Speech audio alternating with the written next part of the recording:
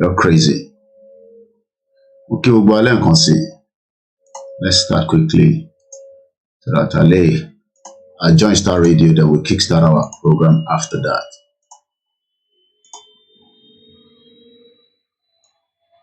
Hey, Timon, that we bar our fa. In don't put the movement in here.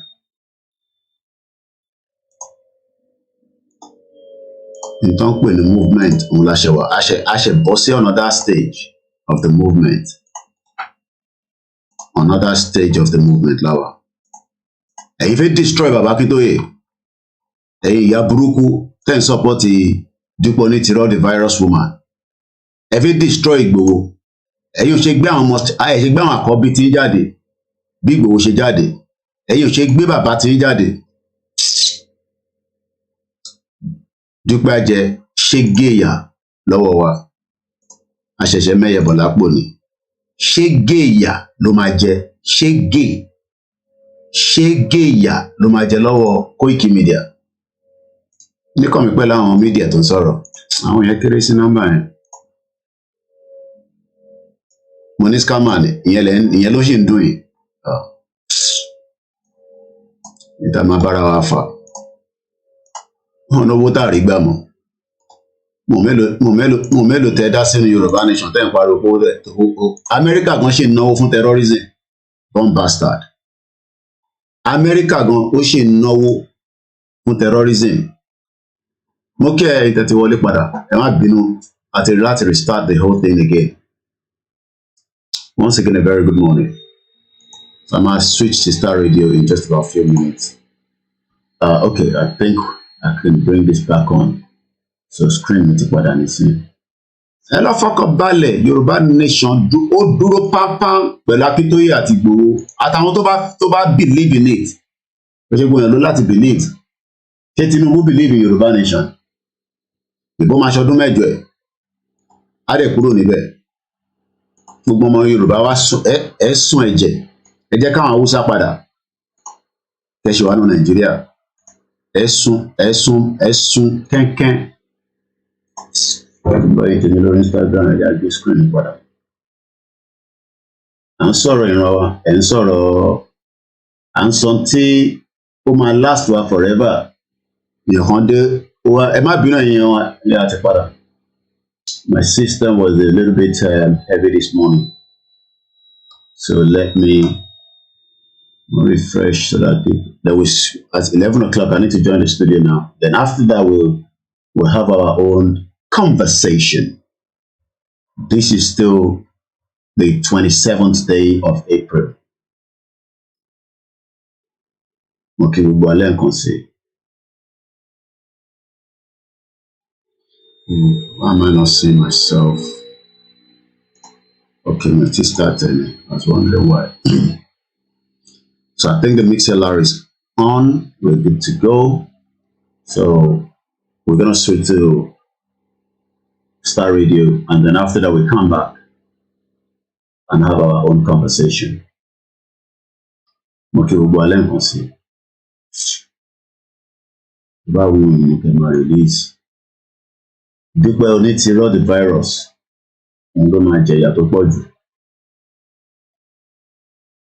Yeah, I think we're good to go. So good morning, Comrade Van B, and the rest of you. So I can switch to Star Radio, and then we will be ready to hit the road.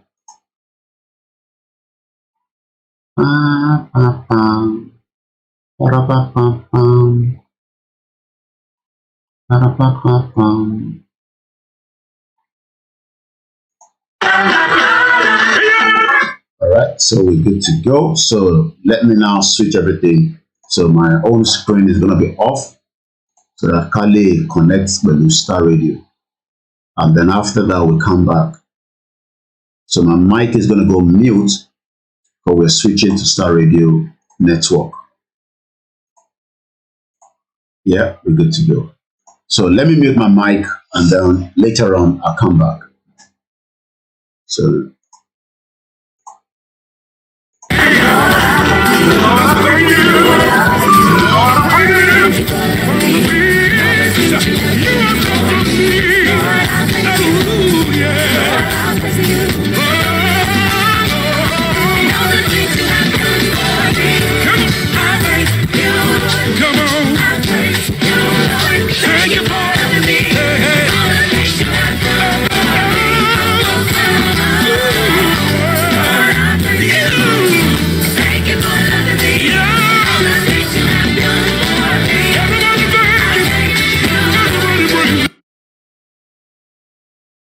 ẹ má bínú pé mo padà mo rí sísítà mi tí mo máa ń sọ pé lẹ́yìn àwọn àti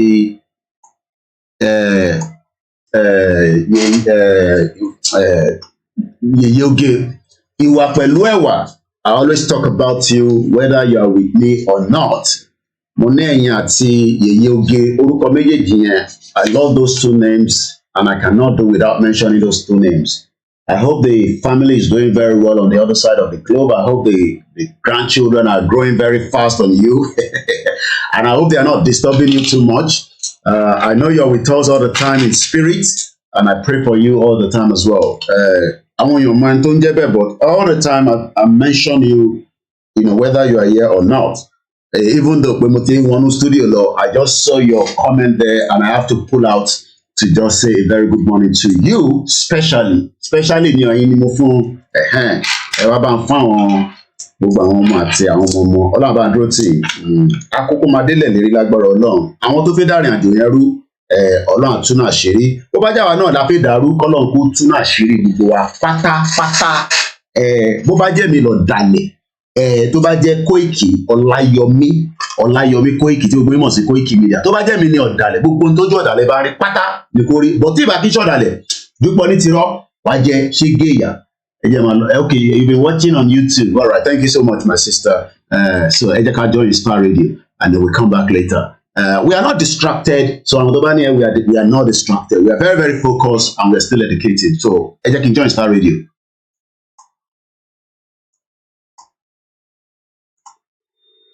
Let's go to the globe. In Nigeria, to be specific, and then once he comes on, we'll put him on. Well. Army commander, 14 others die in Borno attack. It's another story making the rounds there. And Obituary Index, you are not even handed at all. Well, you could see that there is a imbalance in there, right? Okay, Binani, shaker of Adamawa Guba contest beats retreat at tribunal, and you are perpetual loser is one of the stories making the rounds there in Nigeria as well. But lots more going to be coming your way, as I did say earlier on, once we have Miss OLAMILEKAN, who is getting his act together to get on. Yes, from our North London studios this morning. So wherever you are, just stay tuned on Tag the Dial Star Radio UK, your favorite African and Caribbean radio station in London. And let me say, massive good morning to you, Yummy. Well, a very good morning to you, Mr. Archie. Good morning to all our listeners and viewers from around the globe and those that have connected with us on the sister broadcast as well. And we're back again as usual to what we do best, to make sure that we can give the news and the headlines from different parts of the globe. It is the Thursday, the 27th day of April, as the month of April is winding down. And that literally means that there's a lot to discuss as usual.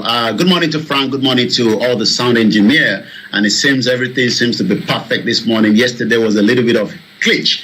Technology sometimes could be like that. Mm-hmm. But I believe that by the time Elon Musk have everything ready for us to travel to Mars, I pray to be part of those that will reach Mars before I will exit this beautiful planet that we are in, which is a world called planet Earth. Yeah, you might not know. Maybe when we are going to heaven or when we are going, we'll pass through Mars before we get there. So. Well, I mean, you're quite right. And I believe, when you look at our culture, I'm talking about the Yoruba culture. Yeah. We talk about the Ifa. Ifa travels a lot, for those that understand, what we talk about. Ifa is part of us, it's been, part of our culture. Mm-hmm. But now that we have, Christianity and Islam, that has literally, taken us away. And those that understand Ifa, you could be traveling around the world, from the comfort zone of your area, because it's something that gives, the future and today as well. But because, we have now become a little bit westernized. I was listening to a video yesterday, and the young man was talking about how the whole colonization happened in 19th century. And we started doing some kind of mathematics. And I was looking at, Tinubu will be 87 years by the time Tinubu complete, his 8 years if everything goes as planned. But there's also, we are already in 21st century. Mm-hmm. But where do we want to be in the 22nd century? Because not everybody understands when we talk about the century. You know, this young man was talking about 19th century, but Professor Banji Akintoye was taking us back to 15th century, that the Ijebu have been putting on clothes, have been, you know, has been a city and town, but today it seems that city and town is no longer in Nigeria, as we saw in so many of the reports, and as we discussed yesterday on Niger Voices. Star Radio UK, it is the finest African and Caribbean radio station in London. And I come back again to you in the studio, Mr. Archie. Yes, listeners, Mr. Olayemi for you here this morning, bringing you updates from Nigeria in our North London studios. Here, I'm Archie in the South studios. But let's go on to some of the story, the issues that were discussed yesterday on the Niger Voices. I mean, everybody's a citizen. Now, look at what is happening in Sudan. The UK have sent their military there with aircraft to actually get their citizens out. I mean, in this part of the world, when there are things going on, you have people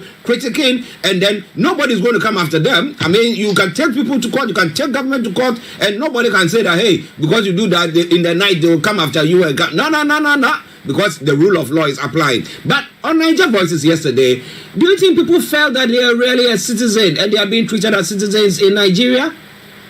Well, it shows that it does not matter our views, you know, and that is where people believe that there is a kind of unity, you know, in a country like Nigeria, even though we know we are fully divided. But it does not matter. I mean, yesterday, you know, we didn't look at it from the point of a Yoruba man, but we looked at it as Nigerians stuck somewhere in a war zone country. And we're talking about more Nigerians from the northern part of Nigeria, even though they might not be listening to us, but, you know, we are doing what we need to be, you know, what needs to be done on Niger Voices, you know, discussing their plight. And these would also let them understand that as much as the Yorubas and the Biafra doesn't want to be part of Nigeria, they have to be listened to as well. And that also means that, you know, like Nnamdi Kanu that was kidnapped, you know, we saw some from the northern part of Nigeria that discussed it. So yesterday, you know, the evacuation from Nigeria in Sudan has commenced, but like we said, the risk aspect of it is also there. And yesterday, report has already reached that the coach that was traveling, you know, that was used to try, you know, for those that were moved from Sudan, was also kind of attacked, according to, you know, the report coming as well. On our way back home, you know, I'm just getting the headline up and running. On our way back home, Nigerian student, you know, got attacked. On our way back home, a group of armed thugs charged at us, attacking us with dangerous weapon. Remember that Sudan, as it is right now, is no go area. So yesterday, you know, was more of the plight. Some did ask questions, and I said, you know, it does not matter wherever you want to study. If the northern part of Nigeria believe that Sudan is where they want to get their education, and the west part of Yoruba land wants to come to UK, we must respect that. But the most important thing is, how important are you as a citizen of a country? I saw, you know, the British Sudanese, you know, citizen that returned back this morning, you know, flew from Sudan to Cyprus back, you know, and they were literally saying thank you to the Air Force and the military that came to their aid. The question then is, why has that not happened with Nigeria sending in military to assist in the evacuation of Nigerians, but rather they are killing more innocent people in the southeast. And you have it all there. All right then. So now let's come to today's issue that seems to be going on. Obi attacks INEC for defending Tinubu. Article claims victory. Well, INEC definitely, the leader or the chairperson, or yes, the boss of INEC has said that, well, they did everything in their best way as possible, and so that's what they got. But is that it? Well, it's not yet over until it's over. You know, we know that the election has been done a month ago, because when we look at today's date, is 27th day of April. That means that, you know, February 25th, the election went ahead, even though it was not postponed like it was done, you know, previously. But the outcome of that election is still a question to those that also participated, Atiku and Peter Obi. Yes, you're quite right. The headline wanted to say Peter Obi attacked INEC for defending Tinubu and Atiku claims victory. The presidential candidate of the People's Democratic Party, Atiku Abubakar, says since 1993, when he began gunning for the presidency seat, he has done so without any controversy, unlike all the progressive Congress candidate Bola Tinubu, who is contended with alleged drugs identity scandal. Atiku said this in response to the preliminary objection filed by Tinubu and APC in reaction to Atiku's petition challenging Tinubu's emergency as the winner of the 25th February presidential election. The Independent National Electoral Commission will not declare Tinubu at about almost 8.7 million votes to win the election, but the commission declared Atiku came second with 6.9, while it announced Labour Party as its second runner with 6.1 million votes. But Atiku and Obi and some other party have rejected the result announced by INEC. But in response to Atiku's petition, Tinubu has described the former vice president of Nigeria as a serial loser, noting that he has been trying without success to become president as far back as 1993. But in his reply to Tinubu filed before the tribunal, Atiku also said he towers above Tinubu and there was no basis for comparison. But the former VP said, unlike him, Tinubu is being dogged by many controversies such as his age, state of origin, identity, education qualification, represented by certificate obtained from university and colleges, fortified in drug-related offenses, failure to disclose whether he has a dual nationality to the first response, among others. So you can see that it is already ongoing with the tribunal that is going to be going on until. But meanwhile, the candidate of the Labour Party in his own response have accused INEC of bias, describing as embarrassing the inexistence of the electoral umpire that Tinubu won the election and that the petition challenging the declaration should be dismissed. The question is, will all this be resolved before May 29? May 29, as we count today, is just less than almost 30-something days. We know that yesterday Tinubu has been moved to the defense headquarters for his own safety in preparation for the inauguration on the 29th day of May, when Nigeria will be having a new president, or might be after the tribunal, maybe there might be a hold to that inauguration. I don't think that will happen in Nigeria. But let me read some of the comments that have come through. I see he's got a very good morning to you. It's a good morning, Koiki. Good morning, Archie and Frank and all the Star Radio UK team. Bishop Adesina, Ademo, good morning, Star Radio UK. Aziz says, Yoruba Nation, no going back, says Chief Security CSI. And Bishop says that Nigerian politicians are dramatists, not transparent. Their fight among themselves will their fight among themselves will never be my concern. So he said, well, they are just doing everything to come into power. They come there, do whatever they want. So whatever they are doing will not be his concern. But Yomi, do you think that this tribunal hearing that is going on, as compared to the previous one, where was it the last election where Buhari won? I think there was another petition by Atiku then. Now, comparing both, how is the temperature like? Well, the temperature is still the same. As you can understand, Nigeria is a key player in African country, and that means whoever controls whether the governor or the president or the vice president has a big role and a big impact, especially within the African Union. But the temperature has always been the same, and nothing seems to have changed already as well. Okay, listeners, if you are listening to us, what is your thought about what is happening when it comes to the election petition or the tribunal case?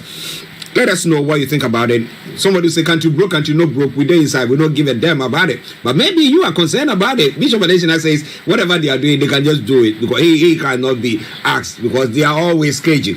But it is Star Radio UK. Now let's come to one incident or event that took place before the elections. That is this Naira scarcity. When the CBN governor decided to change the currency in line with the president, now President Buhari, and then the devastation that happened. Now, do you think that it has actually had an impact on the economy of Nigeria in the first place?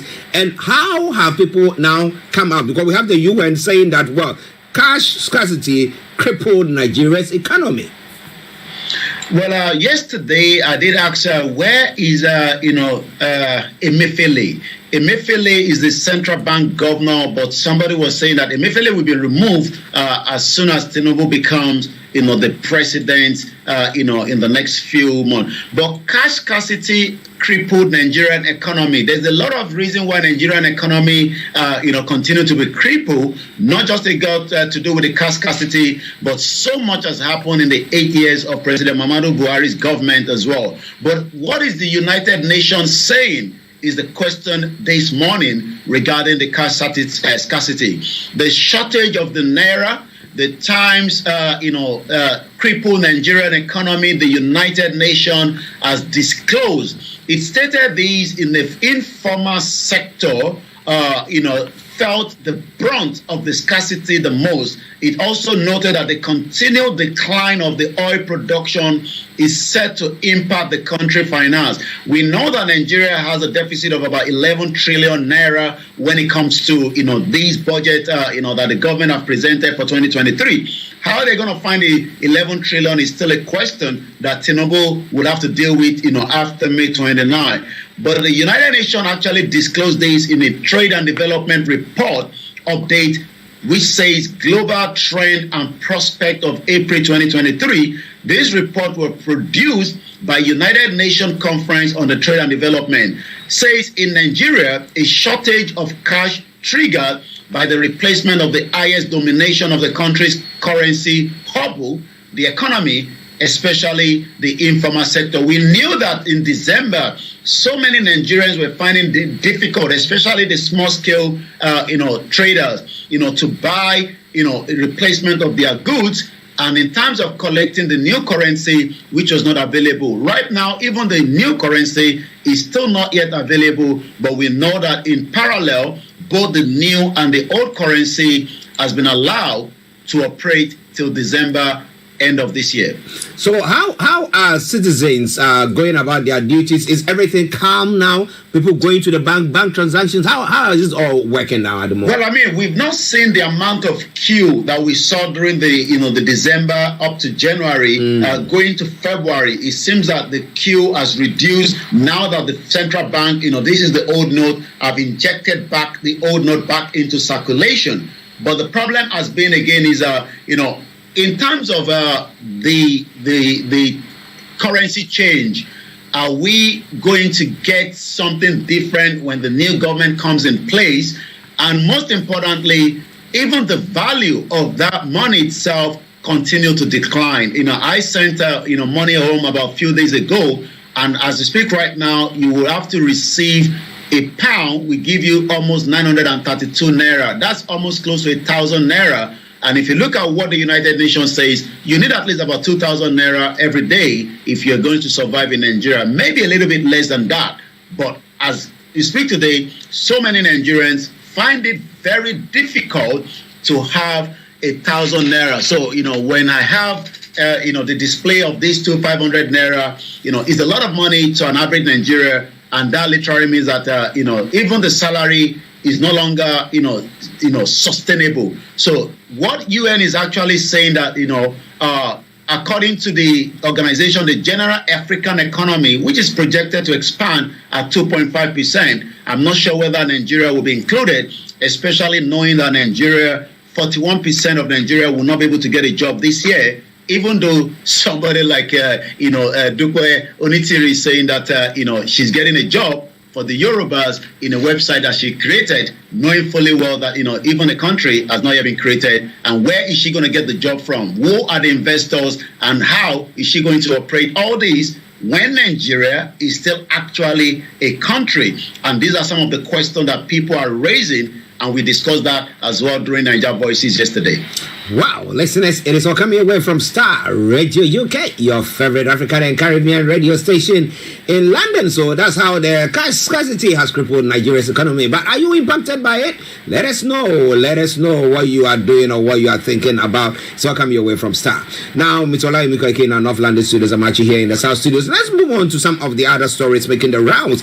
Yes, bandits. Daikon says Nigeria soldiers need modern weapons to tackle insecurity. I remember when Buhari came in sometime last year or a couple of years ago, before the COVID, I remember they going on a part of importing helicopters and stuff like that. A few things that they were putting together to make sure that, security is restored and confidence in the military is restored as well. But so far, no. And now we're having this group also calling on the nation or the present government to make sure that they supply or provide the security or the soldiers with modern equipment to be able to beat the insurgents.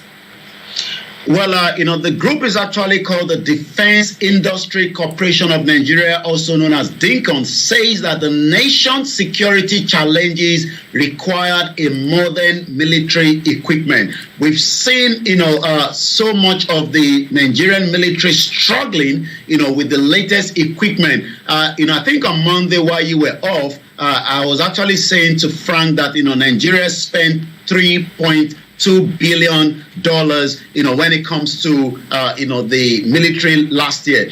I want to take us back to Jack Straw. I'm sure you remember Jack Straw was the foreign secretary. Yeah. This video I come across just yesterday, and this was 9 years ago when Jack Straw traveled to Nigeria. And part of what Jack Straw said then, is still actually happening in Nigeria.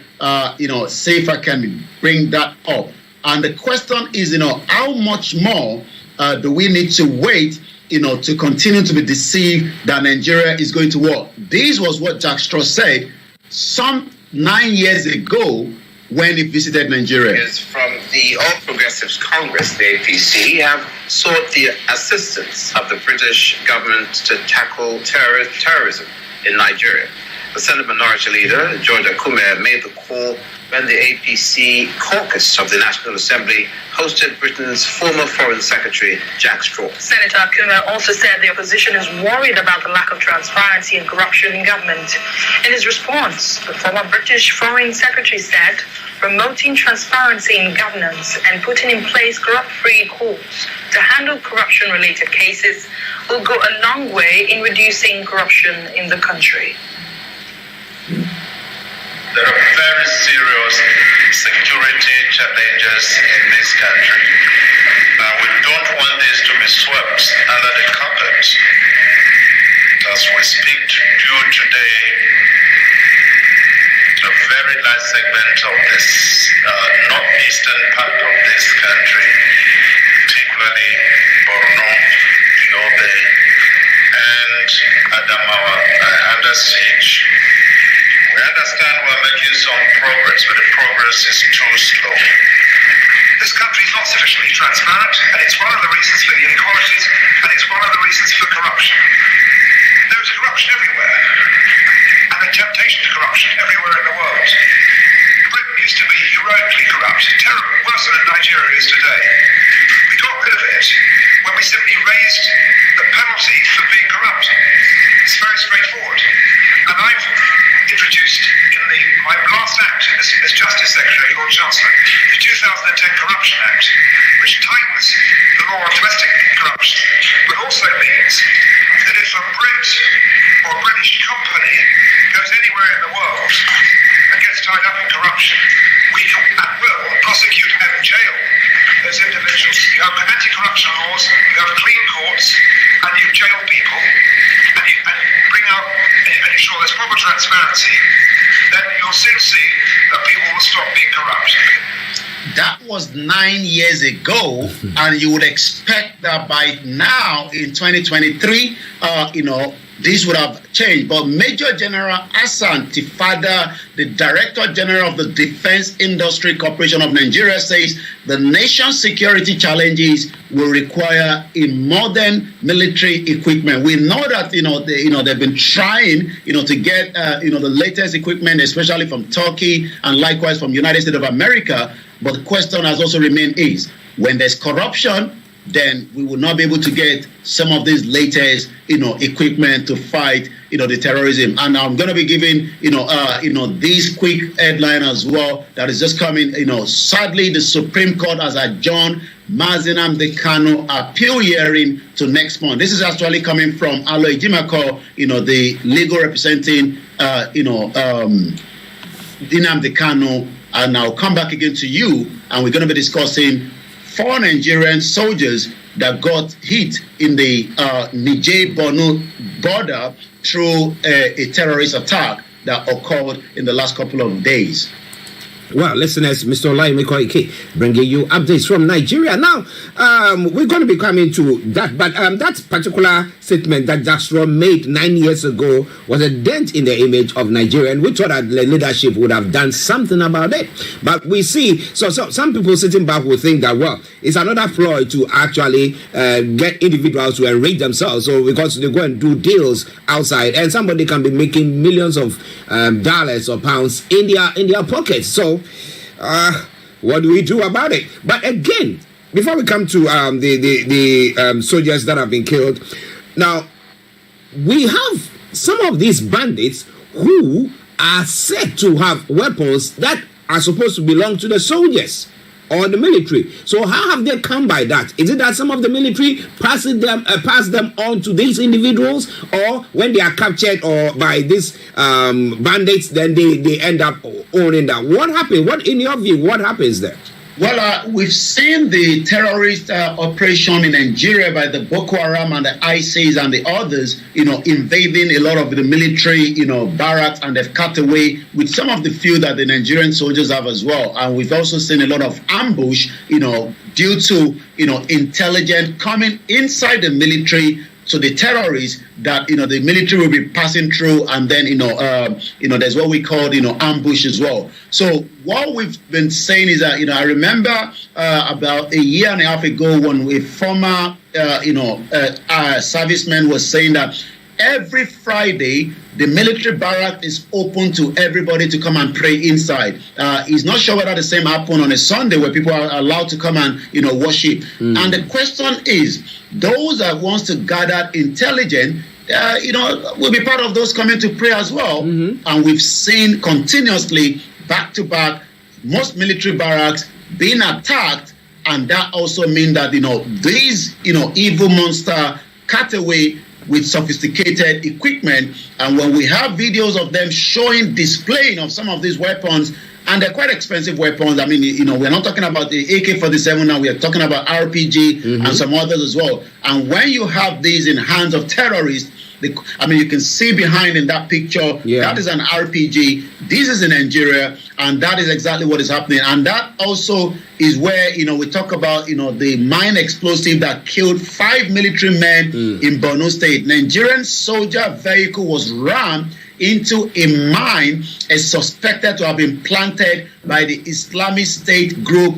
jihadis. It exploded and killed the 5 soldiers who boarded the vehicle in Borno State. May their soul rest in peace. These happened on Monday, but like I said, news is always delayed in Nigeria, sometimes so that people like us do not say it out, and then that means international or the news agency will pick on it as well, and probably sometimes just to cover up that, why would such happen?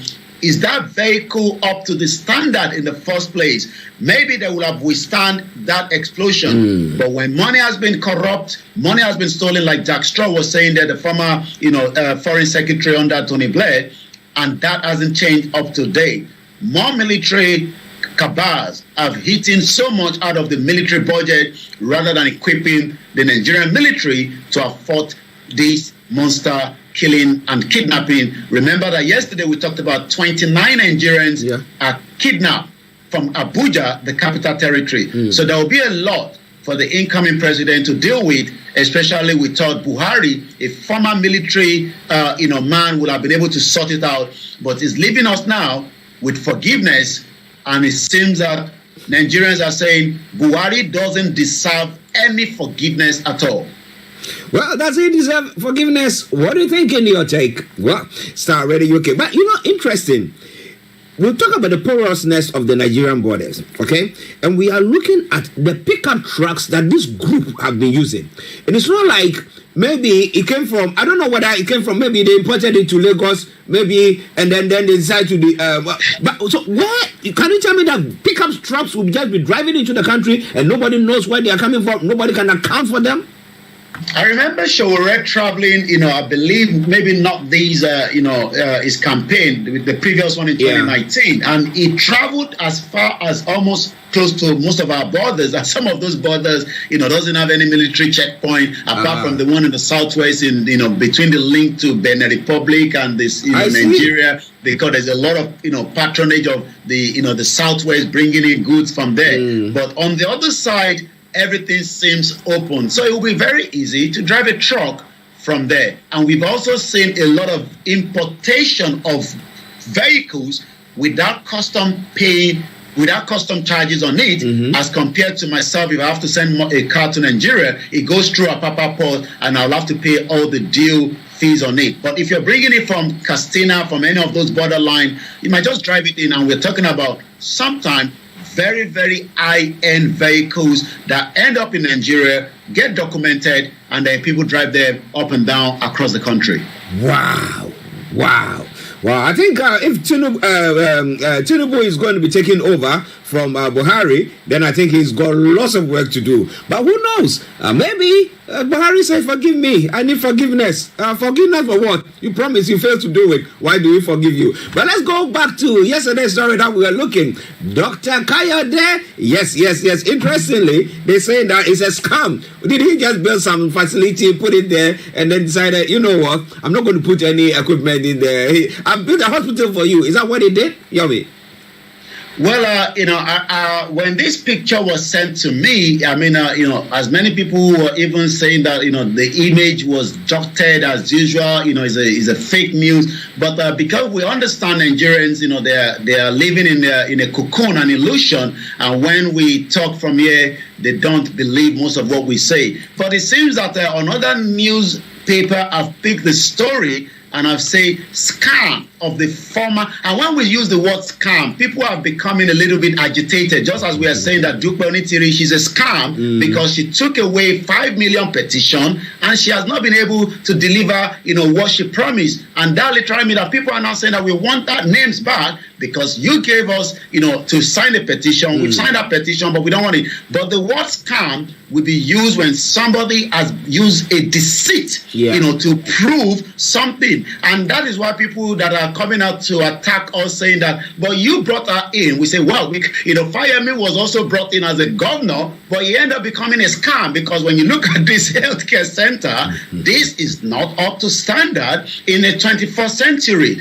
And this news headline say, scam of the former Ekiti State Governor, Kayode FOLAYEMI, exposed as Bush takeover abandoned his own name, Dr. FOLAYEMI Health Center. History will remember as many of our politicians across the country, just as history will remember the scam Dupe Onitiro has brought into the movement just to make it look like she's doing the needful for us, but eventually we now realize that that is not exactly what they want. When they were building this, I'm sure there was a hope for the people, just as when she came on board, there was a hope for the people, but the people are now saying that there's no more hope and she's a scammer, and that has become a kind of something that some people do not feel comfortable with.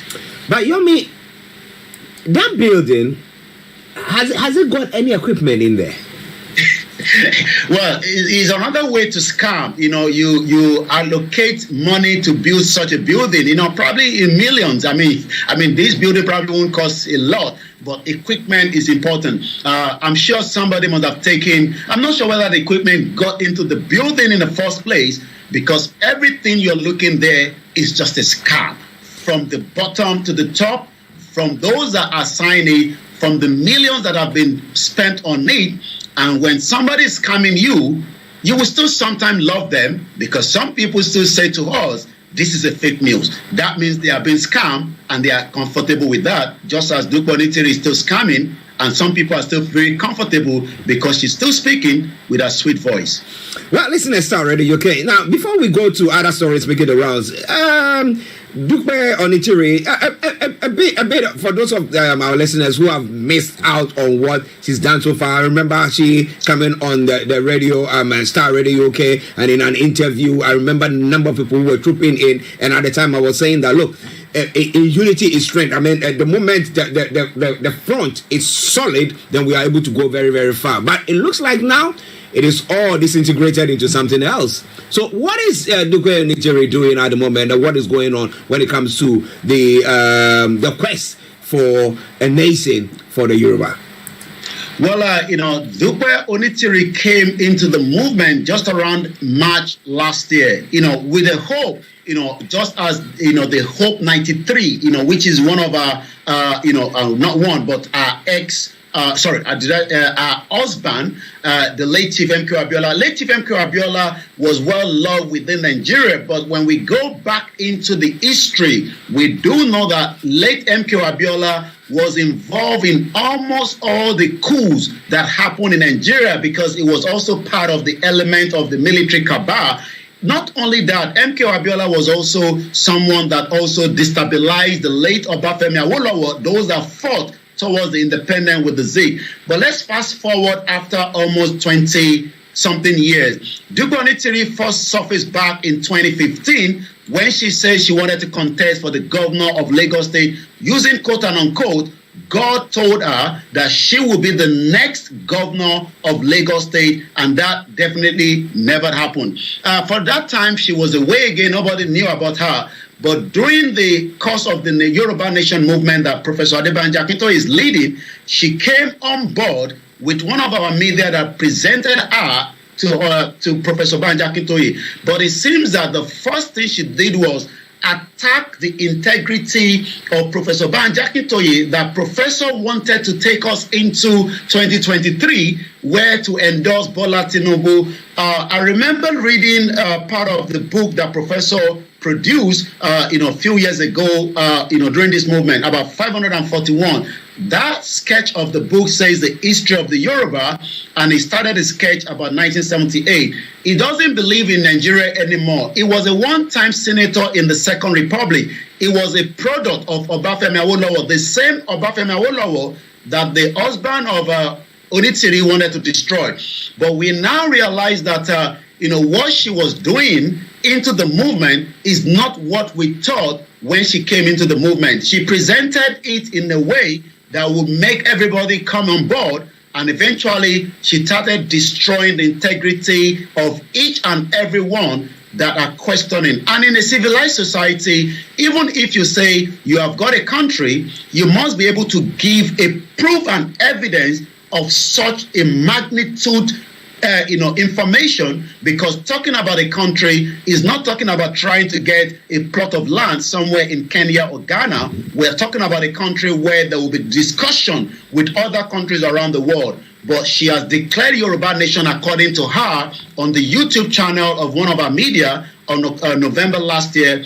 And at the beginning of this year, Professor Banjo Akintoye actually came out to say we should just leave everything she's doing, but we must not have anything to do with her, because intelligence report comes back to say she's also a plot put together by some of the Yoruba politicians to destabilize the movement. Wow. But so the other time I saw on, I think online or somewhere, some currency, they said that this is the Yoruba currency, and I was like, wow, is it one of her plots there as well? What is all that about? Well, the currency, as we do know, we do have a presentation of flags, and all these are still part of what we are doing, because currency doesn't mean that it is already in the circulation. It's just a specimen that will be used, to tell people that this is what is meant to be looking like by the time a country comes up. You don't have the full currency in operation when you don't have the country. But what she has done is she has been able to manipulate, few people, and they've been able to buy into it. But she's been running away from questioning that could have given us a clear understanding, just as we brought her into the program around June, July on the Star Radio UK. Wow, listeners, Star Radio UK, your favorite African and Caribbean radio station in London. I've got my princess here with me in the studio, Frances. She's in the studio. We had a lovely hug. I've not seen her for ages. Yes, it seems she's not the only one going to school. Mine is also at home today, so I believe it's one of those strikes that we have. Oh, yeah, she told me that there's strike. It's a one-day strike, not like Nigeria. I told her that I'm going to go to her school, so that when there's strike, I can also stay at home. Well. Some of us, when we go to the school, I think they say today the teachers are going on strike. The whole school will be on strike. But listen to Star Radio UK. Adewale Amoho. I say thank you, Mr. Archie, about the currency. Oh, okay. Thank you very much. We are here to touch on anything. If you have any questions, you put it on board, and then we'll touch on it as well. Star Radio UK. Now let's go back to Yomi for the rest of the stories making the rounds and what is happening on social media platform. Yomi, over to you. It's going to go move swiftly because of the time constraint. Like I said, the news coming from Abuja, from the legal team of Nnamdi Kanu seems, not to have gone as planned, as the Supreme Court has again adjourned Mazi Nnamdi Kanu appeal hearing to next month. As the Supreme Court convenes to hear Onyedu appeal today, let equity, justice, and good conscience guide the hand of the court. But it seems that the court is still not ready. Maybe they're just waiting to push everything onto Tinubu. And I did ask the question, how is Tinubu going to manage the situation of Nnamdi Kanu and IGBOHO by the time he comes in? And these are questions that is still on the table as we speak right now. And it seems already that the Supreme Court goes straight to the social media at 11:44 because of the time constraint. IPOB is trending at 21,000 this morning. We do know that the update seems not to have gone well for the IPOB. Nnamdi Kanu is trending, so you could tell that the Biafra situation is not something that could be joked with, because it's very, very serious, especially, even if we want stability in the country, there is no way that the government would avoid such, especially that, Simon Ekpa is already saying that Nnamdi Kanu, no location, 2 weeks will be a total lockdown in the Biafra land. And that will mean a lot of, destabilization again in the southeast as well. So most of that as well, it seems that Sowore, as usual, is on the ground as well to support the moral support he gives to, Nigerians, the Biafra, the Yoruba. Sowore seems to be every kind of a man that everybody wants to have. He does not believe that, Biafra should not have a conversation. Neither does he believe that Nigeria does not have a right. Sowore stand firm when it comes to any kind of issue. And I'm just going to see if I can get his image out because it's important. We've had him here on the program with us during his candidate campaign in 2019 before the government held him down to Nigeria for more than 2 years. So that is about it. But it seems like I said, the major trending is the Supreme Court, the IPOB, Nnamdi Kanu, and I'm asking again for peace to reign in Nigeria. How is the incoming government, because it seems that Buhari is already not doing anything, but how is the incoming government going to deal with the issue on the table is a question that we continue to ask. And like I always say, Star Radio UK will continue to give all those news and headlines from different parts of the world. But I'm going to come back again to you in the studio where we're going to start winding down. And that is the image coming from the Abuja Supreme Court. Let's see if we can adjust that. Where Sowore, we say, I remember, there's a song that says, Sowore. So it seems that Sowore has been around. He has been detained. He has been tear gassed. He has been almost killed while he was an activist during his days at Unilag. And Sowore seems to be standing today. Even Sowore always say that when he was still an activist, Tinubu would normally have to probably sit down while they are talking. But Tinubu now will probably have to be sitting up while Sowore is still there demanding a better Nigeria or hashtag revolution now. Well, what is it going to be? Well. But so just a quick one. I want Nnamdi Kanu and so a quick one on those two. Now, Nnamdi, the Supreme Court hearing that was supposed to take place, was it to release him or what? Yeah, it's an appeal for the for the court to grant his release. Yeah, but it seems that the court is just playing to avoid. And in the picture there is the legal representative of Nnamdi Kanu as well there. And so far, he's not been able to leave the country, though he's been granted whatever. Yeah. Well, I'm not sure Sowore really wants to go back. I mean, I believe his children and the wife will probably have to come to Nigeria frequently to visit him. It seems that Sowore is very, very much happy to be in Nigeria. And one thing is that all his life, spent in the U.S., he did not even take the citizenship of America. So, he believes, in what he believes. But as many Nigerians do not believe in what he believes, they believe that the politicians are doing the right thing. And Sowore should just go and start as sometimes they tell him to go and start as a local government chairman or probably as the House of Rep. Well, who knows? Pastor, Adebanjo Sunday says, my brother, good morning. Sunday, Adeyemo IGBOHO Osha is our hero in Yoruba land for life. Yoruba nation, no going back. And Pastor Mo says, which forgiveness for Buhari? The only parting gift the indigenous people have for him is in Psalm 35 and Psalm 109. Okay, so Buhari, go and read the Bible. Yes, Yomi, before you go. Well, I'll leave you again, in the hands. I believe the program runs to almost, mid-noon or afternoon. So there's a lot of more time for all the news coming, and we continue to pray for peace in Sudan, where the situation is getting out of hand. But for me now, I say have a very good morning on the Star Radio UK Morning Show. I'll be back again tomorrow. Bye for now. Bye-bye.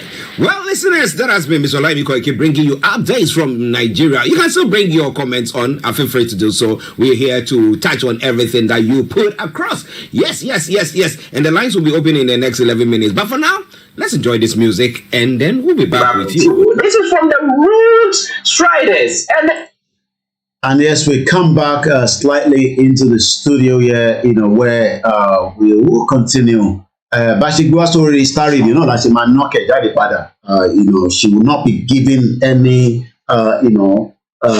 anything on the Star Radio. So, Ibimogwa story Star Radio. I'm talking about Dupe Onitiro the virus. Once again, Mokibugwapwe. A very good morning and welcome to the live transmission. My name is Olayemi. Shout out to those of you on the Instagram. Shout out to those of you on the MixLR. Yoruba Nation is not going back. Yoruba Nation has nothing to do with Tinubu. Yoruba Nation has nothing to do with the APC. Though we are telling our representative, there's nothing wrong in that. Because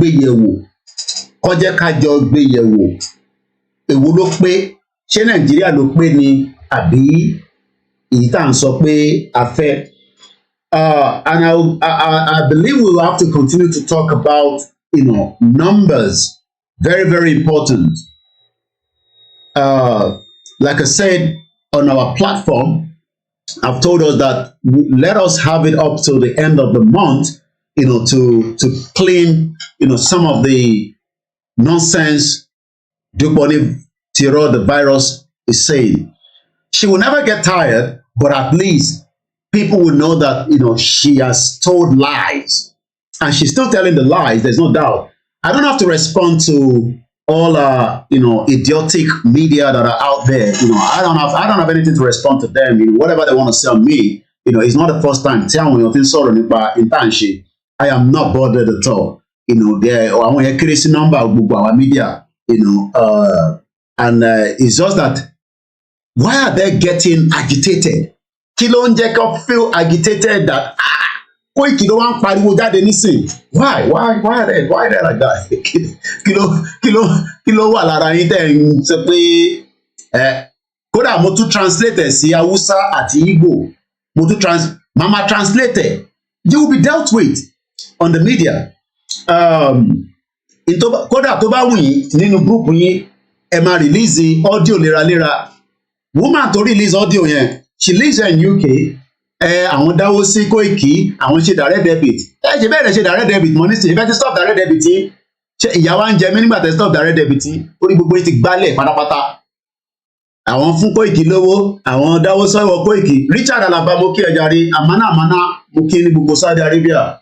Big Sam Favour, ó mà tó jọ mẹ́ta, ṣáláfíà lẹ́wà. Mo kí ẹ̀yin tèmi ní Ìlarò ní gbogbo borderline.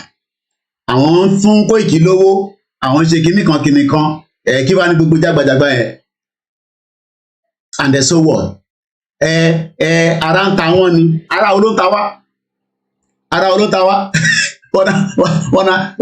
Ìyá ẹ̀ náà ń ta wá pé torí pé Dupe Onitiro ó ti dínà bí ta ti ń jẹ bomb bastard ní gbogbo yín. Ibo ló ti dínà bí ta ti ń jẹ. Ẹni tó wà náà ẹgbọ́n tí Lady K sọ, Lady K ní òun ti kọ́lé òun láti 6 years ago kátẹ̀ tó bẹ̀rẹ̀ Yorùbá nation. Ibùdó pé mi ò tẹ̀ kọ́lé sí Nàìjíríà because àwa ti rí pé Nàìjíríà ò ṣiṣẹ́.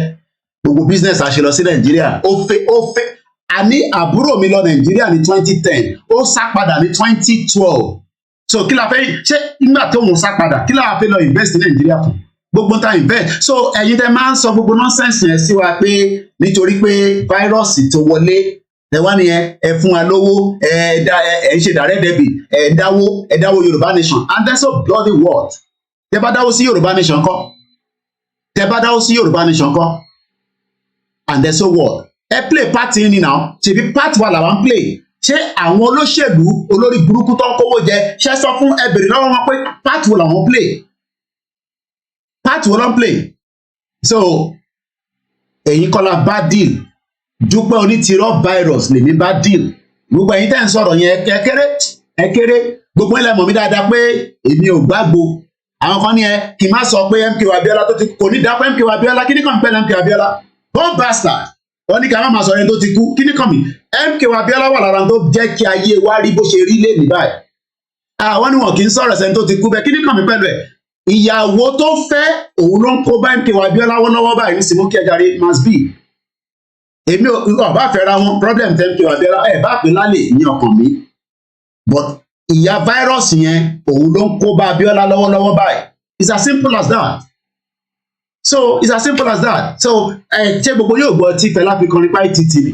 So and one thing is tí wọn náà bá ṣe wà lára àwọn tó ń ṣe iyèméjì lórí ọ̀rọ̀ Dupe Onitiro ó tètè bọ́lẹ̀ láàrin platform tàwa tètè bọ́lẹ̀.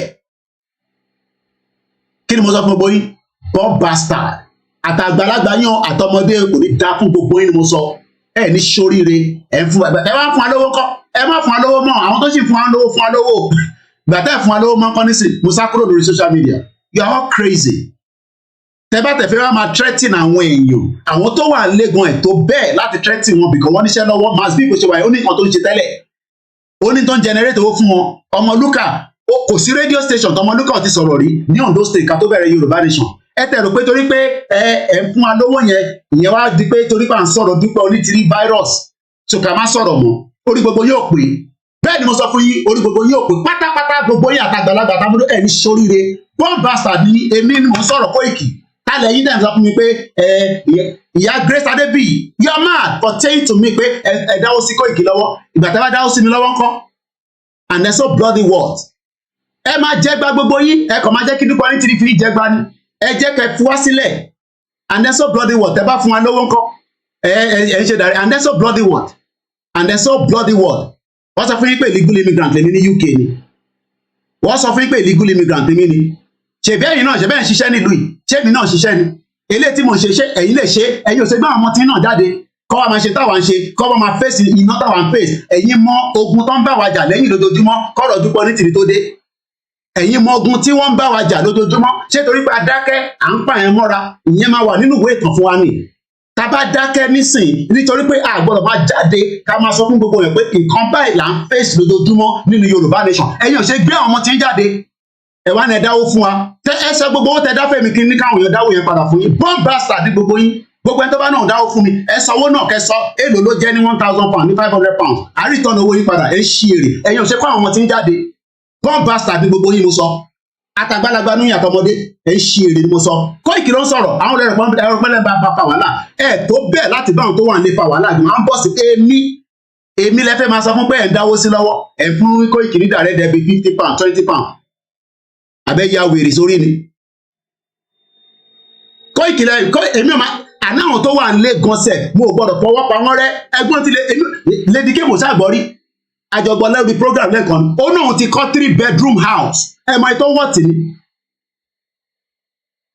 ẹ wá ń sọ pé ẹ fún wa lówó ẹ ń dáwó sí wa lọ́wọ́ ẹ ń ṣe kinní kan ẹ wá ń release audio sọnù ẹ lọ ń sọ̀rọ̀ lórí ìjìnlẹ̀. woman ẹ wà nínú group wa kan tí a dálẹ̀ GRO ó ti gbé wọn dànù. àwọn kan dẹ̀ ti sọ fún mi tẹ́lẹ̀ pé ká yọ ọmọ kan pé àgbàlagbà ká fi wọ́n lẹ̀ bẹ́ẹ̀ tí yọ wá ti yọ wèrè dànù. ẹ kọ́ ti bí ẹ̀kẹ́ sẹ́ndẹ̀ sí ìdá fún gbogbo yín. Koiki ló ń sọ̀rọ̀ ẹ̀rù pé mo bẹ̀rù anybody nínú yín ni mo bẹ̀rù anybody o Ọlọ́run ọba Elédùmarè tó dá mi nìkan ni mo bẹ̀rù kò ní dá fún gbogbo yín mo sọ ẹ̀ ń ṣí èrè ẹ̀yin ò ṣe kọ́ àwọn ọmọ yín jáde kó máa pariwo lójoojúmọ́ pé Yorùbá nation la fẹ́ ẹ wá ní bàbá Akíntóyè parọ́ ẹ̀yin ò ṣe gbẹ́ ẹ̀bẹ́yìn lọ́kọ nílé ẹ̀yin ò ṣe gbọ́kọ tí ń jáde bí Ìgbòho àti bàbá Akíntóyè gbogbo yín ò ṣe gbọ́kọ tí ń jáde káwọn ọkọ tí náà ṣe fídíò kọ́ máa ṣe fídíò báyìí ẹ mọ àwọn tó ń sàṣìwá lójoojúmọ́ láti 3 years lórí ọ̀rọ̀ Yorùbá nation ẹ mọ àwọn tí wọ́n ń sàṣìwá lójoojúmọ́ every day ẹ wọ́n sọ pé ẹ fún wa lówó èlò lówó náà èèyàn mélòó ló mọ ẹ̀yin ẹ tẹ sùúrù díẹ̀ gbogbo ìyá tẹ́ ń sọ jágbajàgba yẹn tẹ́ ń sọ sí gbogbo àwọn mídíà tí a support Onítìrí o ẹ yá tẹ jẹ́jẹ́ ẹnu ń ká wa lára kí ló ń ká mi lára kí ni Onítìrí kí ló dí láyè tèmi kí ló Onítìrí dí àbẹ sínwí ni wọn ní Onítìrí pé ó ti wọlé ìgbà tó dé ẹ wá blọọkì jẹ táwa ń jẹ kí ló tá ń jẹ ọlá Ọlọ́run làwa ń jẹ ọlá Ọlọ́run là ń jẹ a dẹ̀ máa jẹ pé mad people all over the place Koiki ló ń sọ̀rọ̀ ní dá fún gbogbo yín mo sọ gbogbo yín pátápátá tẹ́ bá ti sọ̀rọ̀ bẹ́ẹ̀ sí èmi àti gbogbo àwọn mídíà tí à ń sọ fún pé olórí burúkú ni Onítìrí kò ní dá fún ni mo sọ èpè ló máa gbà lẹ́nu mi ẹ̀rọ tó mọ̀ bẹ̀rù ẹni ẹ̀ ń ṣí èrè ni mo sọ fún yín gbogbo yín pátápátá mad people all over the place gbogbo ẹni tó bá tó wà in line tó ń sọ pé Ìgbòho ò mọ̀ ṣe ní kúure ni mo sọ fún yín Koiki ló ń sọ̀rọ̀ ẹ mórúkọ mi lọ sí anywhere ni mo sọ fún yín sẹ́ anywhere tó bá wù ní kẹ́ mórúkọ mi lọ ẹ ṣe mú lọ tẹ́lẹ̀ ni kò ní dá fún gbogbo yín ẹ̀yin ò ṣe gbá àwọn ọmọ tí ń jáde káwọn ọmọ tí máa ṣe táwa ń ṣe lójoojúmọ́ àwọn ṣe direct debit sí Koiki ṣe kinní kan àwọn wà ní meeting ṣé mo parọ́ mọ́ ni nígbà tí ẹ máa gbọ́ bíbà ẹ rántí mo jáde nígbà kan tí mo kanra pé wọ́n ní mò ń gba àǹrẹ́sì owó nígbà ìta náà fẹ́ ṣe rally tá à ń ṣe gbogbo ẹ̀ ṣé mọ̀ pé ìyá ló mo sọ fún pé Onítìrí ó máa jẹ gbá ṣé mọ̀ pé lórí burúkú ẹ̀ ló sọ fún Sami Japan kan náà tó wà ní Japan yẹn ìyẹn ló sọ fún mi pé Onítìrí sọ pé wọ́n ní mo ń gba owó lórí platform pé owó tèmi ń gbà ó ń dí owó tó ń wọlé sí òmìnira account olórí burúkú Onítìrí tèmi bá gbowó níbí báyìí tí mo ń sọ fáwọn èèyàn kan lọ máa dáwó síbẹ̀ gbogbo Yorùbá world media níjọ́ náà lọ́hùn wọ́n ní kó máa dáwó sí òmìnira mọ́ èmi nìkan níbí báyìí mo ní kó máa dáwó síbẹ̀ one bastard kò ní dá fún mo sọ fún yín pé ó máa jẹ gbá lọ́wọ́ Koiki ó máa jẹ gbá so gbogbo tẹ́ ẹ̀ ń sọ yẹn ẹ lọ tẹ̀ jẹ́jẹ́ tẹ́bẹ́dẹ̀ fẹ́ pàdé mi anytime ẹ sọ fún mi màá pàdé ní Trafalgar Square any day anytime any one of you ẹ sọ pé Koiki dáká pàdé ní Trafalgar Square màá pàdé níbẹ̀ wàláì tàláì símọ́ bí láì làzíláhùwà àjọ pàdé ní Trafalgar Square kájọ wojú ara wa màá ṣépè fún yín lórí tí bá rí yín live màá ṣépè fún gbogbo yín ẹ fún mi ní date pé ká pàdé ní Trafalgar Square màá débẹ̀ màá ṣépè fún yín lójú yín ẹ rò pé torí pé mo wà lórí social media ẹ ní ṣoríire mo sọ fún yín gbogbo yín ẹ fún mi ní date ni mo sọ date and time pé Koiki orí ọmọ ṣépè fún wa lójú ayé wa tàbádé Trafalgar Square ẹ fún mi ní date máa pàdé ní Trafalgar Square any one of you ọkùnrin ní ọmọdé ní àgbàlagbà ní màá dẹ̀ ṣépè fún yín màmá wà láì máa ṣépè fún yín ẹ ní ṣoríire ni mo sọ fún yín owó wò lẹ fún wa ẹ mọ etí mọ sí tèmi náà invest nínú Yorùbá nation yìí kò ní dá fún yín ìyá tó bí mi ó ṣe dé láti Benin Republic ni tó lọ wo bàbá Akíntóyè àti Ìgbòho ẹ ní kúure ṣé ẹ̀yin lẹ fún lọ́wọ́ tó fi lọ sí Benin Republic mad people all over the place ẹ ń ṣí èrè ni mo sọ fún yín Koiki èmi lẹ ń bá lẹfẹ máa fi ta yín ẹ tó bẹ́ẹ̀ ni mo sọ fún yín èmi kọ́ àwọn tó wà ń lé gan mọ̀ nígbà tẹ́ fi wọ́n ta yín bàbá Èkìtì mọ̀ nígbà kẹ́ fi wọ́n ta yín, Mass B mọ̀ nígbà kẹ́ fi wọ́n ta yín, ọmọ Lúkà gbogbo wọn àtàlájà ẹlẹ́hà gbogbo àwọn tó wà nílé ẹ̀ ní fi wọ́n ta yín, á ń bọ̀ sí bọ́ sí èmi lẹ́fẹ́ fi máa ta yín, èèlò lẹ́ ń dá sí mi lọ́wọ́, ẹ calculate gbogbo owó náà kẹ́ lọ sí inú àkáǹtì kẹ́ ní kọ́ fún ní gbogbo owó tẹ́ dá kẹ́ fún mi ní reference ẹ̀ á dá padà fún yín tó bá pẹ́ fẹ́ wò yẹn padà ẹ ṣí èrè ẹ̀yin ò ṣe gbọ́ àwọn ọmọ tí ń jáde mad people ara tí olórí burúkú onítìrì dá sílẹ̀ náà nìyẹn mad people all over the place ẹ wá ní ká má sọ̀rọ̀ ẹ̀ ní dá fún gbogbo ẹni tó bá sì tún sọ pé àwọn dáwó sáwọn Yorùbá ẹ ṣí èrè ni mo sọ fún yín ẹ̀yin ò ṣe gbé àwọn ọmọ tí ń jáde kó máa ṣe pé kó máa pariwo Yorùbá nation àwọn ọmọ Tinubu Ṣèyí Tinubu nìyẹn nísìn ó lè tó ń jẹ òun ló ń control gbogbo ẹ lè ṣe billboard ní Lagos State ẹ máa lọ consult ọmọ Tinubu ẹ mọ iye tó ń jẹ lójoojúmọ́ ní Lagos State billions of pounds billions of naira ló ń jẹ ní ló ń generate every month èmi lẹ wá ń sọ pé èmi ẹ jẹ́ wojú ara yín dáadáa tẹ bá ń lọ sórí àwọn program tẹ lọ ń dárúkọ mi tó bá ti ń gbé ọdún ìrànwá bá mi ìpìlẹ̀ máa gbà gbogbo yín but onítìrì wàá jẹ gba lọ́wọ́ mi mo sọ fún ẹsẹ̀ àní criminal lọ́pọ̀ ẹ tẹ́lẹ̀ criminal nìṣẹ́ mo sọ ó máa kó ṣe ń sọ̀rọ̀ o tí reference mi mo fẹ́ kó reference mi nì o lè reference mi kọ́ send ibẹ̀ sí mi màá sọ fún yín pé bàbá criminal ni woman yẹn in tó gbà lọ́wọ́ mi yẹn ó máa san tó fi ṣe in tó gbà lọ́wọ́ Kóìkì ó máa san tó fi ṣe fún ayé ó mọ̀ pé ó ti gbà lọ́wọ́ mi ó máa san tó fi ṣe ìwọ criminal mad people all over the place tí mo tó ń bọ̀ Yorùbá nation káà gbé dání mo sọ fún yín pé àwa dúró tán pápá mo dúró tán àárọ̀ ìyàwó mi sọ fún mi pé oníbàálẹ̀ mi kò sùn lọ lánàá mo níbẹ̀ ni máa ń datọ́ ni ó ṣàdúrà sílẹ̀ fi bọ́ ni aláì mẹ́tẹ́ bá dé ẹ̀yà aṣojú òpó sẹ́yìn lọ́tẹ̀ jẹ́jẹ́ wọn ni ó ń ta wá la kí ló fẹ́ máa tàbí lára pẹ̀lú à ń sọ̀rọ̀ onítìrì ẹ̀yin tẹ̀kan ẹ wá ń dáwó fún ẹ̀dáwó fún wa mọ́ ìgbà tẹ́ ẹ̀dáwó àwọn kan dáwó ni ṣé ẹmọ ètò wọn náà account táwọn tó ń fún wa lówó tó ń fún wa lówó ni tẹ́ ẹ bá dámọ́ ẹ̀dámọ́ náà nìyẹn ta ló mọ onítìrì tẹ́lẹ̀ ta ló pariwo onítìrì jù láàrin gbogbo wa kò ní dá fún gbogbo yín mo sọ sẹ́ẹ̀ kò ní dá fún gbogbo yín ta ló pariwo onítìrì jù láàrin gbogbo àwa mídíà ìjìnlẹ̀ gan mélòó ni ìjìnlẹ̀ pariwo ẹ̀ mélòó ni ìjìnlẹ̀ pariwo ẹ̀ mélòó ni sọ́yẹ́ kórìbẹ̀ pariwo ẹ̀ àti bomb bastard Wálé Àlí yẹn bomb bastard gbogbo yín kéré sí náà báyìí ẹjẹ́ aṣojú òkú wotowoto ló máa jẹ onítìrì wotowoto ẹ fún mi ní date ni mo sọ kẹ́ni ọmọ àlè ni mi máa pàdé yín ní anytime any day máa pàdé yín ní Trafalgar Square ká fi ṣe center point ìbí ẹ̀ láti máa ṣe rally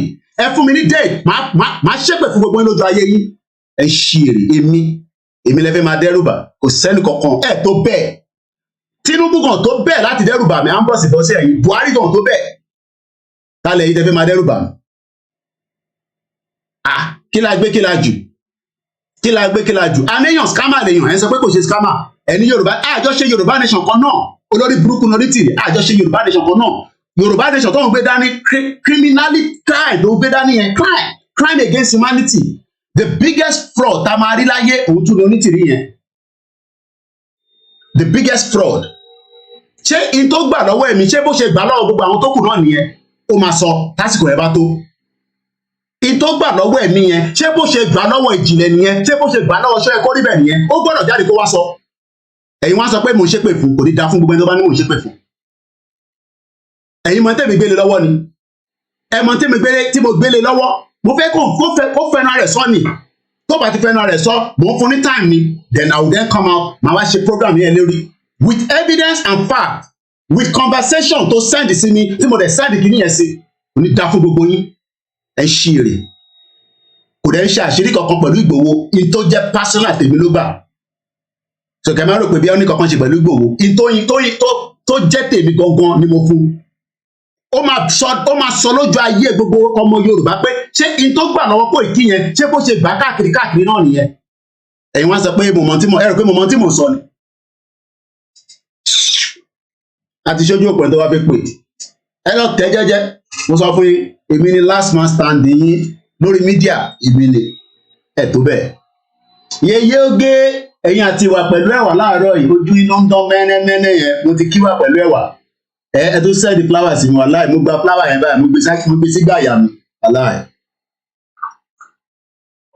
ṣé n tó gbà ṣé bó ṣe gbà lọ́wọ́ ìjìnlẹ̀ náà nìyẹn bí àyè ló gbà lọ́wọ́ ìjìnlẹ̀ nìjìnlẹ̀ ló fi sẹ́kẹ́ tó fi máa sọ̀rọ̀ bí àyè ló gbà lọ́wọ́ ṣọ́ ẹ kó rí bẹ́ẹ̀ bó tó gbà lọ́wọ́ tèmi ìyẹn ò ní kí mi máa sọ̀rọ̀ bó tó máa sọ tó fi ṣe ó máa láti jáde wá sọ tó fi ṣe fún gbogbo àgbáyé ntí Kóìkì tó sẹ́ǹdì sí ẹ tó dẹ̀ wà lọ́wọ́ ẹ ó láti sọ fún gbogbo àgbáyé ibo ló mú lọ kí ló fi ṣe ìwọ wàá sáré kàbàkàbà ìwọ ní tìrì ṣé bó ṣe gbà lọ́wọ́ Kóìkì náà ló ń gbà káàkiri bẹ́ẹ̀ ó fẹ́ kó wa sí problem ó fẹ́ kó èmi sí problem ó fẹ́ kó gbogbo wa sí problem ó dásìkò yẹn náà kólúkàlùkù máa ronú sí tó gbà lọ́wọ́ mi òun ló máa sì wá sọ́jáde ó máa lọ sọ́dọ̀ ṣọ́ ẹ kó rí bẹ́ẹ̀ á ní pé Kóìkì sọ pé mo gbà kankan ó dẹ̀ máa sọ á dẹ̀ sọ tó fi ṣe ṣé bó ṣe fi ṣe ìyẹn náà ló fi ṣe ló fi scam wa lórí petition èyí tẹ́ à ń sọ pé petition is scam ni ẹ̀ sọ pé kò ṣe scam ẹ̀yin mọ tó gbà lọ́wọ́ mi tèmi fi pariwo pé ó gbà nǹkan lọ́wọ́ mi ẹ rò pé tó gbà lọ́wọ́ mi kan kékeré ni kò ní dá fún gbogbo yín ẹ ń ṣe èrè ẹ wá náà fún mi lówó kò ní ẹni tó bá náà fún mi lówó kó wá ń sọ̀rọ̀ lẹ́sìn kò ní dá fún ẹ bẹ́ẹ̀ ni mo sọ fún ẹ àtàgbàlagbà mo náà fún mi ní date anytime any day máa pàdé yín ní Trafalgar Square ọmọ kan tó dání ní máa ṣépè fún yín lójú ayé yín ẹ̀gbọ́n sókè ẹ̀gbọ́n mi. ẹ káàárọ̀ láyọ̀ ẹ kúṣẹ́ ṣé ẹ rí ọ̀rọ̀ ìyá yẹn àwọn èèyàn understand mi èyí tí máa ń sọ ní gbogbo àwọn ọmọdé máa tẹ̀ ẹ́ mọ́ ẹni tí ọpọlọ ẹ bá ti kú tí ò lè dá inú rò mọ́ nìkan ló ń tẹ̀lé ìyá yìí ẹ gbàgbé sọ fún yín ṣé ẹ rí ẹ lọ ṣé ẹ pé ẹ sọ̀rọ̀ kan níjẹ tàbí ọ̀kan tẹ́ sọ pé ó dàgbà nǹkan ń plan àwọn tiwa kan ń plan nípa rally ní Nàìjíríà ìyá yẹn nítorí mo gbọ́ program educated. wọn náà fi jáde ní 29 olórí burúkú. ṣé ẹ ti di bẹ́ẹ̀ yẹn tó bá possible àwọn èèyàn wa tó fẹ́ ṣe rally. wọn ò ní jáde mọ́ wọn ò ní jáde mọ́. reason ni pé ó fẹ́ mọ̀ọ́mọ̀ fi ìtẹ́rìmù ẹ̀yẹn sásìkò táwọn èèyàn wa fẹ́ jáde ó lè kọ́ṣà lè ba ìrìn àjò jẹ́ ni káwọn èèyàn wa kọ́ sì step down fún. fún oṣù méjì sẹ́ tábà fún oṣù méjì ẹ̀rí gbogbo gbàdégàdé ó mọ̀ ẹ̀ èyí tó máa fi ẹ̀ ní pé ìrora ẹ̀yọkọ̀ tó ń pa lójoojúmọ́ ẹ̀ kò ní rí fún ẹ̀ títí àṣírí ẹ̀dẹ̀ máa padà. agbára Ọlọ́run ẹ ṣe gan ni. mo kí gbogbo alẹ́ kan ṣe nọ́mbà kan náà ni studio number ni gbogbo ẹni bá fẹ́ pè àdégbé nọ́mbà mi ẹ pè studio yẹn ló stable òun lélẹ̀ ó wà lọ́wọ́ mi ẹ pè ẹ bá fi dá sí +44 74 0440 5917 òun ni nọ́mbà náà kí la gbé kí la jù ẹ wá ń jáde àwọn fún Kóìkì lówó ẹ mọ̀ pé tẹ́ ẹ bá fún mi lówó ṣé mo ní wọ́wọ́ mi síwájú tẹ́lẹ̀ ṣé bá tẹ̀ fún amọ́ nísìn apúlójú títì ni ìjáde rẹ̀ mo ti pọ̀ mọ́ jáde kúrò lórí gúúsù àjọwà. bẹ́ẹ̀ni ẹ káwọ̀ sórí ètò àbá mi. ọjọ́ kan pọ̀ ní sáà. ẹ̀yin náà wà lára àwọn tí àjẹká wọn onítìrì ìṣòro sígbà tẹ̀ tí ń sọ̀rọ̀ ẹ̀ lórí programu wọn lè jẹ́ ká wọ́n gòkè láti rí ilé náà àgbàtọwọ́ tẹsẹ̀. bẹ́ẹ̀ni àgbàtọwọ́ tẹsẹ̀ gidi ìyá mi pé mi lékè pé mi títí ìyá ẹ má bínú ìyá mi David wọ́n ní Kóìkì àníṣe woman yìí mo ní no gẹ́ọ̀ mi kan ọ̀rẹ́ wa kan tó wà ní Yankee ọmọ yẹn sọ fún mi pé ó ní Kóìkì I don't trust this woman mo ní no irọ́ ni sẹ́ẹ̀ gbogbo Yorùbá ṣe sọ fún mi mo ní irọ́ ni ìyá kan sì sọ fún mi pé ìbáwọn sọ fún mi gbogbo báwọn yẹn ṣe ń sọ fún mi mo ní irọ́ ni sẹ́ẹ̀ ó ṣe máa jẹ́ bẹ́ẹ̀ níta náà wá rí pé woman yìí kàjọ ni. bẹ́ẹ̀nu ẹ̀ ṣe dùn yẹn ẹ̀mọ́lẹ̀ tí wàá rò wíyá mẹ́sàáyà ìbéèrè pé àdìsù mo tiẹ̀ tún máa ràn wá lọ́wọ́ ẹ̀ kó wá dá ogun ẹ̀rù ni ó dá wèrè pé sáré gbogbo àwọn èèyàn wọ́n rẹ̀ bẹ́ẹ̀ sí túká. but the problem tó máa ń wò ní pé gbọ́n wa. ọ̀nà ní blueprint ẹgbọ́n tẹ́lẹ̀ náà sọ ọ̀nà ní blueprint red print ló ní. àkáǹtì gan lórí ọ̀rọ̀ wọn kan fún ayé gan náà owó gan lè máa jẹ́ kọ̀ọ̀kan ẹni bí gan lè máa. red print ló ní kò ń ṣe blueprint ló ní. àwọn dáwó tẹ bá wá dáwó ńkọ́ owó sí wọlé dáadé bẹ̀rẹ̀ sí ń parí wọn káàkiri ìlú gbogbo owó tó dá pẹ̀sì sọ earlier I supported that ẹ mú lísì owó yẹn lọ múra. ìdẹ dá sí YSBM ẹ sọ fáwọn yẹn ká dá padà fún yín ẹdáwó.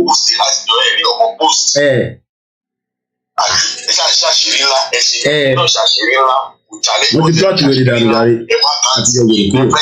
káwá owó ìṣọ̀dá kan tó bá yẹ pé àwọn wèrè fún ìlà ṣí láti bá wọn fẹ́ pósì orúkọ bẹ́ẹ̀ yẹn ló bá yìí bá tẹ àwọn 20 pound Don't pariwo kiri pé àwọn dáwọ̀ ẹni ṣàṣeyọrí ńlá ẹkọ owó ètò ẹni ṣàṣeyọrí ẹni program yìí láti ẹ̀. Àwọn idiots. Mad people all over the place. Thank you so much. Yes, sir. Yorùbá nation ó ń tẹ̀síwájú pẹ̀lú bàbá wa olóyè Ìgbòho àti Professor Adébánjí Akíntóyè. Èbó tirẹ̀ gbogbo àwọn Afẹ́nifẹ́re ní sí bàbá ẹ̀. A ní ká fọwọ́ papọ̀ kájọ tẹ̀síwájú ẹni ẹ̀fẹ́ gbọ́. Eventually nísì ẹ wo bá ṣe ń tẹ̀sí lójú nísì ẹ̀yin bàbá Afẹ́nifẹ́re. A ní kẹ́ kúrò lára Nàìjíríà. Nàìjíríà ń ṣèlú ká fọwọ́ kun ká nọ́ọ̀kì gbogbo ẹ̀. Mo ń sọ kéjàre láti Miami Aziz. Koikimedia, brother, media, gbogbo media. Ẹ káàárọ̀ ẹ̀yin ọmọ Yorùbá, easy dollar, Aziz from Miami. Bomb bastard gbogbo àwọn tó go against me. Bomb bastard ni gbogbo onítìrí. Yeah, I said that shit. Sorry for my language. Mo sọ bẹ́ẹ̀, Aziz ló sọ̀rọ̀. Bomb bastard wálé. Ìwọ London ló wà. Bomb bastard ni o gbọ́ mẹ́sẹ̀jì ẹ láyé àná. You are a bomb bastard. Mislead àwọn Yorùbá. Sọ tó tọ́ fún wọn.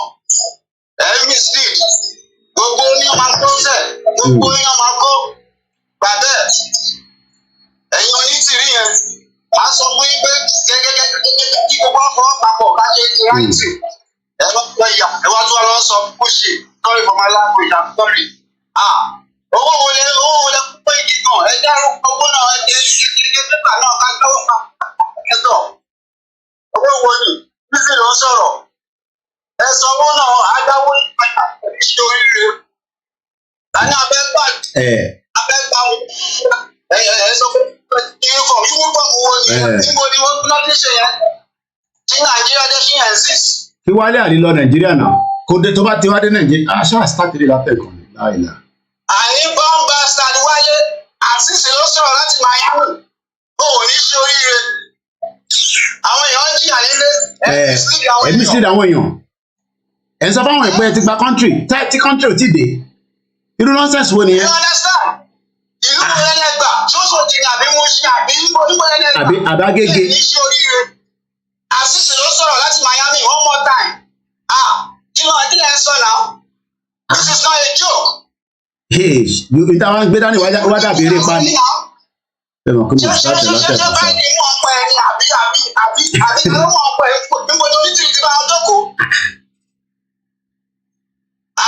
Kí lẹ sọ náà? Koiki. Jọjọ náà má pa ìdá ọ̀rẹ́. Sọ fún mọ́mì pé kọ́tẹ̀ fi ẹ̀yẹ kọ́tẹ̀ tú ẹ̀yẹ right now. For real. These people gotta listen to us and listen to you. You're giving them the truth. They gotta listen to the truth. Onítìrí. Fi nọ́mbà síta ọ̀pẹ fi nọ́mbà síta tó pinẹ̀. Ó láti tú jáde o. Ẹ má wo náà. Tí gbogbo yáyà o. Má jáde. Àwọn máa bẹ̀rẹ̀ fà á. Má jáde. Kí ló sọ? Àṣìṣe orúkọ mi one more time láti Miami. Koiki máa bẹ́tò lọ. Wọ́n lọ bá lọ́wọ́ ọmọ Yorùbá people. A sọ pé àìtì àwọn tó ń tẹ̀lé APC ojoojúmọ́ là ń sọ yẹn níbí báyìí ẹ̀yin ṣe fẹ́ máa sọ fáwọn nísìnyí pé ìtawà gbé dání irọ́ là ń pa ẹ̀ ń produce information tí kò ní authenticity kankan nínú ẹ̀ wọ́n ní onítìrí ní blueprint ibo ní blueprint náà wà why you all lying wọ́n ní blueprint where is the blueprint why is all these lies ọ̀tọ̀ ní kéèyàn máa sọ̀rọ̀ ọ̀tọ̀ ní kó mú evidence jáde. Ṣé àti wá di illiterate ni èmi náà lè máa pariwo a máa jà àṣà ìtí kò bọ̀ jáde nígbà tí a bá kò bọ̀ jáde pé Koiki tó tọ́ na fẹ́ jà wọn náà máa jà but àti ìkó ìbọn jáde ẹjọ́ ta bá kò bọ̀ jáde rẹ pé Koiki ó ṣe ń sọ̀rọ̀ ní but nǹkan ó máa dé stage ní gbogbo nǹkan apariwo títí a sọ pé kí pyramid join ẹ dẹ̀ rí pé kí níyàn kan ṣe de facto gbé dání irọ́ lọ́pa ẹ̀ sọ pé gbé òótọ́ dání ibo ló òótọ́ náà dà tó gbé dání òótọ́ wo lórí tìrì gbé dání Wálé Àdé ò mọbi tó wà Black Devil ò mọbi tó wà ṣọ́ ẹ kó níbẹ̀ ò mọbi tó wà Ìjìnlẹ̀ ò mọbi tó wà gbogbo yín ẹ rọ́yàn lọ sílé ẹ bá dé Nàìjíríà ní Murità Lámọ̀ at least èmi mọ̀ ẹni tó lọ Nàìjíríà títí di last week èmi sì mọ̀ and Nigeria ló ṣì ń operate so kí ní gbogbo nọ́ọ̀sẹ̀ tẹ̀ wọ́n sọ fáwọn èèyàn ẹ jẹ́ ká gbọ́pọlọ kalẹ̀ náà ẹ má bínú ẹ̀gbọ́n mi láti Paris ẹ jẹ́ ká gbọ́pọlọ kalẹ̀ náà. ọmọ yẹn bẹ̀rẹ̀ so ẹ má bẹ̀rẹ̀ ẹ fún olófò yẹn nù ẹ fi olóṣù abẹ́rẹ́ yẹn lẹ̀ short woman short dem fún yẹn ṣẹ́rí mr koki kò fẹ́ bẹ̀rẹ̀ ọ̀kan lọ́wọ́ yín ó dàgbé kájọ wàá sùn sí ṣẹ́ ń gbọ́ mi. mo ń gbọ́ yín last born as fighting. kájọ wàá sùn ní same class same everything kájọ máa ṣe exam. ìmọ̀ ní kóòkì ò mọ̀wé ẹni tó ń jí ẹ̀yìn wò kí mi tún máa jí wò ṣẹ́ pé orí mi ò pé ṣe ẹ̀rọ sáwọn tí mo bí yẹn. mo ń gbọ́ yín. wọ́n á gbé jù lọ pé ń sìn mo ní àkókò yẹn kò mọ̀ olóńdó ni ẹni tó lè jí ẹ̀yìn wò ní class òun lè ní jí wò táni wòlé náà àbí táni wòlé náà gbogbo à ìyá ẹ̀ mo ń bá rí o òun tó náà yóò ní pọ̀ ní òtítọ́ lọ́wọ́ but tó bá ti gbé kan kalẹ̀ bẹ́ẹ̀ ló náà gbé kan bọ́ta. ṣe ni pé àwọn bàbá wa gbó àti bàbá wa kíkéré wọ́n ṣe gbé ẹ̀rì bọ́ta ó ti mú 29 òun ló ṣe gbé 29. tẹ́lẹ̀ mọ̀ pé ọ̀rọ̀ 29 yẹn ẹ rí pé mo tètè sọ mo dákẹ́ tí ẹ rí pé mo ṣe bẹ̀rẹ̀ sí sọ just less than 2 days ago wọ́n ti sọ fún mi ti pẹ́ pé a máa jáde but wọ́n ní ká máa ti sọ síta because ká bá ti sọ ká fẹ́ jáde báyìí olórí burúkú ẹ̀ náà máa fẹ́ jáde. May 29 of April ká fẹ́ jáde kò ń sọ̀rọ̀ 1 month ago láti prepare. ilé Ọbàtálá àṣẹ ọ̀rọ̀ ìlà ló máa mú wọn. ṣé yóò ṣe ṣe tiẹ̀ lọ́tọ̀ wọ́n ti ní wọn ò ní kankan lọ́wọ́ ọ̀hún tó ní kankan lọ́tọ̀ ló fẹ́ máa tẹ̀lé ó ní wọn ò ní platform kan lọ́wọ́ ọ̀tún ohun tó ní tó ò ní kankan lọ́wọ́ ẹ̀ tó bá ti gbé plan àbọ̀tà ọ̀hún asáré plan lórí ó yẹ ṣe lọ́ọ̀dì 5 ní ẹ̀bá rántí ọ̀dọ́ ẹ̀fọ̀ January ó yẹ ṣe nìyẹn wọ́n ti máa ní pọ́n máa bọ́tà ìgbà Áfíríkà ìgbà máa bọ́tà ìgbà oríṣiríṣi lórí pọ́n máa bọ́tà ọ̀hún tó wá tún sórí ẹ̀ oríṣiríṣi ọ̀hún tó wá tún ṣe ọ̀rọ̀ àti ẹ̀yẹ amúhùn ẹ̀ nítorí òṣèré ọ̀rọ̀ tán commerce fún ọmọ tó ń gbé wíwọ̀n sí tí máa dé lọ́dọ̀ bẹ́ẹ̀ lẹ́yìn lọ́dọ̀ wọn ní ẹjọ́ máa bẹ̀rẹ̀ nǹkan òkì kí tó bí lọ yọ̀ márùn tí máa dé nàìjíríà márùn mẹ́fà ọjọ́ tí kò fi gbé fún mi tó bá lè tí máa dé ìjẹ́ kúrò dé tí máa dé mo bẹ̀rẹ̀ àgbélé kí òkì wọ́n mú mi débẹ̀ máa rí. kí dé Ìbàdàn ìdí pọ̀tẹ̀ kí dé bẹ̀jọ. ó wà ń bẹ̀ ẹ̀rí ń bẹ̀ ilé bàbá mi wà ń bẹ̀ ó wà níbi tó wà tó kúrò ń bẹ̀ ilé tó kọ́ ní fìdí pọ̀tẹ̀ ó ṣì èrè. oníjìlì níbo ló ń gbé ìsí ìṣiṣẹ́ lẹ́sìpẹ̀tì ni àbí ọ̀rọ̀ ni abẹ́ mọ orí ìyọ̀wọ́ ni because yóò kúrú yakúkúrú yóò kúrú atọ́ èdè àti sí gbogbo èdè àti mú gbóyò àti mú kókè àti mú kókóró àti mú gbogbo ẹ̀ àwọn akéèké dúdú àyọ̀rọ̀ máa pa àtẹ̀lẹ̀ ilé ẹ̀ máa bí ìwé wa ẹ̀ ọkùnrin ẹ̀ bẹ́sẹ̀ kí òkè mo sọ fún yín mo ní after May 29 ní gbòòyà ìmọ̀ ẹ bá rí ẹnu ló wájà wá. òwe kò Yorùbá jọ tó máa fi sún Tinubu yìí ni. Tinubu ló ń ṣe ẹnìbọdì. ẹ̀yà ẹ̀jẹ̀ ká máa wòrán. owó rẹ̀ tó tẹ̀lé wọn yẹ. kọ́ máa ló máa jáde wọn. tó bá padà wà máa gbé wọn ṣe ìpè burúkú. tó lọ tó bá padà wà èpè tí wọ́n gbé wọn ṣe ilé máa bí wọn ni. ẹ máa bẹ́ẹ̀ tó lọ. àwọn onírọ̀ ìyàtọ̀ pé gbogbo ayé irọ́ ni. irọ́ ni. according to time mo kí ọkọ yín láti rí declaration. petition olùlẹ̀ occupation olùlẹ̀ Mr. Kioki ẹgbẹ́ òtí ìwé black lives sọ kí ló sọ. wọn tó fẹ́ bọ́ta ẹ tó bá ti mú ọmọ pé tó bá ti dáyẹ ta. mo gbọ́ tó sọ bẹ́ẹ̀. wọ́n máa dúró wájú rẹ̀ ẹ máa lọ pèsè ìwádìí máa rí lẹ́yìn wọ́n máa gbájú máa gbẹ́yìn ni èyí sọ pé kò yọ bọ́ta sí tẹ̀lé àtàbí ká lè kó ọmọ yín bọ́ta ẹ má lè kó ọmọ yín bí yín bọ́ta tí bàbá yín bá lè bọ́ta bẹ́ẹ̀ kò ní tí wọ́n bá kó ọmọ yín bọ́ta àti bàbá àti ìyá ẹ̀ àlọ́ máa sọ pa ibi tó bá wà. bẹ́ẹ̀ tí ọmọ ọmọ sẹ́ni kú ẹ̀yìn ọ̀dẹ́ bọ́ta ìgbówó nìyẹn bàbá kíkẹ́ ó máa ń dúró tọ́ ni ó máa lídìí láyè ni ó máa síbẹ̀ ó máa pẹ́ ìwà kútọ́ nílẹ̀ tó bá ṣe láyè kó tó máa dúró tì wọ́n ni ó máa lídìí á máa kọ̀ọ̀tún wọn.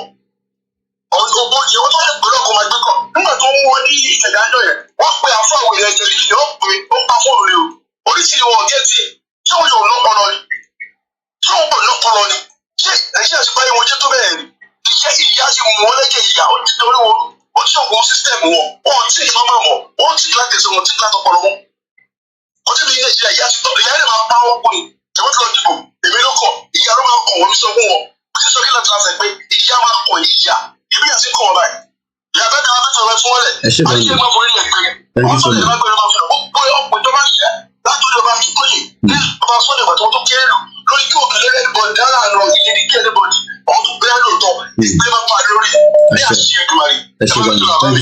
mo kí gbogbo aláǹkan ṣe káàkiri gbogbo àgbáyé àbúrò yín náà ni ọmọ yín koikimedia ẹ̀gbọ́n sókè láti Dallas ẹ̀gbọ́n mi ẹ káàbọ̀ sórí ètò. Olúwaṣan Adédèrè from Dallas Texas. Ẹ jọ̀ọ́, if you know now clear pé woman yìí ó didn't work against us. Now agora wa láti fi right from time right from the onset. Ṣọmọ yìí pé woman yìí nígbà tá ń da owó ìnira ń gbà yẹn ìnira tá kọ́kọ́ gbé wá kó tó di pọ́n bring down. Bẹ́ẹ̀ni. Ìyàwó bàbá dáwó almost everybody dáwó ṣọmọ yìí pé Dupe Onitiro tó jẹ́ pọ̀ nǹkan ló ti bẹ̀rẹ̀ ní premier ada project kò ní $1 nínú owó yẹn. Àṣẹ̀bá àwọn bàbá Gani alágbàlá ti ṣe gbogbo analysis yẹn. Project ọ̀ṣì yẹn gan sẹ̀ ṣèbí àwọn gbogbo àwọn Doyin àwọn wọ́pọ̀ lọ sí project yẹn wọ́pọ̀ lo project yẹn láti kówó síbẹ̀ kò ló kọ́kọ́ nínú ẹ̀ gbogbo tó ń pariwo yẹn. Wọ́dáwó criminal. And let me tell you some of the damages that this woman has caused to the people at her mom. She always come. Ẹ ṣe Mr. Olademeji. Bàbá máa bá mi kò ní ká máa wọ́n gbìjà yìí. Òsèlè. Ọba yẹn. Gbogbo organisation ló dàrú. Kí lorúkọ American mega analysis. Wọ́n sọ bẹ́ẹ̀. Wọ́n ti dàrú.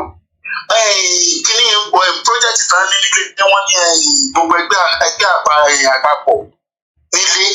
Ó ti fọ́ gbogbo ẹgbẹ́ pátápátá ìyá burúkú lórí burúkú yẹn.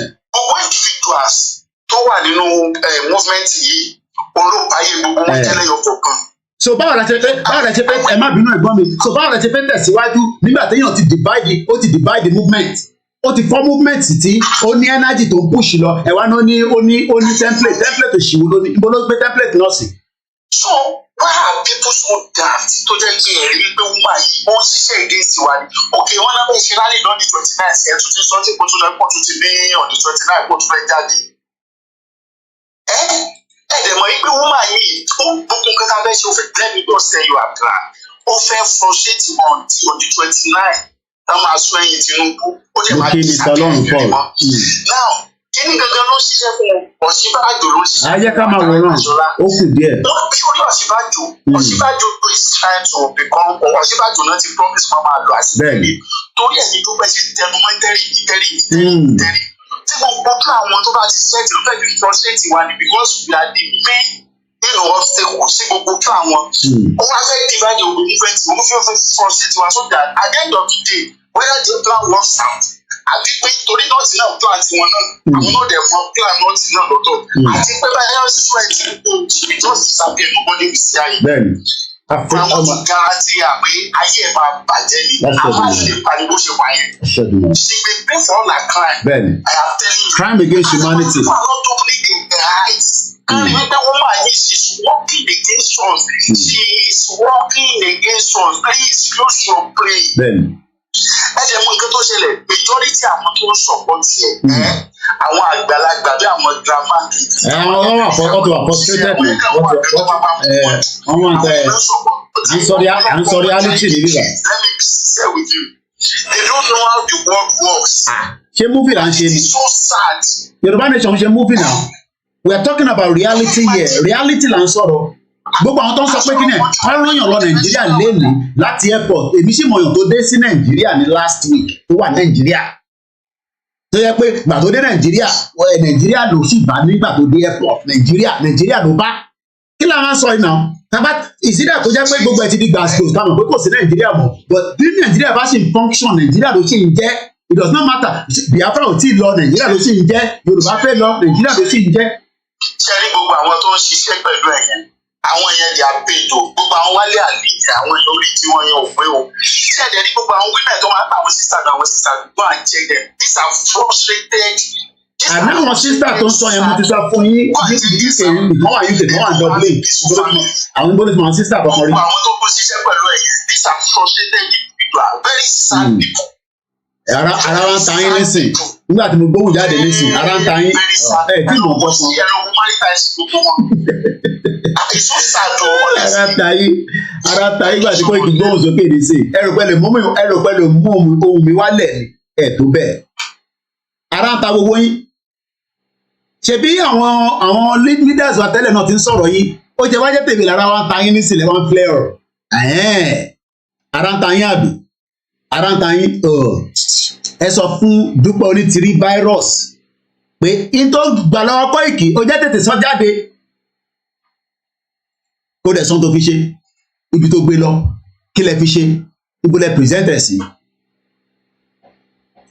ọpẹ́ àníkẹ́ change number ẹ yọ káfí number síta ẹ pè +447440440591 koikimedia live lẹ́wà ẹ tó bá support Onitiro náà pé wọlé kó wá sọ ibi tó ti gba country fún ẹ ìwọ tó wà Nàìjíríà ni o ṣòrí òun tó wà lábúrọ̀dì àwọn èèyàn wálé wọn waste time ni but ìwọ tó wà Nàìjíríà kó sọ ibi tí Onitiro ti gba country fún wọ òmùgọ̀ a ní àìtí gba country ṣé eré là ń ṣe ni ẹ sọ di bàbá sùwé country là ń sọ̀rọ̀ ẹ̀ yìí country là ń sọ̀rọ̀ ẹ̀ àwọn ọba ìbọlẹ̀ máa fà àwọn ọba sí ìbọlẹ̀ àwọn politician kan ta disagree pẹ̀lú tá bá di pé wọ́n di gbàgbó àwọn yẹn máa nù ká serious but jẹ́ àwọn yẹn máa take wa serious nísìn àgbà àbẹ̀wò gbogbo tó ń sọ yìí ní 2023 tá à ń ṣe pé NTA là ń wò ẹ̀bùn tó bá yẹ pé àṣì ń wọ NTA news nísìn àbílí gbogbo tó NTA gbé jáde níbi táyé lajú délé ní Onitiro dẹ̀ sọ pé òun ti gba country fún yín àwọn òmùgọ̀ ọ̀nà sọ pé wọ́n dẹ̀ endorse ẹ̀gbọ́n sókè jàre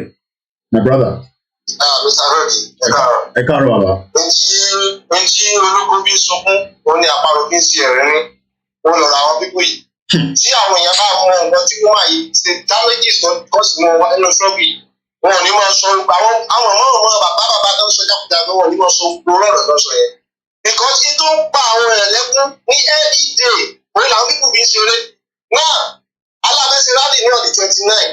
Ìyá ẹ̀ tó gba wá tó lọ blọọkù 29 yẹn ṣé kò yẹ kí àwọn bàbá yẹn àtàwọn ọmọ yẹn tó ń tẹ̀lé ṣé kò yẹ kó pọlọ wọn ti sí pé no truly is true pípì ìyá yẹn ń ba movement jẹ́ tòótọ́ ni ṣé kò yẹ kó ti fura báyìí pé lọ́tọ́lọ́tọ́ ìyá yẹn ń ba movement jẹ́ ni the same thing ló ṣe ní Ọ̀yọ́ jẹ́ pé dání láyé Ọ̀yọ́ yẹn wọ́n lọ́ọ́ rí flag wọ́n fẹ́ tẹ̀lé kẹ́ wọ́n ṣé kò yẹ kó àwọn bàbá àti ìyá yẹn tó ń tẹ̀lé wúmà yìí ṣé kò yẹ kó ti fura pé lóòótọ́ ìtàwọn pípù yìí sọ òótọ́ ni pé wúmà yìí mú mi ọmọ ba movement jẹ ni. Because mi ò mọ̀ kọ́tà sáré ìtọ́sẹ̀ yẹn èyí tó fi jáde sí tán ní gbogbo ọdún para wọ́n ti mọ̀ wípé erékúrá ní kẹ́yìn ìgbàlẹ̀ lọ́rọ́ yìí. Wọ́n ti mọ̀ wípé ẹ̀yin nìkan tẹ́ bá jáde làwọn ẹ̀ tẹ́tẹ́ wọn fi pé lóòótọ́ ni ìyá yẹn wọ́n ràn wá ni. Because ìgbà tí wọ́n gbóhùn lẹ́nu ní kò jẹ́ ká mọ nǹkan tó fẹ́ ṣe. Jáde gbọ́ ọ̀rọ̀ yìí láti dé ẹ mọ̀ pé àwọn adọ́gbọ́n sọ fún yín wípé Mr. Koiki wúmà yìí ò pé kankan ẹ mọ̀ pé àwọn yẹn fẹ́ gbọ́rọ̀ lẹ́nu yín ni. Àwọn yẹn fẹ́ gbọ́ nǹkan tẹ́ fẹ́ sọ bìkan wọ́n mọ̀ wípé ìgbà tẹ́ ń dìbọn kì í wúmà yẹn pé tẹ́ ń dìbọn pé ìyá yẹn kí ni evidence táwọn yẹn ní kí ni evidence kan tó ní pé ìyá yẹn irọ́ ló pa. Tẹ́ mọ̀ pé wọ́n wò ìgbà àwọn yẹn wò yín wípé ìtàn máa ń gbọ́ lẹ́nu yín lóye náà ti ń gbọ́ wípé ohun tó lóye bá mọ̀ ẹ mọ̀ wọ́n lè bí wípé bóyá ìgbà tí olóyè ti mọ̀ pé ìyá yẹn kó tọ́ dání ẹ̀yìn náà mọ̀ kó tọ́ dání ní táwọn yẹn fi bílí fi yín ká ẹ̀ nìyẹn tí ó ti káwọn yẹn tètè gbára wọn padà bìkọ́ wọ́n ń wò yín wọ́n ń wọ ẹnu yín wọ́n ń wojú yín pé Koiki sọ pé ṣe evidence wò lẹ̀ láti pé bóyá ìyá yìí ṣe pẹ̀lú wọn nìyẹn èyí tí ó ti káwọn yẹn tètè gbára wọn. ṣe náà tẹ wá jáde sí tẹ jáde tó ìyẹn ló ń fún àwọn èèyàn kan ní kọ́sá pé ìṣù wọ́n wà yí ìrọ̀rùn pa fáwọn èèyàn tẹ bá lẹ́yìn ìgbà tẹ jáde àwọn tó ti padà lẹ́yìn ìyá ẹ̀ wọ́n pọ̀ bẹ́ẹ̀ wọ́n kan ló gbé yín. Ìgbà wọ́n ti jẹ́ ọ̀dàlẹ̀ lára torí wọ́n ti ń pè sórí iṣẹ́ omi tẹ́lẹ̀ lẹ́yìn náà lẹ́mọ̀ tán kọ́mẹ́ntì náà ń ṣe gbogbo ẹ̀. Bẹ́ẹ̀ wọ́n ti rí pé òótọ́ lẹ ti ń sọ sí gbogbo wọn ò lè pè sọ́dọ̀ yín mọ́ wọn ò lè wá sọ́dọ̀ yín. Wọ́n wà lábẹ́ prógámù yín tán wò yín o. Wọ́n wọ gbogbo ọmọ tẹ̀sí wọn lọ́wọ́ bẹ́ẹ̀ wọ́n ò lè pè mọ́ wọn ò lè kọ́mẹ́ntì wọn. Ó ti di ojú ti fún wọn. Ṣé wá láwọn tó tẹ̀lé ọ̀yá yẹn ẹ jẹ́ ká mọ̀ wò bọ̀ títí end of next month. Ẹ rí bí tọ́lá ẹ máa já sí. Ṣé lórí yóò pé ni ẹ máa mọ bí tọ́lá ẹ máa já sí. Ṣé rí bàbá mi nígbà tí bàbá gbàgede ìjà ṣé rí àwọn ẹ̀yin tẹ̀ jáde ìtẹ́ ìbọn ìyá yìí ẹ ń rí yìí sí bíìn lára àwọn kan wàláì ẹ mọ ni. Bàbá gbàgede ìmọ̀ kẹ́kẹ́ jáde nígbà tí bàbá gbàgede ìmọ̀ jáde ẹ mọ iye èèyàn tó lọ́padà lẹ́yìn Onitiro. Bíkọ́ bàbá yẹn ó ń sọ ọ̀rọ̀ bàbá gbàgede bá gbọ́dọ̀ tí bàbá gbàgede ìmọ̀ máa ń sọ jáde lẹ́nu. Ọ̀rọ̀ ni bàbá gbàgede máa ju questions pé sáwọn bíbí ìṣó wọn ọ̀gbọ́n ni. Ìyá Onitiro ló ṣe bó ṣe bá gẹ́gẹ́ bíi pé kí ni bo ni kí ni tó ṣe bá gbogbo wa ló wà. Bàbá yẹn sọ ọ̀rọ̀ gidi fún wọn. Wọ́n lè rọ̀ pé bàbá gbàgede ìmọ̀ náà ní followers dáadáa láì pé wọ́n bìlífù lórí Ìyá Onitiro tẹ́lẹ̀ bẹ́ẹ̀ náà tọ́jú pé bàbá yẹn ti jáde wọ́n ti já padà. Gẹ́gẹ́ bẹ́ẹ̀ náà ṣe jáde sí. ó kù díẹ̀. Bàbá yìí lè jáde lónìí pé eégún la ní kẹ́yìn balẹ̀ pé kì í jáde tán. Náà gbogbo àwọn tó tẹ̀lé ìyá yìí ẹjọ́ ẹ bá wa sí wọn níyè. No problem. Ẹ bá wa sí wọn níyè bẹ́ẹ̀ sì jáde ẹ má padà ẹjọ́ tó ẹ lè sọ pé ẹjọ́ respond ẹ má ẹjọ́ respond tó kọ́kọ́ láti tó bá ti wúyẹ fún ẹ ṣe gan ni. àti tó bá wà bẹ́ẹ̀ sọ síta. Ó kù díẹ̀ ẹ ṣe gan ni. Thank you so much. Mo sẹ́ẹ̀dì fídíò kan sí àwọn ọgbà àwọn ìyá yẹn lọ sọ pé máa ń sọ kíni tó mi. Mo sẹ́ẹ̀dì fídíò kan sí ní WhatsApp. Màá check it. Fídíò gbàtẹ́ wálé. Okay. Ẹ̀rọ aṣọ tí ò lápá tí bàbá lóore ṣe tàbí pé àwọn kí àwọn ọba àwọn kí gbogbo obìnrin kan. Pé ẹ̀ẹ́dì fídíò yẹn ẹ̀ẹ́dọ́gbọ́n tí olóyè sọ wípé coordinator ṣé bẹ́ẹ̀ lè fi family sílé abroad sí UK tẹ wálé tẹ wá support mi. Olóyè sọ bẹ́ẹ̀ náà ní ẹ̀ẹ́dì fídíò yẹn. Ó dẹ̀ lè ṣiṣẹ́ èèyàn mélòó nínú wọn. Jókòó tí onítìrì lẹ́gbẹ̀ẹ́ báyìí. Ẹ jẹ́ ká máa wọ́n.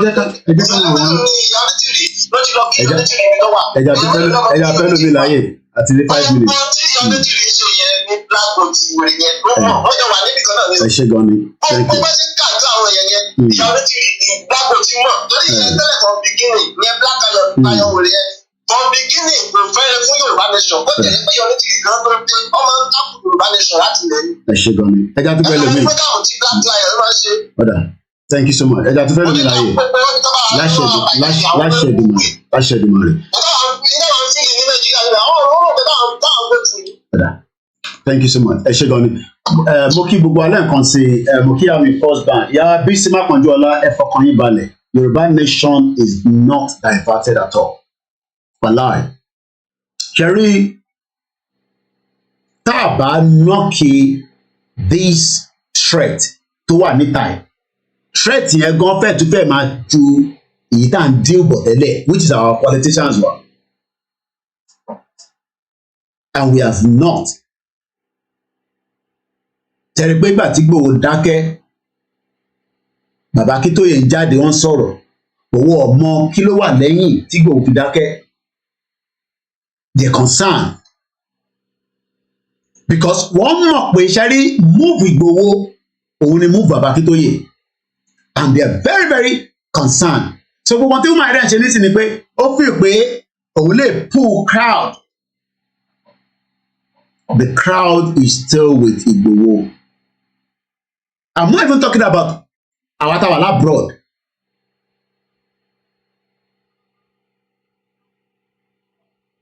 She's not going to sit down. Yawa Bísí Mákànjúọlá. That woman is not going to sit down. She will do more damage before she eventually vaporize. Oh, my vaporize ni. Everybody attends fún wa pé confirm ni Onítìrì gbé dání. Màá ra tíkẹ́ẹ̀tì fún yín ẹ lọ bá Onítìrì kẹ́ni kó show yín ní dọ́kúmẹ́ǹtì tó gbé dání. Ara tíkẹ́ẹ̀tì fún yín ṣèbẹ́yìn wà lábroad ṣèbẹ́yìn wà lábroad ẹ̀yin ìyá tẹ̀ ń sọ pé ẹ fún wa lówó àwa máa wá ra tíkẹ́ẹ̀tì fún yín ẹ sọ fún Onítìrì pé ẹ pé wá bá gangan ẹ pé rí one on one. Ṣèbí ìyá tó bí èmi lọ́mọ ó ṣẹ̀ dé padà láti Benin Republic ìyá tó bí mi lọ́mọ gangan. She's back. Ó tún padà dé sọ́dọ̀ wa ní UK bíbá. She was in Benin Republic. So ẹ̀yẹn náà ẹ sọ bí tí ẹ máa lọ sí ọ̀dọ̀ Onítìrì kẹ wá lọ rí confam tó gbé dání sọ́wọ́. Why are we telling lies? Kí la fẹ́ gé nínú pé àti gba country àgbà country ṣé ìyẹn wá jẹ́ gébì kan tó máa fi ta yín bí Buhari ni? Ṣàgbọ́dọ̀ wa máa jáde kan máa sọ pé àti gba country àti gba country ìyẹn ń ṣe tá máa fi ta yín náà. Tàbá láti gba country àmọ́ àti gba country ṣé màá wá jókòó nísìnyí màá sọ pé torí pé ẹ má bínú Mr. Jonathan ṣé màá wá sọ pé torí pé mo fẹ́ kí Tinubu débẹ̀ ní May tí Tinubu wá débẹ̀ ní May kí ni ẹ stop. Number one Nàìjíríà ò lè gbádùn kò lè lálàáfíà bí Tinubu tó padà after 8 years Nàìjíríà ò lè lálàáfíà gbogbo ara ti mọ̀ yẹn bọ̀ká wa máa gbé irọ́ kalẹ̀ pé àti gba country that is a lie irọ́ nìyẹn now everybody knows that. So why tẹ́yìn tẹ́ wá ń sọ pé ẹ believe in tó ń sọ yẹn ẹ wá ń sọ pé nǹkan táwa ń sọ nísìn àwa wà against ẹ̀ one bastard ní a ṣe máa wà against ẹ̀ irọ́ ló gbé dání. Gbogbo tá a bá tẹ̀ mọ̀ pé ìtọ́ bá fẹ́ gba country pé ọ̀nà báyìí lọ́ máa fi gbà but ajá máa rí process ṣe rí process ni ṣé gbà tẹ́yìn process ìwé yín ẹ̀yin tẹ́ ìgbàwé ní bíbá àbẹ́yìn tí ẹ ṣe program kan ní bíbá àbígbà tó fẹ́ lọ sí university ṣe pé ó ní process tó bá fẹ́ wọ university wà á kọ́kọ́ lọ ṣe JAMB ẹ má bínú Mr. Jonathan lẹ́ẹ̀kan sí wà á ṣe JAMB tó bá ṣe tán ní primary school fẹ́ni tí parent ẹ̀ bá ní owó díẹ̀ sí á lọ sí secondary school àbí bẹ́ẹ̀ kọ́ tó bá ṣe tán ní secondary school wà wá lọ sí university àbí polytechnic tó bá wá ṣe tán wà wá sọ pé òun wáṣẹ́ so stage wo lòun gbé yín lọ nísìn ó kàn sọ̀rọ̀ á ti declare Yorùbá nation lọ́nà wo lápapọ̀ ló declare sí òun ti ń bá àwọn ìlú kan sọ̀rọ̀ ìlú wo ló bá sọ̀rọ̀ ṣé àwọn ìlú tí MKO Abiola tó ń bá sọ̀rọ̀ tó fẹ́ fi destroy Nàìjíríà tó fi ṣe kú ìlú mélòó la mọ̀ tí MKO Abiola tó fund MKO Abiola tó fi ṣe kú ní Nàìjíríà ẹ̀gbọ́n sókè ẹ má bínú Mr. Jonathan ẹ̀gbọ́ràn.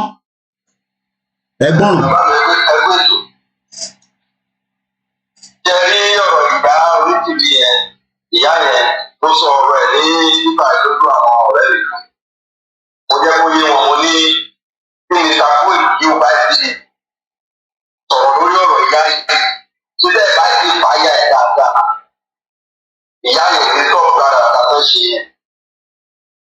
because lóhùn yín ẹ̀yin gangan lẹ́yìn káwọn ọ̀pọ̀lọpọ̀ kọ́lù ìyá yẹn ẹ̀yin lẹ́yìn káwọn ìyá yẹn bàbá tó sọ ẹni láwọn ọ̀rẹ́ mi ń wò mí ní ìbọ̀rọ̀ ẹ̀wọ̀n ní àwọn ọ̀rọ̀ wò ní ẹni lórí ó ṣe ìgbóni ìyá yẹn kí máa fẹ́ lórí ìgbà tí ìtàkùn jáde lórí ọ̀rọ̀ ìyá yẹn ọ̀rọ̀ ilé ẹ̀ka lórí ọ̀rọ̀ ìyá yẹn tẹ́lẹ̀ ẹ̀fẹ́ sọ̀rọ̀ lórí ọ̀rọ̀ ìyá yẹn wọ́n ti àwọn ẹ̀rẹ́ yẹn wọ́n àwọn èèyàn tẹ̀lé ìyá yẹn kó o ní nígbà tí a bá tàbí sọ̀rọ̀ nípa ìyá yẹn nígbà yẹn ìyá yẹn lọ́wọ́ ní kókó wà àwọn èèyàn fi ìlú kúrú ìyá yẹn bọ̀bọ̀bà tó o bá mi ṣe wá ní pé ẹni jáde lórí ọ̀rọ̀ ìyá yẹn inú mi ló dùn wà ó báyìí inú mi tó dùn ṣé ìyá yẹn ó ní ìdí àwọn èèyàn fáyẹ̀ dáadáa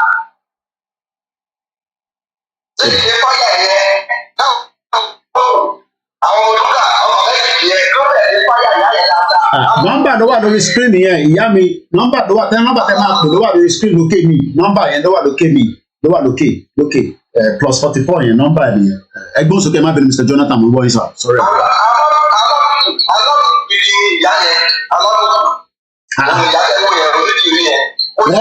wọ́n fà mọ́ra títí wọ́n fà mọ́ra ẹ má bínú Mr. Jonathan gbogbo tẹ́yìn sọ pé àsọ̀rọ̀ yẹn wọ́n ń try pé kọ́tẹ̀ fà mọ́ra padà ẹ̀yin wọ́n sọ pé ìyá yẹn gbé kan dání kí ló gbé dání kí ni nǹkan tó gbé dání.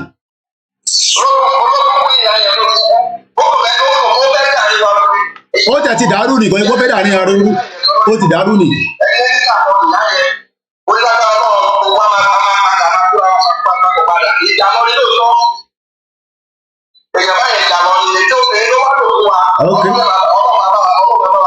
Lágbára Ọlọ́run ẹ ṣé gan ni Mr. Jonathan ẹ ṣé gan ni ẹ bá ń kí family àmì gbogbo náà lẹ máa ráyè pè àfi time lẹ nọ́mbà tẹ máa pè sí ló wà lókè yẹn ṣe rí gbogbo àwọn tá a máa sọ pé yẹn àti lose focus ẹ jẹ́ n tún sọ nǹkan kan fún yín kí gbogbo yín tó rí 25 meter flag yẹn Ìgbòho kódà bàbá kí tó yóò rí àtìyá burúkú yìí àwọn ni mo send ẹ̀ sí.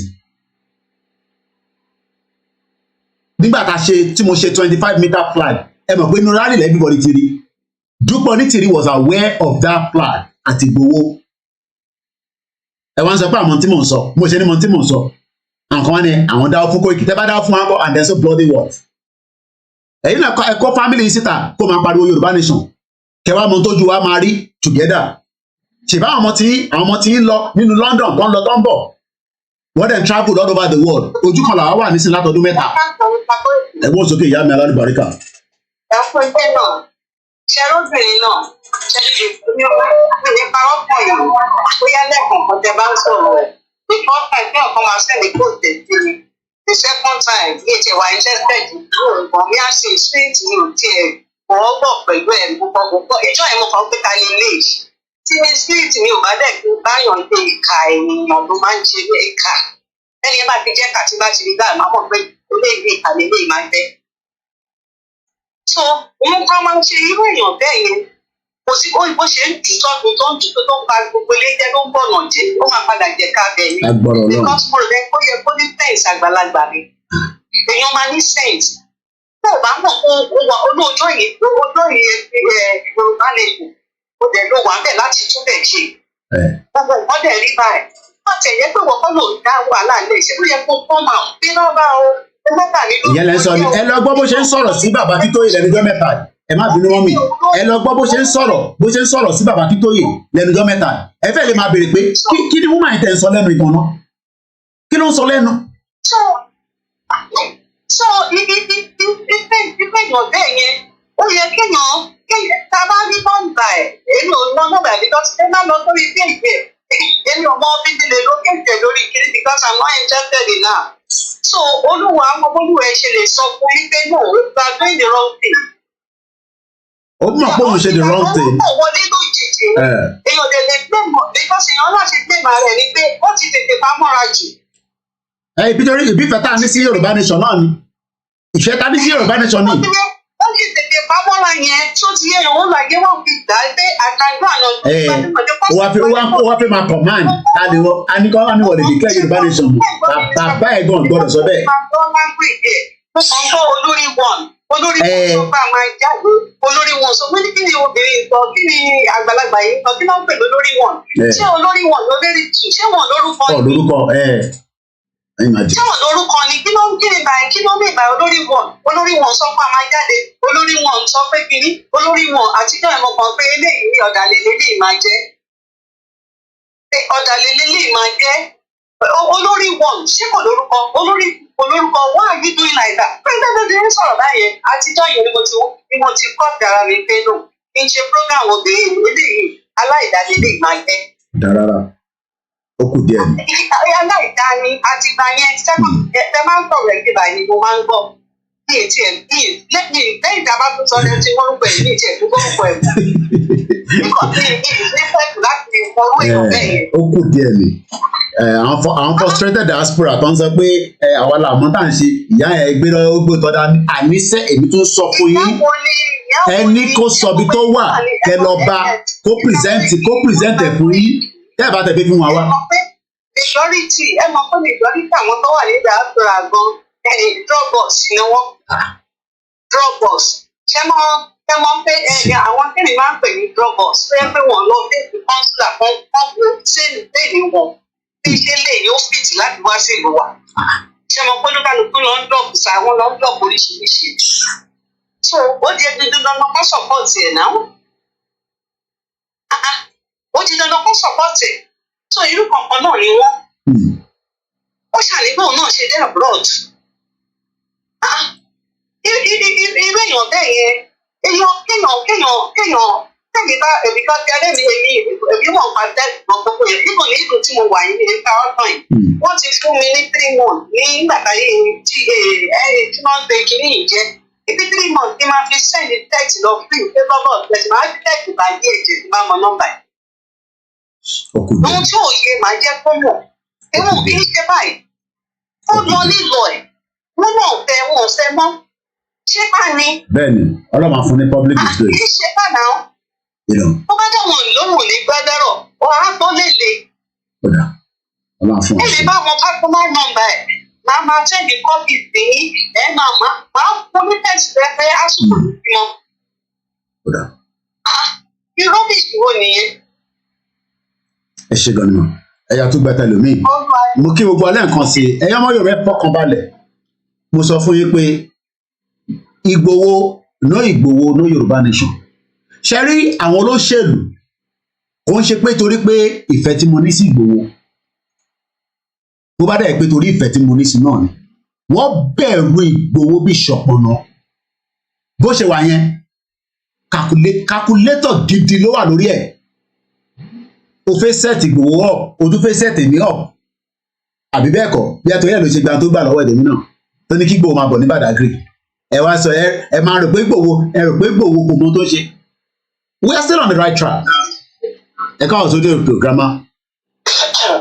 ẹ káàsán mo kí gbogbo ọmọ Yorùbá ṣé ẹ rí ọ̀rọ̀ ìyá Onítìrí like I said tá a bá lè ṣe nǹkan kan ká káàdì pé she is not part of the movement ó ní fashion tiẹ̀ gbogbo nǹkan yìí a máa bó jà àwọn tó bá lè tẹ̀lé kan máa tẹ̀lé lọ because she is not going anywhere kò síbi tó ń lọ ó kàn máa go this round ni fẹ́ ṣe ìtẹ́rìrùn afẹ́ declare afẹ́ decree afẹ́ reduce she will be going round this circle forever and ever.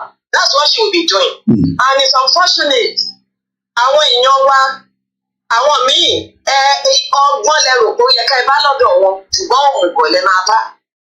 Why iye wọn ti ra? Iye gbogbo èèyàn tẹ rí especially people living outside Nigeria tó wà abroad tẹrù kò yẹ kán ní làákàyè. Some of them wọn ní làákàyè. They are not. Irọ́ náà máa rà kiri, wọ́n máa ra irọ́. Ìmọ̀ bàbá lóòótọ́ lẹ̀ irọ́ náà máa lọ rà. Until when they are disgraced, ìgbà yẹn náà máa tó padà. Irú bàbá òfò kan tó pè tó ń ṣépè ọmọ Ọlábẹ̀rù Ọlágbẹ̀gì, ọmọ àlè ni. We are from the same area. Mi ò ṣọmọ Ọ̀wọ̀bẹ, we are from the same area. Bàbá ẹ̀ bímọ 117 children ni bàbá ẹ̀ bí. So lára àwọn ọmọ àlè ibẹ̀ ni ìyẹn. Because tí ọba ń ṣe ọmọ àlè, the backyard of the ọlọ́wọ̀ náà ti lọ pa àwọn èèyàn ní Catholic Church. Tó wá bọ́ síta tó wá ń sọ rádaràda tó wá ń ṣépè. Ìpè yẹn orí ẹ̀ ló lọ́wọ́ náà ti mọ̀. He knows. And it's a shame pé àwọn ọmọ Ondo State, I'm from Ondo State, pé wọ́n lè máa ṣe rádaràda báyìí. Ó dùn mí gan ni. Kọ́rí òótọ́ lẹ̀ tán lọ ń gbé irọ́ kiri. Ondo State, we are not like it. Ẹ wo ìgbà ọmọ borí owó Ajáṣe fashion. Àwọn ọmọ Ondo State wọ́n dúró tán ni wọ́n dúró lórí òótọ́. Àwa mọ nǹkan tó wá jẹun lórí wọn báyìí o. Tọ́rọ̀ òótọ́ lẹ̀ tán lọ ń gbé irọ́ kiri. Ibo ni Amítìrí ń gbé wọn lọ? Ìyá ẹ̀ tó dé àwọn tó ń tẹ̀lé wọn lè sọ fún pé kò yẹ kó rí bí eléyìí o. Ẹ bá àwọn èèyàn níbi nǹkan. You don't just da gbogbo nǹkan orúkọ máa sọ pé ìwọ ló fẹ́ ṣe lé ìwọ. Kí ló fẹ́ ṣe? Where is she going? Wọ́n máa tó padà bet ká má jẹ́ kí wọ́n bà gbogbo nǹkan jẹ́. Let's back them up sí ẹ̀gbẹ́ kan kí àwa máa ṣe tiwa. Tó bá pe rally kọ́ máa sọ pé kí àwa máa dá wọn lóhùn. Tí àwa bá pe rally kọ́ máa tàgẹ̀ pé it has something to do with Baba Akintoye's movement àti Ìgbòho. So I think that's the way we can do it. Torí ìyá yóò máa ṣorí burúkú forever ni. Ó lè máa sọ̀sọ̀kúsọ torí onígbéraga ni kò lè easily bow down ọ̀dì tó bá wà totally disgrace ló máa tó mọ nǹkan tó ń ṣe. Kò ní sinmi ìsọkúsọ ló máa sọ. Kí woman ẹ̀ máa bọ́ síta kó máa bú Bàbá Akíntóyè ní gbogbo gbà. Ìgbà táwọn èèyàn wá ń bú sí báyìí ara wá ń ta àwọn èèyàn. I don't know why our people are so stupid. Wọ́n dẹ̀ sì máa bú ni. Ó máa gba a lot of èbú àtẹ̀gbẹ́. Go carry on àtàwọn caucus let them carry on they will be disgraced. Thank you so much. Thank you so much. Bí ti ṣe sọ fún ọmọ Yorùbá even the pound kan ní ká ṣe máa tẹ̀ lọ pẹ̀lú ẹ̀dùn nínú ó kújọ́ bíi mélòó kan sí and we will just continue but topic tí mo ní mò ń lò yìí we talked ìyàn kan tẹ̀ sọ fún mi pé òyìnbó yẹn pé a kan lọ adjust ẹ̀ mo dúpẹ́ fún whoever send that message ṣùgbọ́n láti wá adjust ẹ̀ pé náà. Spell we thought 1914 amalgamation is the biggest fraud until Dupe Onitiro fraudulently declared a nation. The Scamander woman. Èyí tẹ̀ ní wọ́n declare country. Àtẹ̀fẹ́ mọ̀ pé bákan ló ṣe ń declare country ẹ̀yà fìyẹ́ sílẹ̀. The question is báwo lẹ ṣe fẹ́ operate country náà pẹ̀lú Scamander woman yìí? Mo fẹ́ gbójú ẹ̀ jáde má bínú aláti rí ojú Scamander. Ẹ wá fẹ́ compare eléyìí criminal woman yìí ìyẹn lẹ wá fẹ́ compare pẹ̀lú Ìgbòho. You must all be mad. Ẹ fẹ́ compare scammer yìí pẹ̀lú Ìgbòho. Ẹ gbọ́ mi dáadáa. Ìgbòho ò tí declare country but ẹ̀rù country ń ba Ìgbòho. Kábíyèsí Elédùmarè Ọlọ́run mo kí ìyàwó ọmọlára ìjàwá bọ̀ ìjàlá. Ṣéfẹ̀ tí mo ní sí Ìgbòho ní àbí báwo tí gbọ́ mi yé Bàbá Akíntóyè ò tí ì sọ pé òun declare country àmọ́ country bẹ̀rù Bàbá Akíntóyè èyí náà wòran ẹ wá fẹ́ compare ilé àwọn kan ní nítorí ó jẹ́ woman nítorí ó jẹ́ obìnrin àláìkẹ̀ nítorí ó jẹ́ obìnrin no àláìkẹ̀ lágbé gbùgbùgbù bí ọmọ tuntun láti march nígbà tó bá ti ń di ọ̀nà bíi August làwọn ti rí pé táwọn kan tó ń rí no this is not right. Ibi báyìí mo ti ń sọ pé pyramid máa join, ẹ jẹ́ kí pyramid join, gbogbo yín pátápátá lẹ gbọ́. Nígbà tí à ń sọ yẹn àwa ṣì ń assume pé a tempo a rẹ̀rẹ̀ wálẹ̀ àṣẹ criminal ni. Ó mọ tó fi wá ṣe, ẹ̀yin lẹ̀ mọ tó fi wá ṣe, ẹ̀ tí gbọ́ mi yé. Program ti máa ṣe mo fẹ́ ṣe torí pé mo rí pé kò fẹ́ sọ̀rọ̀ but màá release information yẹn. Màá fẹ́ confirm pé ṣé bó ṣe gba petition yẹn náà àti tó gbà lọ́wọ́ ètò ẹbí bó ṣe individually ṣó gbà lọ́wọ́ ṣó yẹ kó rí bẹ́ẹ̀, ṣó yẹ kó rí bẹ́ẹ̀ release information fún. Ṣé Ìjìnlẹ̀ release, ṣé àwọn Wálé Àlí táwọn á sọ̀rọ̀ nísìn àbí Kóìkì nìkan ló gbà lọ́wọ́ ẹ̀ pẹ̀lú àwọn ẹlòmíì tí mo mọ̀ ẹ̀kọ́ tèmi lè mímọ̀. So in tó gbà yẹn nísìn kí ló fẹ́ fi ṣe? What was the purpose for it? Kí ni intention? Kí ni àníyàn tó wà behind it? Because gbogbo nǹkan ló láníyàn. Kóìkì ẹ̀ ń ṣe Yorùbá nation, olóṣèlú ló rán iṣẹ́, ìwọ ló ń rò bẹ́ẹ̀. Àníyàn tiẹ̀ nìyẹn, kò ń ṣàníyàn tèmi. Tó bá dẹ̀ wo olúkálukú ló lè sọ. But kí ni àníyàn tiẹ̀? Kí ni intention ti Dupe Onitiro, the virus woman? What is her intention? Because gbogbo alamọ láti ní intention, èyí tẹ̀ ń follow movement náà. Ṣé báwọn kan ló follow APC? Fani Káyọ̀dé nísìn, àníyàn ni pé kí Tinubu bá ti débẹ̀, gbogbo kéèsì tí Fani Káyọ̀dé ní bí wá lè bá dànù. Bọ́ọ̀tẹ̀ fi jẹ mínísítà, wọ́n lè ní kankan portfolio kan tó máa gbé fún. Tìbí yẹn làwọn tó ń ṣe òṣèlú, àwọn ọdẹ náà ṣe òṣèlú kọ́ ni bàbá Akíntóyè ń ṣe. Ìyá Ayọ̀ Brown, wọ́n ti ní kí n má máa sọ pé ìyá Dublin, wọ́n ní àwọn ọmọ tó pè Ayọ̀ Brown, ìyá Ayọ̀ Brown. Ìyá Ayọ̀ Brown yẹn ló máa ń pè ní àǹtí ẹ̀ pẹ̀lú ìyá Fúnkẹ́ Bello. Níbo ló ti mọ̀ wọ́n rí tẹ́lẹ̀? Because nígbà tá a bẹ̀rẹ̀ movement, ìyá Ayọ̀ Brown ò ever mention ìyá Onítìrí fún mi rí. Nígbà tá a bẹ̀rẹ̀ movement ní 2019 going into 2020, ìyá Ayọ̀ Brown wọ́n ever mention pé àwọn ọmọ èèyàn kan tó jẹ́ onítìrọ́. So mo kí lẹ́ẹ̀kan sẹ́gbọ́n mi Ṣẹ́gun Ọ̀nà, ìyàwó Agbémilékè, Pastor Mo. So what is her intention? So ó fẹ́ pa bàbá Akíntóyè ni? So ó fẹ́ pa Ìgbòho ni? Torí o lè rí wa pa. O lè rí wa pa. Ẹ wá fẹ́ máa fi eléyìí fi compare bàbá Akíntóyè, orí yóò pé ni, ẹ̀ ní làákàyè ni. Tẹ́ ẹ̀ bá tẹ̀ ní làákàyè, kí ló gbé dání? Bàbá Akíntóyè látọdún 3 tó ti ń ṣe ìrìn àjò yìí, ẹ rò pé ìrìn àjò kékeré náà ni? Kò easy. Kò ń ṣe ìrìn àjò kékeré. Because Nàìjíríà là ń bá pa wàhálà.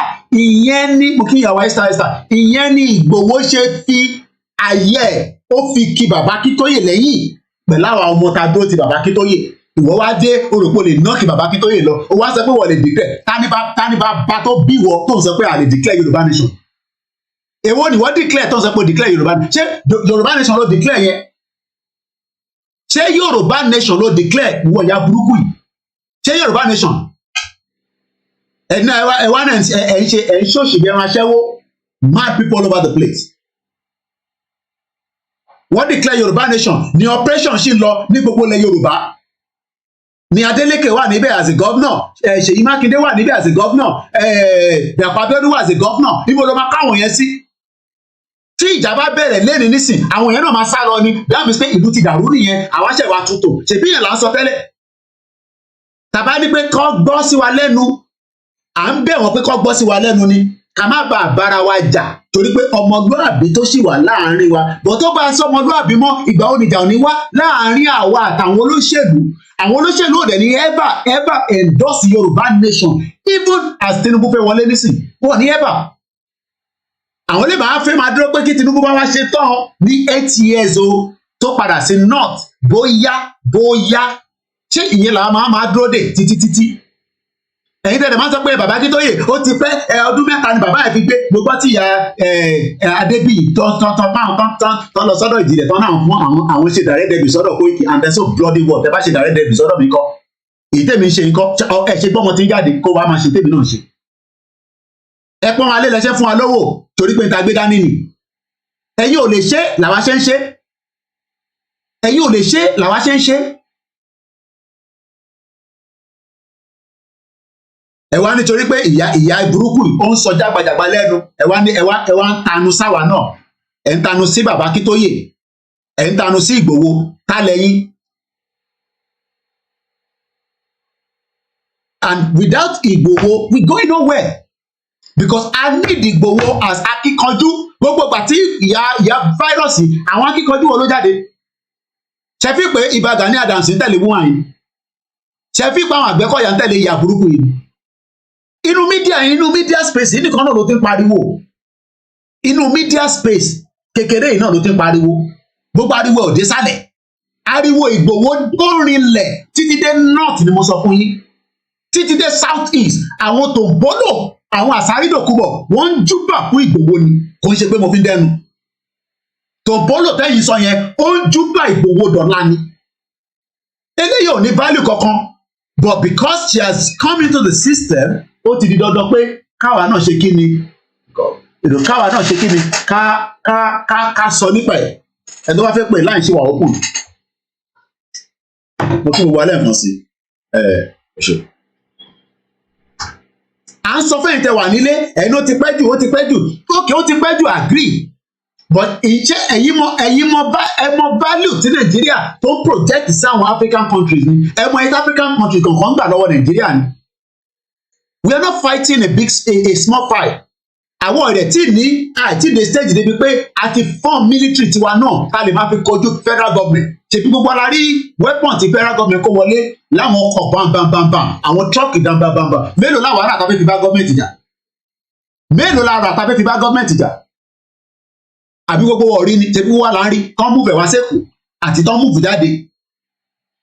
Adé sọ fún wa pé ká ṣe sùúrù tá a ṣe kò mí pa stupid kò mí pa wà stupid kò mí pa wà dumb and daft bí àwọn because tí ní káyé máa sọ pé literate ni wọ́n they are dumb and daft ẹni tó bá dé wà dumb and daft làákàyè yín because mo dẹ̀ rò pé ìtẹ̀ wà ní abroad pẹ̀lú wa mo rò pé làákàyè yín ó lọ sókè díẹ̀ ni mo rí pé làákàyè yín ó lọ sókè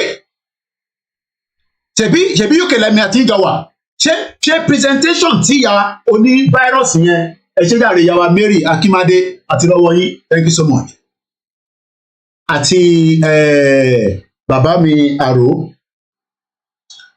àdán sọ fún gbogbo yẹn pé yes the system will crumble Nigeria ma crumble whether Yoruba nation or not because already there is a lot of problem nínú Nigeria ẹ gbọ́ pé wọ́n pa sójà márùn-ún ní Borno state lánàá ni tí Tinubu bá débẹ̀ wọ́n máa fẹ́ destabilize government ẹ̀gbọ́n òun náà nígbà fún wọn ni. Because àwọn terrorists they are not going anywhere. ISIS wà nínú Nàìjíríà, Boko Haram wà nínú Nàìjíríà. Ọ̀rọ̀ Fúlàní kọ́ là ń bá jà, à ń bá federal government jà ní. Ó dà pé ẹ understand it. Ẹ fi pé nǹkan kékeré la gbé dání ni. À ń kojú kan federal government pé sẹ́ we must be given the right to self-determination.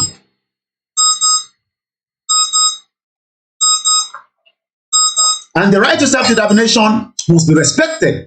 Ìyẹn ni bàbá Akíntóyè ṣe tètè lọ rẹ́gísítà sábẹ́ UNPO pédà tó bá di wàhálà kọ́ má máa lébẹ̀lì wa as terrorist ṣèbí gọ́ọ̀mẹ̀ntì ní sí lébẹ̀lì IPOB as terrorist even though pé àmọ̀ IPOB kì í ṣe terrorist. The federal government ó label IPOB as a terrorist organization nínú Nàìjíríà even though international ẹ̀wọ̀n rántí pé gbà táwọn Global Terrorism Index tó lọ include IPOB lára tí Nàìjíríà lè ṣe nìyẹn they are very powerful tó bá ti involve ọ̀rọ̀ owó dé ṣèbáwọn èèyàn làwọn tó jẹ́ Global Terrorism Index yẹn they are human beings ọkọ̀ máa inflate ọkọ̀ máa fún wọn ní kankan ni wọ́n dẹ̀ forúkọ IPOB síbẹ̀ ẹ má bínú aláàmì máa tọ́ nísìn. So what we are saying is that there is hope because hope tá a gbé dání ẹ wá lọ gbé irọ́ hope kan dání ẹ wá sọ pé àwa làwọn tá a ṣe bàbá Akíntóyè ní template burúkú wò lélẹ́yìn ní dání template òṣèlú ló ní dání gbogbo bí lẹ́tà tó lọ sí ICC a ní receipt ẹ̀ lọ́wọ́ gbogbo bí tí bàbá kọ lẹ́tà sí a ní copy ẹ̀ lọ́wọ́ ẹ rántí pé ìyá burúkú yìí olóhùn sẹ́ndì lẹ́tà lọ sí DHL lọ sọ́dọ̀ Buhari ẹ rántí pé ó sọ bẹ́ẹ̀ she is lying ẹni kó mú receipt ẹ̀ jáde receipt lásán at least DHL ṣe bẹ́ẹ̀ ìtawà lábúrò ṣe stupid ni ṣé ìtawà lábúrò di stupid ni ṣèbí tẹ bá sẹ́ndì kan pẹ̀lú DHL wọ́n máa fún yín ní invoice ẹni kó sẹ́ndì invoice tó fi sẹ́ndì lọ sí Abuja fún yín ẹni kọ́kọ́ fún yín ní because ó sọ nínú statement ẹ̀ kan pé òun send letter náà lọ sí Àbújá àbẹ́tí gbàgbé ni ẹni kó fún yín ní receipt ẹ̀ ẹni kó fún yín ní receipt yẹn lásán tó bá fún yín ní receipt ẹ̀ káwọn wá present ẹ̀ fún gbogbo yẹn pé Koiki yìí tó sọ yẹn irọ́ ló pa ó parọ́ mọ́ ìyá yẹn ni ẹni ẹ̀rọ máa parọ́ mọ́ ṣé mo parọ́ mọ́ ìyá yẹn ni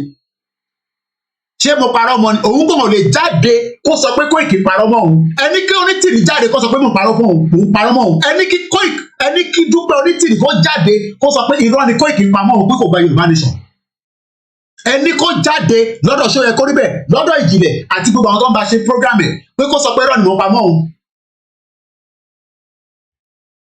ẹni kó jáde kó sọ pé irọ́ ni mo pamọ́ òun bóun gba Yorùbá nation ibo ló gbà sí ẹni kó jáde pé Koiki sọ bẹ́ẹ̀ pé kó jáde kó defend ẹ̀ pé irọ́ ni Koiki sọ pé òun ò gba Yorùbá nation níbo ló gbà sí ọ̀nà ibo ló gbà sí níbo ló gba Yorùbá nation yẹn sí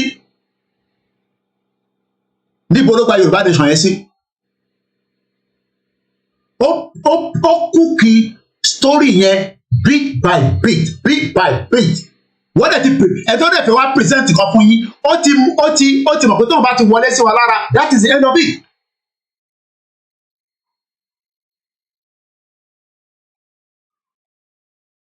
ẹ wá sọ pé ẹ torí pé ó jẹ́ obìnrin and kí ló lè jẹ́ obìnrin fún kí ló obìnrin lè jẹ́ fún èèyàn kan tẹ̀ sọ pé kó fún wa ní tracking number pé àtẹ̀ need the receipt not even only receipt kó fún wa ní tracking number òun send letter lọ sí Buhari letter tó send lọ sí Buhari àárí copy letter tí bàbá Akíntóyè send sí Buhari tí olórí burúkú ò reply a dẹ̀ tún máa fi letter ránṣẹ́ sí Tinubu náà tó bá ti settle down a máa kọ letter sí Tinubu pé àwa fẹ́ lọ ní bá ṣe fẹ́ lọ ní kí ọjọ́ ká tètè sọ ká má dà kí ìlú má bàa dàrú mọ́ wa lórí because ìlú tí kò bá wà stable problem máa wà níbẹ̀ ni crisis ṣebí ibo la ní nísìnyí tó ń lọ ní Sudan à ń bẹ Elédùmarè pé kó má rí bẹ́ẹ̀ but èmi máa pè dọ́là ń pa gbàgbó sì máa ṣẹlẹ̀ nínú Nàìjíríà ìgbà tó fẹ́ ṣẹlẹ̀ láàmú akọ̀ ń bẹ Ọlọ́run ni à ń bẹ Ọlọ́run ni pé kó má ṣẹlẹ̀ ká lọ ní wọ́ọ́rọ́wọ́ a máa kọ lẹ́tà sí Tinubu tó bá débẹ̀ ẹ̀yin ọ̀dẹ̀ ṣèbí lẹ́tà lélẹ̀ tí bàbá kọ sí Buhari mo ní lẹ́tà náà wà ibò lélẹ̀ bí akin tútù kà fún yín kẹtúrí this is the letter that we wrote to Buhari òun ní kọ́kọ́ lẹ́tà yẹn bá kan òun ní kọ́kọ́ lẹ́tà ìwọ ló máa sọ bó ṣe máa kọ lẹ́tà lórí burúkú woman ìwọ ló máa sọ bí bàbá ṣe máa kọ lẹ́tà wọ́n kọ lórúkọ ẹgbẹ́ wọ́n máa kọ lórúkọ ẹgbẹ́ that means pé òun ṣiṣẹ́ internally láti máa sọ fún bàbá pé kọ́ kọ lẹ́tà lórúkọ ẹgbẹ́ kọ́ máa kọ lórúkọ ẹgbẹ́ nígbà tí bàbá máa kọ lẹ́tà yẹn wọlé lé Yorùbá self-determination movement òun ló fi kọ́ òun ní kí bàbá máa kọ lẹ́tà wọ́n kọ lórúkọ ẹgbẹ́ ó kàn fẹ́ destroy bàbá Akíntóyè kò ní dá fún born bastard ní gbogbo yín mo sọ fún yín pé ẹ fún mi ní déètì ni mo sọ Ọláyọmí Koiki ni mò ń jẹ èmi nìkan máa yọjú sí ní Trafalgar Square máa ṣépè fún gbogbo yín lẹ́sẹ̀kẹsẹ̀ èmi ò bẹ̀rù gbogbo yín Elédùmarè nìkan ni mo bẹ̀rù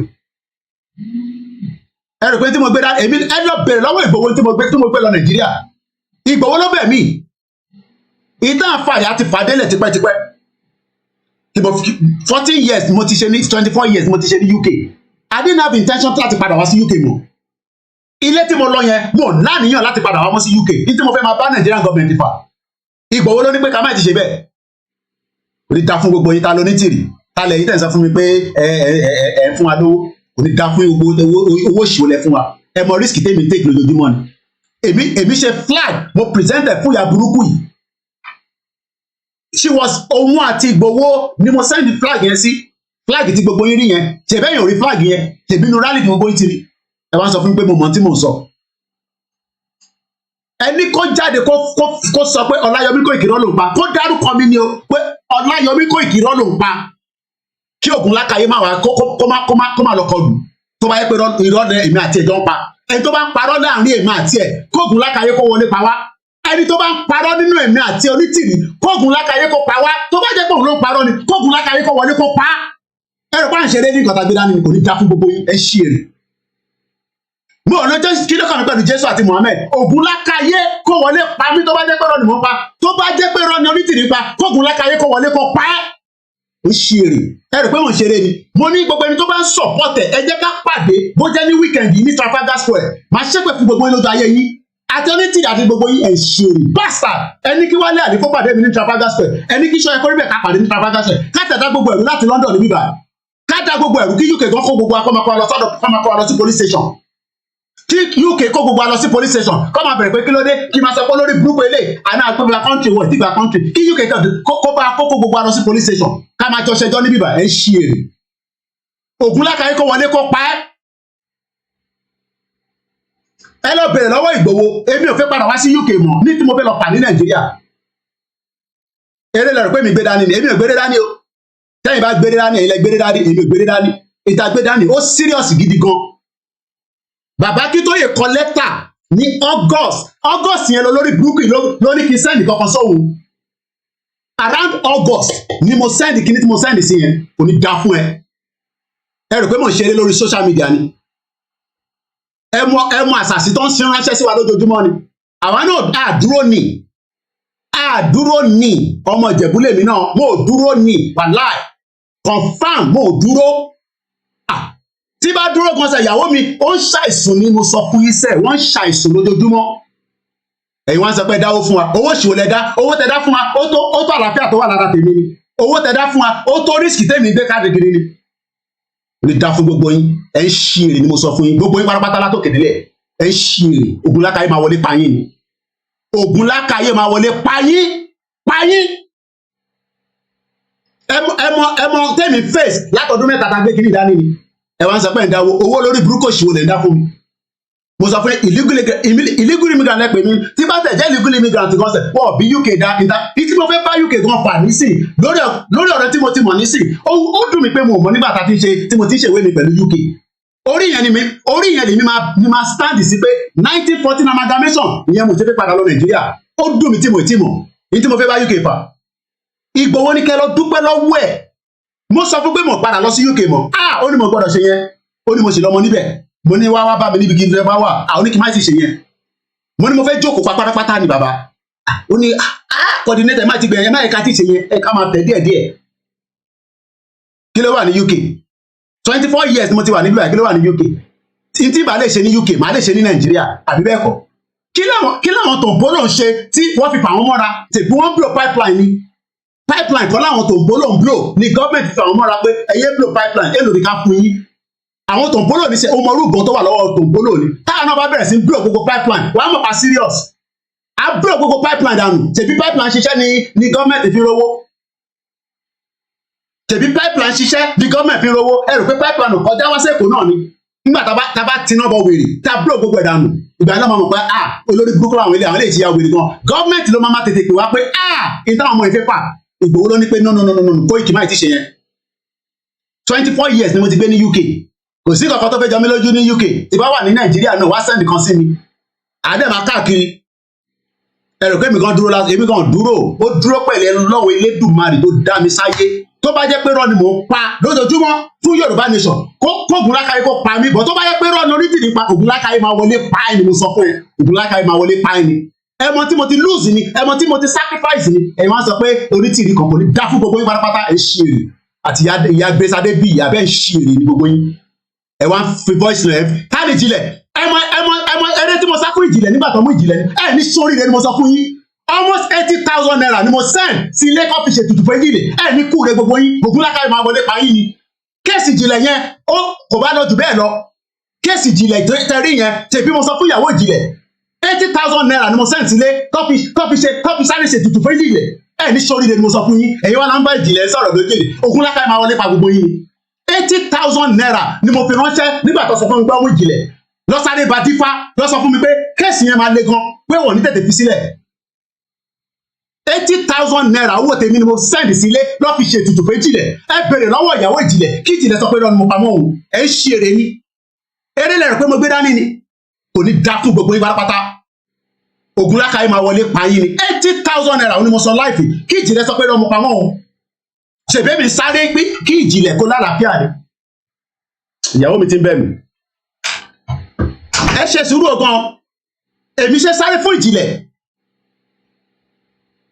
ìjìnlẹ̀ kó jáde kó sọ pé òun gba Yorùbá nation ṣé bí wọ́n ṣe ń gba Yorùbá nation ní ìjìnlẹ̀ gba Yorùbá nation ní Turkey tó wà yẹn 80,000 naira ni mo fi ránṣẹ́ sílé èmi ò gbọ́ tú ọ̀rọ̀ church àti kiri mo ní kó dífá fún mi kó jẹ́ ká mọ tó kí ló wà ń bẹ̀ wọ́n lè sọ fún mi pé bàbá kéèsì ní kéèsì tó wà lọ́rùn ẹ̀yẹn wọ́n ní bọ̀t ó máa dá àṣeyọrí máa yọ nínú ẹ̀ wọ́n ní bọ̀t ó máa pẹ́ níbẹ̀ ṣèbí mi gbé picture ìjìnlẹ̀ síbí wà lójoojúmọ́ mo dẹ̀ sọ fún yín pé mo bá ìjìnlẹ̀ jà pàdé ni wá ọ̀nà tó ń fi gbà nìyẹn problem tiẹ̀ nìyẹn kò ń ṣe problem but ìyá Onítìrì wọ́n wá jẹ gbá jáde ni mo sọ fún ẹsẹ kò ṣe program lé mi lórí wà lọ́sọ̀rọ̀ ìjìnlẹ̀ kò ṣe program lé mi lórí wà wá jẹ gbá gidi ẹ má sọ fún apá àwa distracted èmi ni mo wà ní back end èmi mo mọ tí gbogbo olúkálukú nínú movement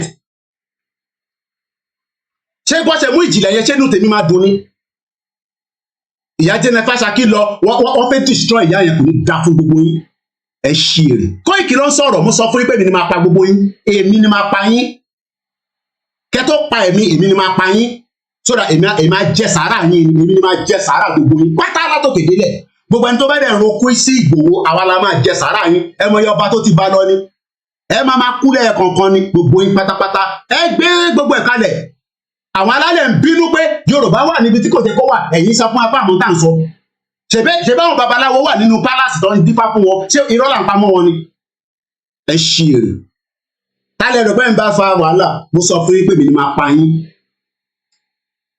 mad people all over the place òun lè léyìn sí lẹ́tà tí a kọ tó lórí burúkú bomb bastard Buhari nìyẹn ó dé ó fabricate oríṣiríṣi ó parọ́ oríṣiríṣi fún gbogbo yín ẹ rò pé mo ṣeré ni this is not a joke a fẹ́ gba àgbọ̀n ṣe jókì ní táwọn kan máa kú lé lórí ìlà wà nínú ẹ̀yìn àwọn kan tí kú mu wa ni ẹ tó bá survive ẹ̀ ni ẹ tó bá survive ẹ̀ ni ẹ tó bá survive ẹ̀ ni ó easy fáyín kẹjọ kù sórí social media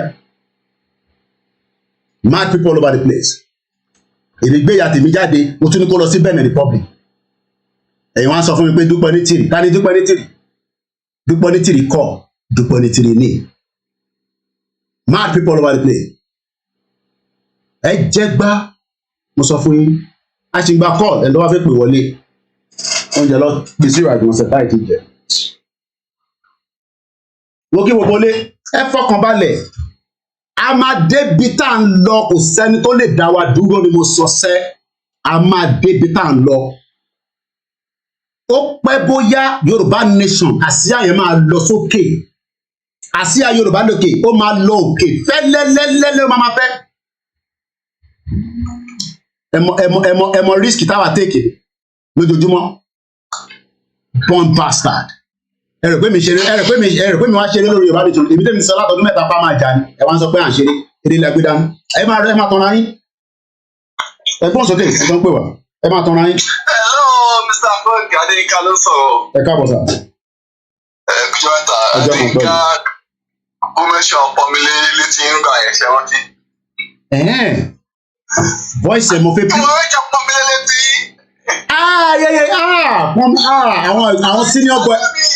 Àwọn senior boy wa nìyẹn aláì Olóyèdè Pọ́nmilé àwọn yẹn ọmọwé kọ́ lórí kábíyèsí Elédùmarè orí ẹ̀ bí machine báyìí ọlọ́ba ń kẹ́. Pọ́nmilé tó bá pọ̀ bí ẹ̀dá kó tó sọ̀rọ̀ ó ti fún ní nọ́mbà yẹn àwọn senior mi nìyẹn ọlọ́ba wà pẹ̀lú ẹ̀ Ọlọ́run kẹ́ Yorùbá dáadáa Ọlọ́run kẹ́ wa ẹja yọjú ìyá burúkú ìjáde ẹgbẹ́ òsókè jáde ẹ̀gbọ́n mi wá. kí ló ṣe ìyá ẹ̀kọ́ ìpè kí ló lè kọ́ ṣe pé. kí lẹ sọ. kí ló ṣe ìyá Onítìrì. ìbọ̀lẹ̀ yìí wà kẹ̀ iṣẹ́ ìjẹ́kẹ́ bí ẹni project ẹ̀ ń ṣe lọ́wọ́ ní UK àbí ẹ̀ mọ tó ń lọ lórí social media wọn. ìyá ẹ̀ ó fẹ́ set up wa ní ó ti set up wa tán náà ló ní káwa gan ká má gbọ́ sí lọ́wọ́ wà láì ó ní kígbò máa bọ̀ kígbò wá declare níbi àdágbé kọ́ wá bọ́ǹbù gbò mọ́bi tó wà. It took us some time to ẹ mọ̀ pé torí pé àtètè jáde so people were like ẹ̀yin náà bá ti jáde but ẹ mọ̀ a gbọ́dọ̀ confam gbọ́dọ̀ jáde ká wá máa sọ̀rọ̀ jágbàjàgbà àwọn èèyàn ní pé mò ń fún ní defamation ẹ ní kó lọ sùn mí sí court. àní kó sùn mí sí ṣèbí tó bá sùn mí sí court ó gbọ́dọ̀ fi àdírẹ́sì ilé ẹ̀ sí tó bá ti fi àdírẹ́sì ilé ẹ̀ sí mọ tó ń pè ní defamation ni èmi ò ní gba lọ́ọ̀yà àdírẹ́sì ilé lèmi máa gba èmi náà dẹ̀ fún àdírẹ́sì ilé tèmi. àdẹ̀jáde à ń sọ pé kí mo bá ṣe sùúrù a mọ̀ pé Nàìjíríà ọ̀dà kódà Nàìjíríà ọ̀dà gan sẹ̀ mo ní mo ṣépè fún Tinubu ṣebí Tinubu yẹ kí n máa ṣépè fún Tinubu ni ìjọba ọmọ Yorùbá ní kí mo fẹ́ ṣépè fún àní kọ́lọ̀ ń jẹ́ kó rí ìjọba ṣe gbọ́nsẹ̀ lọ́wọ́lọ́wọ́ tó fẹ́ wọ̀ yìí ìjọba àwọn olórí burúkú nọ́ọ̀tì yẹn kàbá gidi ni wọ́n Kaba abẹ́ Kaba ní Tinubu abẹ́ Kaba ló máa wà. Kí ló ń ṣe àwọn Yorùbá náà? Tá a fẹ́ kíkan 1 + 1 is 2. Oh, 2 + 2 your unity is 5. Níbo la ti fẹ́ rí yẹn? Wà á kẹ́sọ̀ ọ̀bẹ wọ́n ti fa kókè yìí. For God's sake. Ìyá láyé sọ fún àwọn èèyàn ẹ̀kan jẹ́ kíyàn máa fẹ́ dàbí ọ̀rẹ́ tó ń bínú bínú kò ní bàjẹ́ fún yíyá rẹ̀ ẹ bá ń kí senior boy mi dáadáa ẹni kí ẹ bá máa kí àwọn èèyàn. Mo ti rántí nísìn màá tẹ̀ rántí nísìn pẹ̀lú be positive patient and persistent mo like status yẹn no problem ẹ ṣe God ẹ gbọ́ mi thank you so much. Àwọn tabẹ́ ò nìyẹn bàbá yẹn ó mọ̀wé pa US ló wà nísìn top project ló ń ṣe lamẹ́ríkà wọ́n pọ̀ bẹ́ẹ̀ pọ́nmilé ó mọ̀wé fọ́ lórí a ní ká ṣe sùúrù kò ṣe pé torí pé mò ń wà anger sọ̀rọ̀ báyìí no because peace lèmi fẹ́ I wanted a peace adẹ̀tí pé peace ò sí lọ́nà ìyá yẹn kò sọ́gbọ́n because ẹni tó ń parọ́ fún Ìgbòho lẹ́yìn wá sọ pé ó ń sọ̀tọ́ fẹ́ yìí ó ń parọ́ fún Ìgbòho gbogbo ẹ má bínú Mr. Azeez gbogbo gbólóhùn bá Ìgbòho sọ̀rọ̀ yẹn mo sọ fún yín pé á pe Sami Japan àdínmí ní Sami Japan èèyàn tèmi ni á pe Sami Japan àwa connect Ìgbòho mọ́ Sami Japan àwa ń ṣe 3-way call nonsense wo nìyẹn adé sọ fún èèyàn pé gbogbo àwa slow down ni torí pé Ìgbòho did not want me to come out I would have come out long time but Ìgbòho kàn pé bí ẹ mọ̀ a kàn ń wò pé bóyá gbogbo wa ni wọ́n síbẹ̀ mọ́ ní pyramid yẹn kó join bàbá yẹn sọ fún wa pé ẹ̀yàn ọmọ mi kò sọ́nà níbẹ̀ woman yìí àwọn ti gbóríṣiríṣi confam this that ìyẹn ni bàbá fi jáde ìgbà tí bàbá jáde lèmi bẹ̀rẹ̀ sí sọ̀rọ̀ mo ò jẹ́ kó bú wọn yẹn lórí program yìí for a very long time mo disagree pé kó bú lórí platform ìgbà yẹn làwọn àwọn other media ti sọ̀rọ̀ ẹ má bínú Mr. Azeez ẹgbẹ́ òsókè mo sorry gan. oṣù wàhálà ẹ jẹ́ ká sọ iṣẹ́ náà ọ̀gá àwọn àdéhùn ìlú tó ta náà. bó pẹ́ bóyá ni a máa débẹ̀.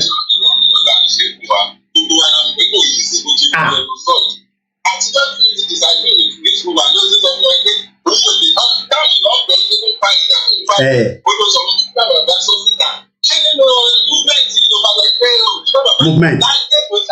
Kódà ẹ má bínú àwọn tó jẹ́ olóṣèlú gan sẹ̀ tó bá step down kárí confirmation confirm kárí pé wọ́n jáde tán lóòótọ́ kí la máa ṣe fún wọn a máa nà wọ́n lẹ́gba ni ṣé máa nà wọ́n lẹ́gba ni.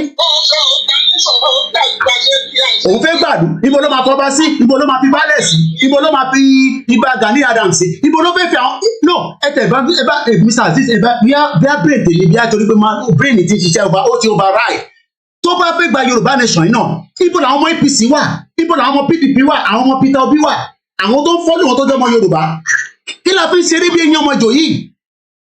àwọn ìwọ́lẹ̀ ọmọ oṣù wà gbọ́n nípa báyìí àwọn ìwọ́lẹ̀ sì bá òkú ọ̀gbọ́n ó lè ti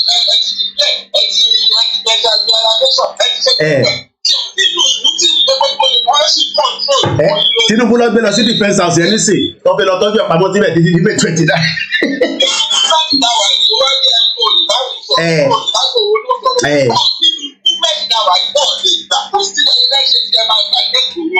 Ìgbòho kò possible.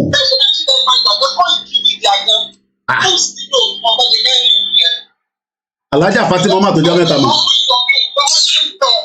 Iṣẹ́ tí kò ìdí ti ṣe nínú ilé Yorùbá nation kò sí ní ìyálà ìka ẹni ló lè ṣe kò tí ì sí. Lórí tẹ́ẹ̀lì ẹ̀fí sílẹ̀ ìtẹ́fẹ́ ẹ máa vibrate everybody lójoojúmọ́. Ẹ tún wá àwọn tọ́pìkì tó ṣe tọ́pìkì wa. Gbogbo wo ebi dábàá ṣe kọ́nà ìdábàá ṣe kọ́nà. John Emura wọn. Kí ni Nàìjíríà produce? Kí ni Nàìjíríà manufacture? Ká ṣe sùúrù kò sí kankan. Irúgbà àwọn ẹ̀gbọ́n mi pọ́n mi lé yẹn nísìn ó yẹ káwọn bá wa direct oríṣiríṣi industry ó wà lamẹ́ríkà nísìn lọ́ọ́ ṣe dáadáa 6 figure ló ń gbà. Amadébẹ̀ ìdán.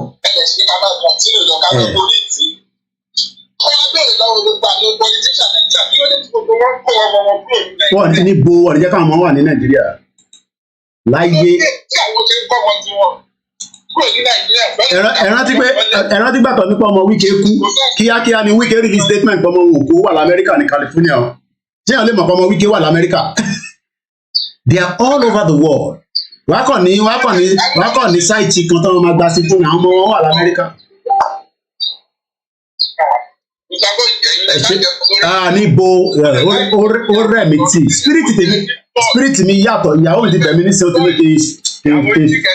kí calm down. So mo lè ti ìyàwó mi ti ní kí calm down. Kọ́ yẹ kí èèyàn máa lọ máa sọ nǹkan tí kò yẹ kí èèyàn máa sọ ni. Ẹ ṣé jà rẹ̀ gbọ́ mi. Ẹ ṣé gan ni. Thank you so much. Thank you so much. To the end in me. To the end. Ìgbòho ló máa end gbogbo àwọn tẹ̀yìn rò pé kò ṣe end yẹn. Thank you so much. Ìgbòho ni o. Lágbára Ọlọ́run. Thank you so much. Mo kí gbogbo alẹ́ nǹkan sí. +44 74 044 059. Ìyàwó mi ti bẹ̀ mí. Ó ti ní kí calm down. Ìyàwó mi rẹ̀ gbọ́dọ̀ bá mi sọ̀rọ̀ tì. Ẹ ṣe sùúrù o. Ọlọ́run. I play video kan tí mo play lánàá nísìn. Ká tó fi gbọ́ Nàìjíríà. Ẹ ká fi ọ̀rọ̀ onítìrì sílẹ̀ díẹ̀. Virus woman. Nàìjíríà. Ṣé rí as much as expectation tó wà lórí Tinubu yìí. Afẹ́jú ti bí wà tó ṣe bẹ̀rẹ̀ democracy 1999 is just too much. Bóyá fẹ́ survive ẹ̀mí tí mo. Tinubu, the expectation is too much and Nigeria is all. Ṣé rí Tinubu tó dé Nigeria ti wà halfway completely gone. Àwọn kan wá ń sọ fún mi, bàbá mi kan pè mí, wọ́n ní ìrìn àjò oríṣiríṣi ọ̀nà ni. Wọ́n ní ṣé mo mọ̀ pé Abiola ló sacrifice rẹ̀ fún democracy. Mo ní bẹ́ẹ̀ ni. Wọ́n ní Tinubu náà lè sacrifice rẹ̀ fún kí movement Yorùbá nation àbí kí break up Nigeria. Ẹ̀kọ́ ìbọn mi àwọn fẹ́ sọ táwọn bá ń comment. Àjọwà ní UK ń báyìí ni mo máa ń like comment wọn. Wọ́n ní Tinubu máa dá wa padà sí regional government. Mo ní okay. Kọ́lọ̀ ń jẹ́ kó rí ṣe. Ẹ̀gbọ́n sókè alájà ó tọ́jọ́ mẹ́ta mo ní àbẹ́ lọ́lé ni. Ẹ̀rọ ọjọ́ mẹ́ta ẹ̀ wò àwọn ènìyàn kí wọ́n pa ìlú mi. I can imagine. Ẹ káàbọ̀. Ọjọ́ mẹ́ta báwo ni ẹ tún ṣe? Àwọn lẹ́nu ẹ̀ no retreat no surrender ni ẹ̀rí tó rú mú mi gidigidi báyìí. Nínú kọ́fì kan lóru tún mú mi báyìí. Àbúkọ́ lọ kó ṣàánú. Ẹ pẹ̀lú. Ṣé rí ọ̀nà gbogbo ọ̀rọ̀ ìpè honestly ṣé wọ́n rántí pé ẹ̀fọn ẹ̀rọ tó fẹ́ kí wọ́n bóyá ìwọ̀n Wàláì. Ìfẹ́ tí mo ní sí ni wàláì. Ẹsẹ̀ ẹ̀fẹ́ ẹ̀fà ẹ̀dùn bífò èèyàn máa bá wọn tó abẹ́yìn àti ìta ìyẹ́ bóyá ẹgbẹ́ ẹgbẹ́ ìsọ́tọ̀. Bẹ́ẹ̀ni. Ọ̀pọ̀ ní gbogbo ayọ̀ lọ́tọ̀ ti tí màmá yẹn tó fi kọjá ìgbésílẹ̀. So èmi dẹ̀ máa ń sọ náà lórí program yìí pé ìyá ìdí ìráìtàn tẹ̀lẹ̀ tí wọ́n pé this woman lọ́rọ̀ ẹ̀ kò ṣe rárá ẹni tó bá rò ó tí bá ṣe fáwọn èèyàn wọn wà tó gbọ́ ní ìbùkún yẹn tó tẹ̀lé àti òdìsá lọ́dún even to the next already ó ti wà so obvious pé this woman is going nowhere it's just a scammer he just came to big distraction ni yàrá ti rí. She's a big distraction to the movement. Unbelievable. We pray. Then.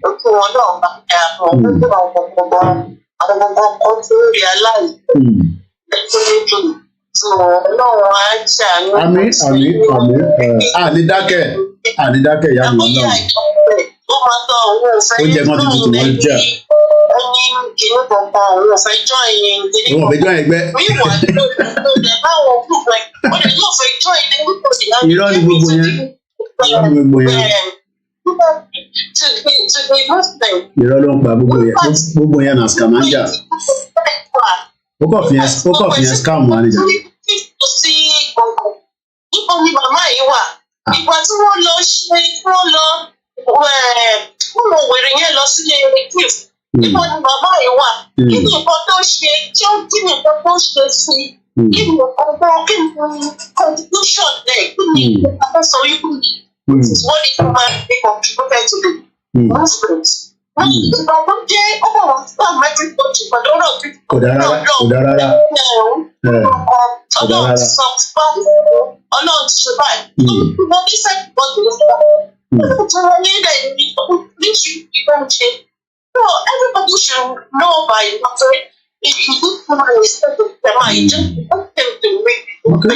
So,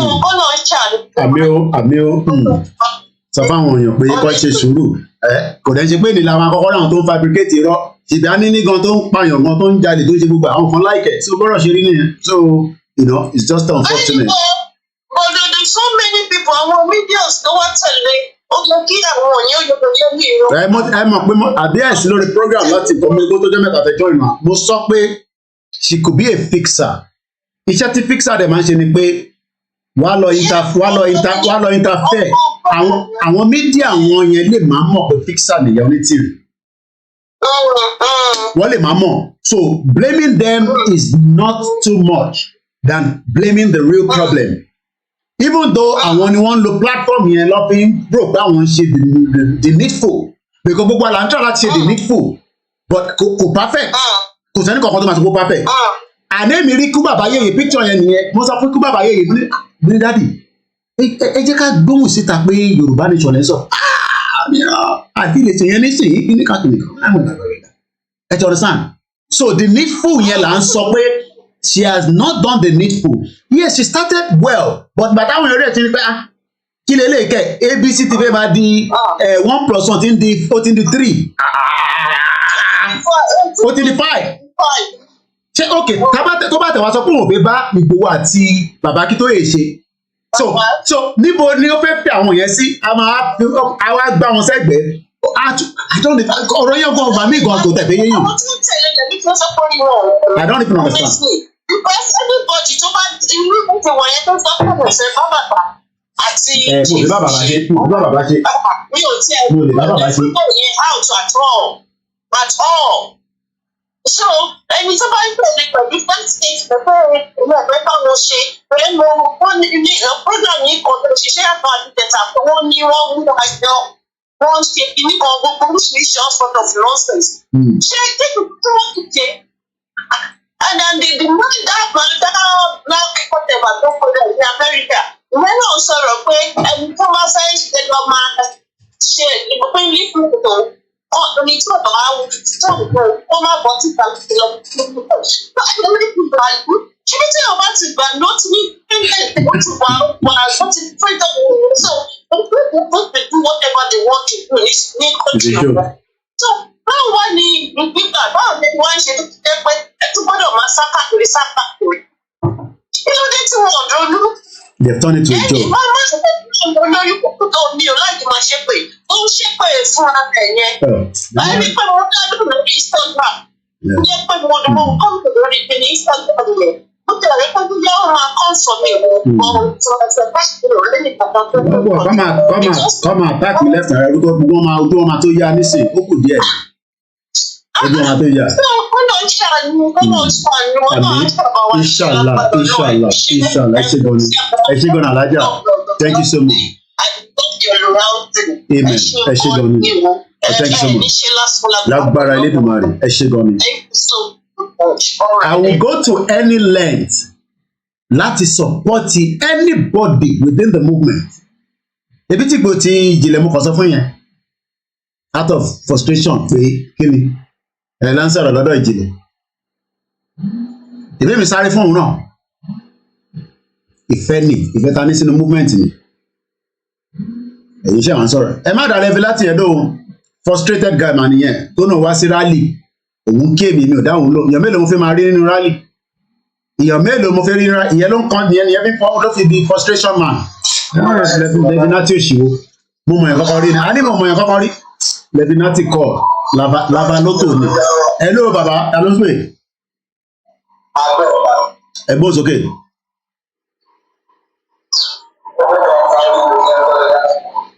Ó dà pé wà far away níbi tí ẹ wà ẹ̀kọ́ tó ń wọlé àgbọ̀n yìí dáadáa ó dà pẹ́ ń lọ APC.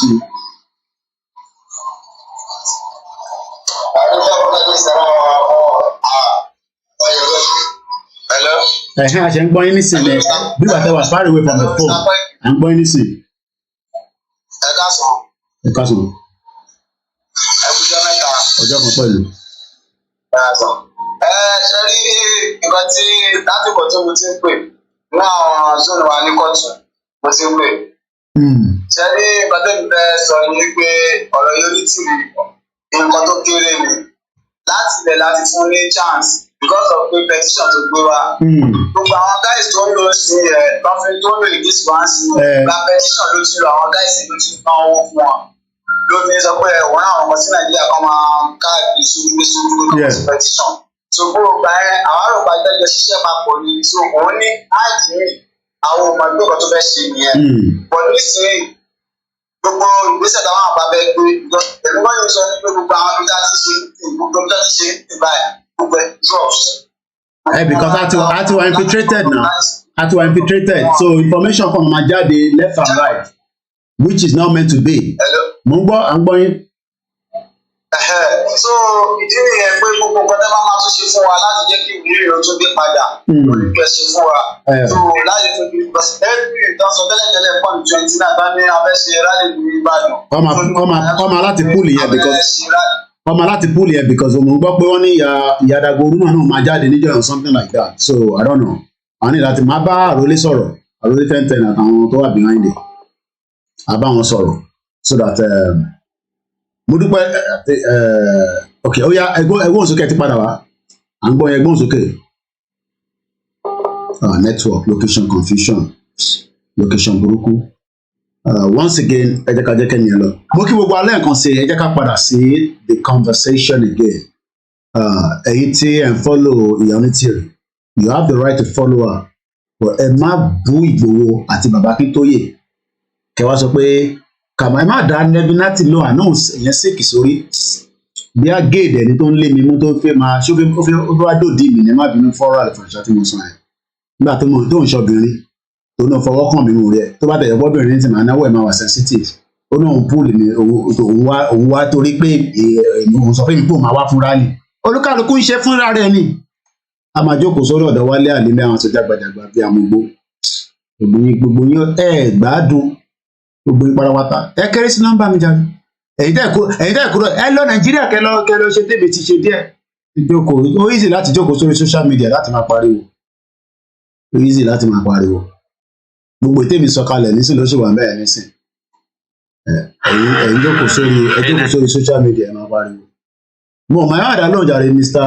Ọlákúnlé àti Olúwaṣeun tí ó fẹ́ dòdì mi ló ṣe máa ń lé mi mú ni ló máa dárúkọ mi mo mọ̀ rí tẹ́lẹ̀ ìbí ni mo fẹ́ràn láti mọ ra wa rí kí ló pàyà àmọ̀lára bẹ́ẹ̀ ni tó fẹ́ máa dòdì mi ni ṣé gé ni mo bá wọn gé o kò sí ìlú yóò gbọdọ̀ tó gé o ẹ jẹ́ ká wo fídíò yà wò lánàá àwọn kan lè má rí yìí nǹkan mo ní àbí kí la máa ti wá sọ yẹn sí kẹ̀ á dẹ̀ máa lé mi mú lójoojúmọ́ ṣé o ti di gé ni tó bá ti sọ méjì mẹ́ta bá máa sọ kóìkì ẹgbẹ́ jágbàjàgbà lọ́jà ìwọ́n tó bá yẹ sọ́pọ̀tì yẹn ní ti oníráìt náà láti pè ó àgbẹ̀mà tó bá ti ní bú Ìgbòho àti bàbá Akíntóyè ó lè wá defend Ìyá Onítìrì I always say that ìyá mi àbí obìnrin kúnlẹ̀ rẹpẹtẹ ambọ̀sibọ̀sí mo níyàwó ilé ìyá tó a máa bọ́kùnrin sùn náà má jàre kò ṣe dáadáa àkóbá àdábá Ọlọ́run má jàre ìbọ̀lá tó já sí ìkẹ́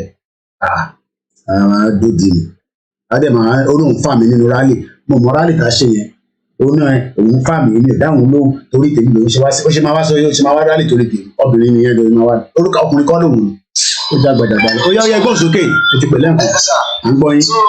èmi náà mo ń sọ fọlọ. mórì mo mọ̀. èmi wá wò ó pé bàtà lè ṣe é sì ní pé because tẹ bá wọlé tó wà ní kóòtù ìyẹn ti lọ gba ìṣẹ̀lú dẹ̀rọ̀ gbogbo wọn ló tiẹ̀ pẹ̀lú nǹkan tó ṣẹlẹ̀ àwọn tó fẹ́ máa lù balẹ̀ ṣe àwọn ẹlòmíì tó jẹ́ pé torí owó ló fi ṣe àwọn ẹlòmíì torí pé láyé tẹ̀sí. Elédùmarè àtẹ nígbà tásìkò bá tó àwọn yẹn náà lè tún padà wá bọ̀ at least for now kákọ̀wà kíápù náà ni. àti rí wọn ẹ̀wọ̀n wá àwọn tó lọ sọ́dọ̀ Tinubu tó lọ gbowó náà respect tó jẹ́ àwọn ọ̀gá náà fọkàn sí rárá àwọn ọmọ táwa tẹ̀lé gbogbo kan náà ní sùn bẹ́ẹ̀ pẹ̀lú àwọn ọ̀gá yẹn náà wá ṣe gbogbo Ọlọ́run wà pẹ̀lú wa. ẹlòmíì ti lọ gba sọ̀rọ̀ dẹ̀rọ̀ ẹlòmíì tiẹ̀ tó bá sọ̀rọ̀ ìbánisọ̀ ní tiẹ̀. kò fi gbọ́mọ kò mátà lágbára Ọlọ́run àwọn tó sọpọ́tì ẹ̀ náà wọ́n máa wà pẹ̀lú wa náà ni so a lè ṣe pẹ̀lú wọn it's just a matter of time. kódà.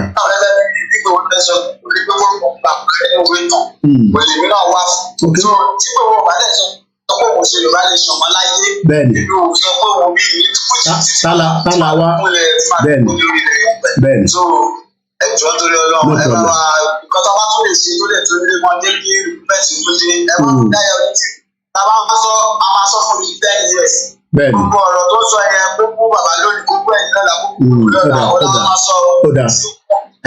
Mo ti rí títí the end of this month ẹ túbọ̀ fún mi ní tírí ó dà ẹ̀gbọ́n mi. Ó dà. Bí ti ẹlẹ́gbọ́n ti máa ń tẹ̀lé lọ́wọ́ sẹ́lẹ̀ sórí pláfọ́ọ̀mù àgbà rẹ̀ má bí ti ẹ̀dá mi. Thank you so much. Ẹ ṣé gan ni. Ó dà ẹ má wọrí láti May láti 1st of May. Òróǹbó ẹnu òróǹbó ìyọ́nítì wọn ẹnu ẹ dàbí ẹnu òróǹbó tínú bá ń bí wọ́n tó ń gbọ́ lọ fọ́pọ́n ẹ̀ mọ́lẹ̀. Thank you so much my brother. Ẹ bá báyọ̀ ní Sunday Igboho bàbá wa olóyè Sunday Igboho Professor Akintoye ẹ bá wọn bàbá Adéníran yẹn náà àṣọta ni ádà wọn ti bàbá dẹjọ jẹ tó wọn lọ́wọ́ àfojú wọn ọ̀tọ̀ but àwọn wa tán ìyẹn pẹ̀lú ògo la máa délé rẹ̀. Lágbára Elédùmarè. Thank you so much. I appreciate. Thank you. Mo kí ẹ tó pè tán. Ẹ̀gbọ́n mi jẹ́ sáré ka kọ́mẹ́ǹtì ti Ọlọ́run ni Paul ẹni Koiki kindly let's put the woman on. Yeah, we're gonna put it aside. I've already assured our own listeners here. But mo ní kẹ́ fún mi títí the end of this month láti make sure pé mo deal pẹ̀lú ẹ̀ dáadáa. Mo ti ní mo ní change topic yẹn. So I should need 3 more days before the end of the month. So there come here my shoulder program láàrin méjì but topic yẹn mo ní change ẹ̀. So ẹ máa bí ẹ pẹ̀lú wa ni kò distract wa but yes ìjọba àwọn tó ń pẹ̀ ń gbọ́ wa àfẹ́kẹ́ máa gbọ́ ọ̀rọ̀ onítìrì nìkan tá a bá ti ń gbọ́ program àfẹ́kẹ́ máa gbọ́ àwọn program oríṣiríṣi ṣe má bínú sí wa ẹ fún mi títí the end of the month. Hello Mr. Kazeem. Hello ẹ káàbọ̀ sórí ètò. On script àgbọ́yé o ṣe ń lo APC ni má bínú bí ẹ̀ ń lo APC. Mo kí gbogbo alẹ́ kan sí ní South Africa ní Côte d'Ivoire ní Congo níbikíbi tólúkálukú wa bá wà àtẹ̀dẹ̀ ń support ìyá Dagboru Akin Kòmátà Akin understanding lẹ̀ gẹ́tì ni lójú yín ẹni àwa ti pẹ́ lọ́dún mẹ́ta ní tó bá máa fi di next year nísìn Dagboru woman yìí náà á máa tó ọdún méjì àbọ̀jú kan àtàbọ̀ ara yẹn balẹ̀ bàbá Kúnlé Ṣítà mú kí n jàre. So ẹ jẹ́ ká fi kọ́ sílẹ̀ ká lè focus lórí ìkòlè. Àwo fídíò yìí lánàá mo ti náà máa lò léraléra but so far mo rò pé ẹ jẹ́ wo orí mi láti bíbá mo rò pé YouTube ti sọ fún mi pé ẹni ní ká take it down tí bá ti rí dẹ̀nà lè má lò mọ́. I like the video. So far kò tí sí nǹkan tó jọ bẹ́ẹ̀. Kò tí sí nǹkan tó jọ bẹ́ẹ̀.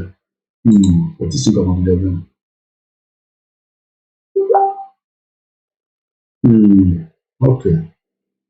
All right. Mo rántí fún wọn ní. So wọ́n ti jẹ́ kí spirit lọ sí another level láàárọ̀.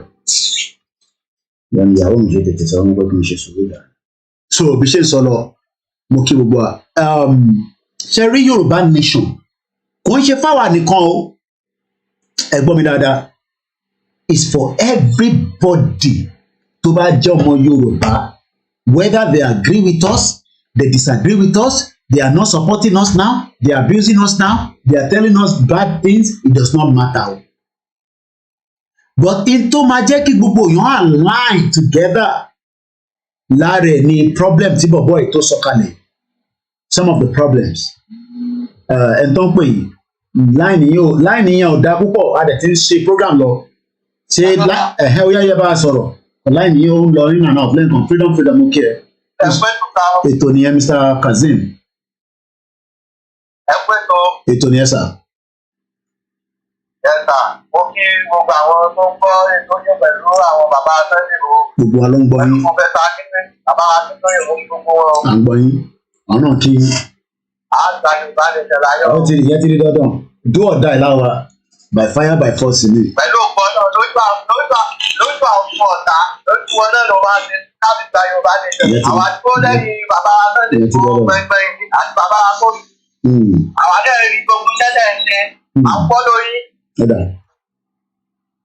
Lẹ́yìn bàbá oníjìnlẹ̀ ìrọ́pọ̀ ló yẹ ká máa polúkọ ìrọ́pọ̀. ọ̀gá ìrọ́pọ̀ wọ́n máa mú bẹ̀lẹ̀ àwa ni wọ́n máa ń gbọ́dọ̀ wọn tẹ́lẹ̀ àwa ti rò pé òótọ́ náà sọ dáàrin kan láti pé irọ́ náà ń pa fún wa. irọ́ ni. wọ́n máa fi àwọn ọ̀dọ́ mọ́ni irọ́ náà ń pa o. àwọn ọ̀dọ́ táwọn náà wá sí Nàìjíríà gbogbo fídíò lẹ́yìn tí ń gbà tẹ́lẹ̀ bá wa sẹ́lẹ̀ kó làwa rí. gbogbo bẹ́ẹ̀ ṣe ṣe làwa rí káwọn náà wá. kò ní wá o. tó bá yẹ pé tó tọ́ ká máa ń tẹ̀kọ́ lórí sójà mídíà nìkan. kò ní wá. tẹ bá ń retí ìyá onítìrì kò ní wá irọ́ ló pa kò ní wá sẹ́ni ìwé ẹ̀ wàhálà kò ní wá. kò ní wá irọ́ ló pa èmi ti sọ fún wọn mo ní àwa náà dúró dé wọn o Nàìjíríà làwa náà wà á dúró dé wọn. kò ní wá. káwá sọ fún báyìí wọn. kódà Adam mokẹ irọ́ ti pọ̀ jù bẹ́ẹ̀ ni thank you so much. ẹ ṣé gan ni bàbá mi Kazeem Ọlọ́run bá wọn pẹ̀lú yín mo kí gbogbo àwọn tó wà nílé kódà data lójoojúmọ́ látọdún mẹ́ta gbogbo ẹ̀ náà la máa jèrè ẹ̀ mo sọ lánàá pé láti May or anytime a máa discuss ibo la fẹ́ jẹ́ kí ìrun wa wà in the 22nd century a sì máa tún kíní ẹ̀ ṣe o ẹ̀yin tájọ wà lórí program lánàá because èèyàn kan tó padà wá sọ fún mi pé get the calculation yẹn right bí a ká kọ́kọ́ yanjú yẹn ká tó máa bẹ́ tó lọ a máa fọ̀rọ̀ ìyá onítìrì sílẹ̀ but títí the end of the month yìí ni mo ò ní fi sílẹ̀ lọ́rùn ó the end of this month wọ́n ló ń ta mí lára ní ẹ̀jẹ̀ kó máa ta mí lára wọ́n ní ìyá onítìrì ti block owó tó ń fún mi ní ẹ̀jẹ̀ kó block gbogbo ẹ̀ ló ń ṣe mí bẹ́ẹ̀ ni látòrí social media nìkan ni màá máa dì pẹ̀lú ẹ̀ á gbọ́ wíníwíní ọ̀rọ̀ scammer yẹn èmi ni mo design ẹ̀ scammer tí mo pè yẹn ò lélẹ̀ ojú láyàrè tọ̀bí kí ni ìyàtọ̀ wọn àti Lai Muhammed kí lélẹ̀ kẹ̀ láfíríkà kí lélẹ̀ ẹ wòran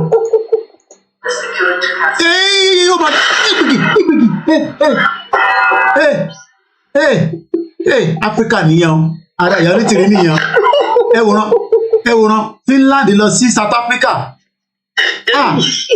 ẹ wòran ṣe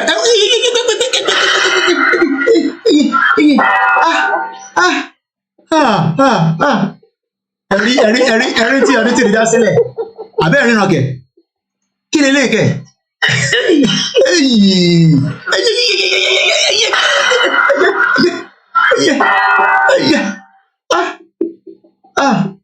Áfíríkà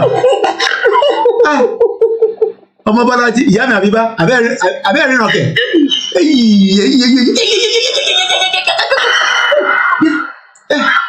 ara tí onítìrí náà ṣe nìyẹn o tọ́ba náà ti gba kọ́ńtírì bó ṣe gba kọ́ńtírì fún nìyẹn bí onítìrí ẹ má bàtà àwọn gbogbo àwọn Mickey Babs ẹ lóhùn àwọn èèyàn nílà káyè gbogbo kọ́mẹ̀ntì wọn ni máa ń tọ́ máa ń bú mi ẹ̀ka wọn ló ń jáde bí onítìrí náà ṣe ń parọ́ fún wọn lélẹ̀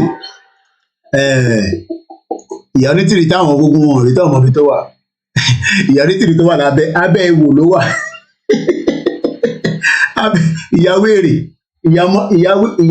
ìyá skoin tó bá bí ẹnu bí ṣe ń sọ là fóònù ẹ mọ́lẹ̀ kó fọ́ fóònù ẹ mi dá fún gbogbo yín fọ́ fóònù ẹ mọ́lẹ̀ pé mo ń pè ní ìyàwó èrè so bí ṣe sọ mo ti fún àwọn èèyàn ní guarantee pé by end of April lágbára Ọlọ́run even though pé kò ní jẹ́ final but màá sì make sure pé láti April màá mẹ́nu kúrò lọ́dọ̀ ìyá yẹn ẹ jẹ́ kí n ṣì gbàdé títí the end of the April kékeré ni mo ṣe ń ṣe bí gbogbo wọn dẹ̀ ti release audio fún mi ẹ̀yin èèyàn wa kí ni mo ti bá wọn fà àwọn mídíà gan kéré sí mi ẹ̀rọ aláì hello kọ́là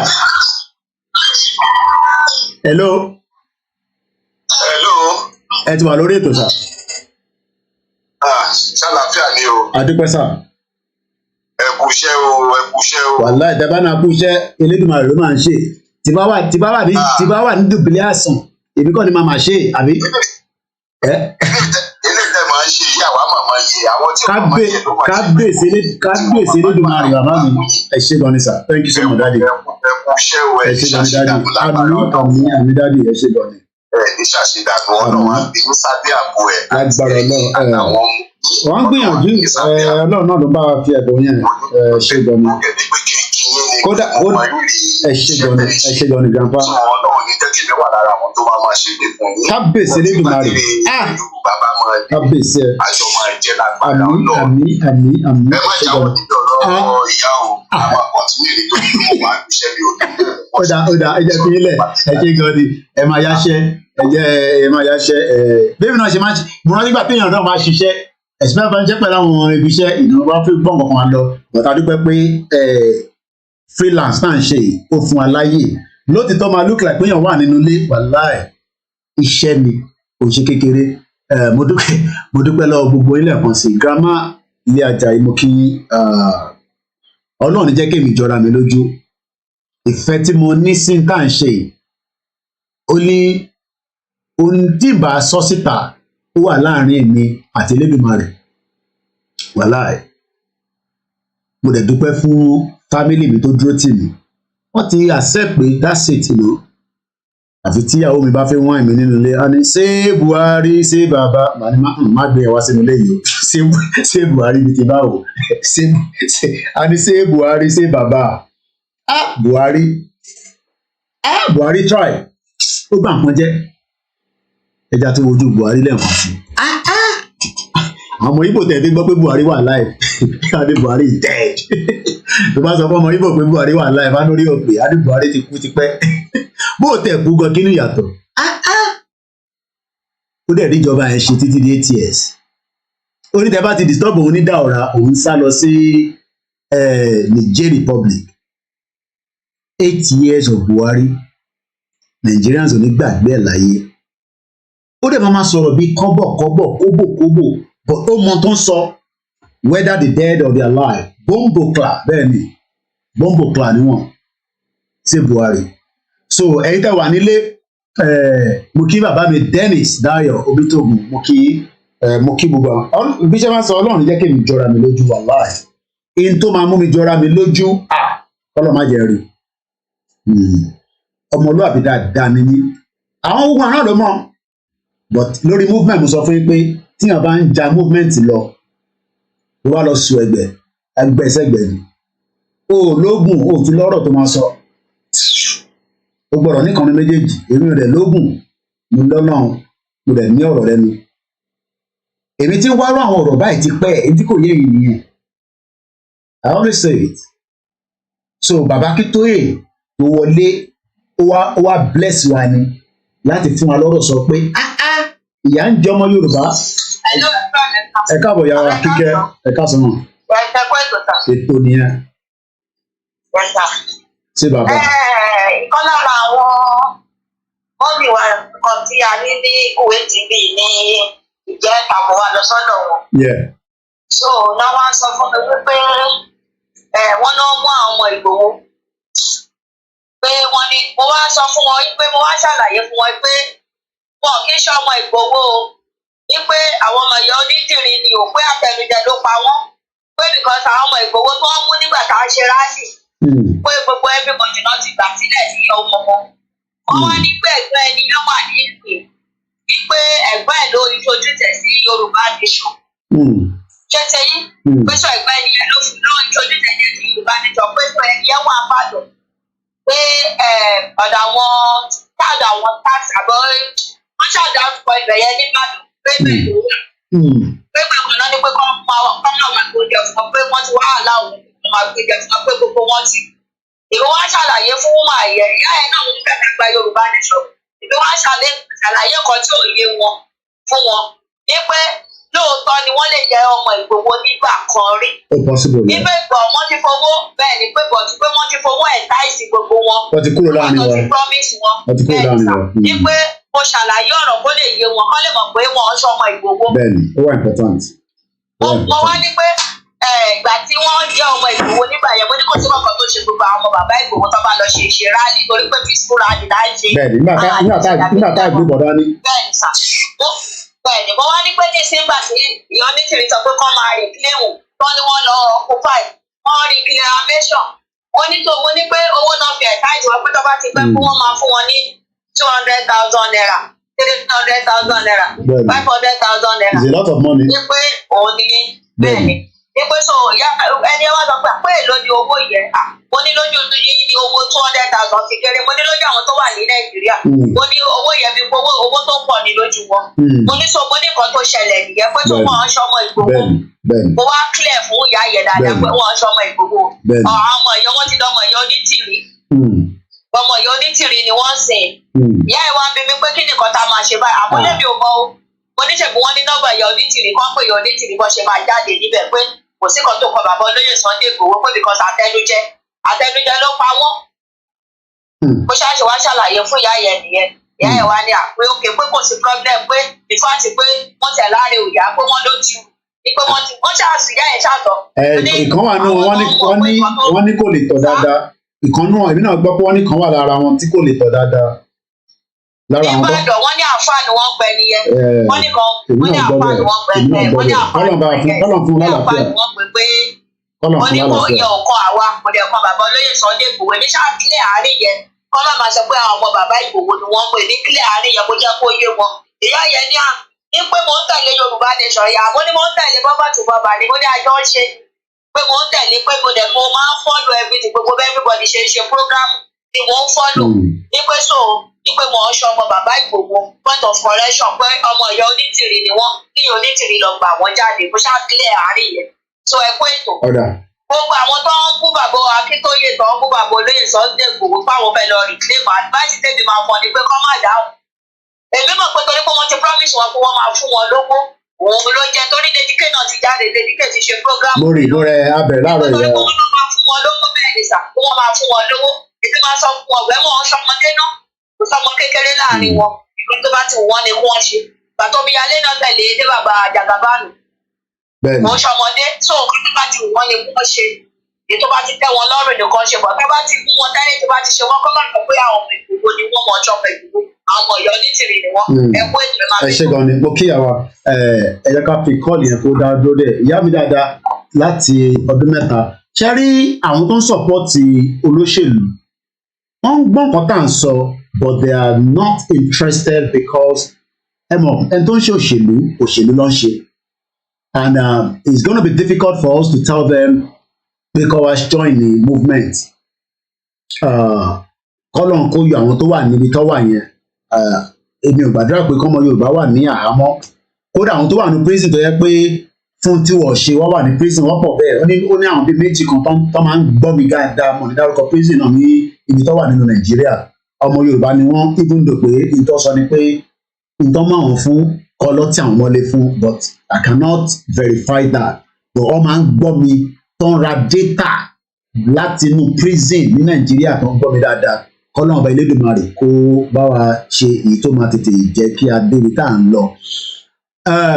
Mo fẹ́ play video but sometimes mo máa fi wà very careful history of Nigeria lélẹ́yìí but a lè lo ti bọ̀ boy like I said ká fi mo kí lẹ́ẹ̀kan sí bàbá mi John Ògúndélé ẹ̀kú gbogbo gbà wa mo kí dádì wa Dennis mo wá kí gbogbo ẹ̀yin dádì wa whether you are in Nigeria whether you are outside ẹ̀yin dádì wa kan tí àjọ ń ba lọ tẹ́lẹ̀ tí ẹ sọ pé Kóìkì no ọ̀nà tó ń gbà pẹ̀lú Ìgbòho àti bàbá Akíntóyè àwọn ò lè máa fọ́lù ọ̀nà yẹn mọ́ no problem ìyẹn ò mí pé mo máa hate yín but ìyí tó bá sọ̀rọ̀ láàrin yín tí bá dá voice ẹ̀ mọ̀ tó dẹ̀ sọ fún mi pé Kóìkì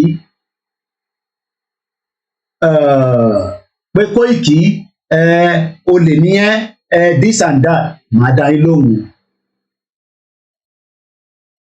màá dá yín lóhùn dáadáa màá dá yín lóhùn dáadáa ní màá dá yín lóhùn màá fún yín lésì gidi èsì gidi ni màá fún yín wàláì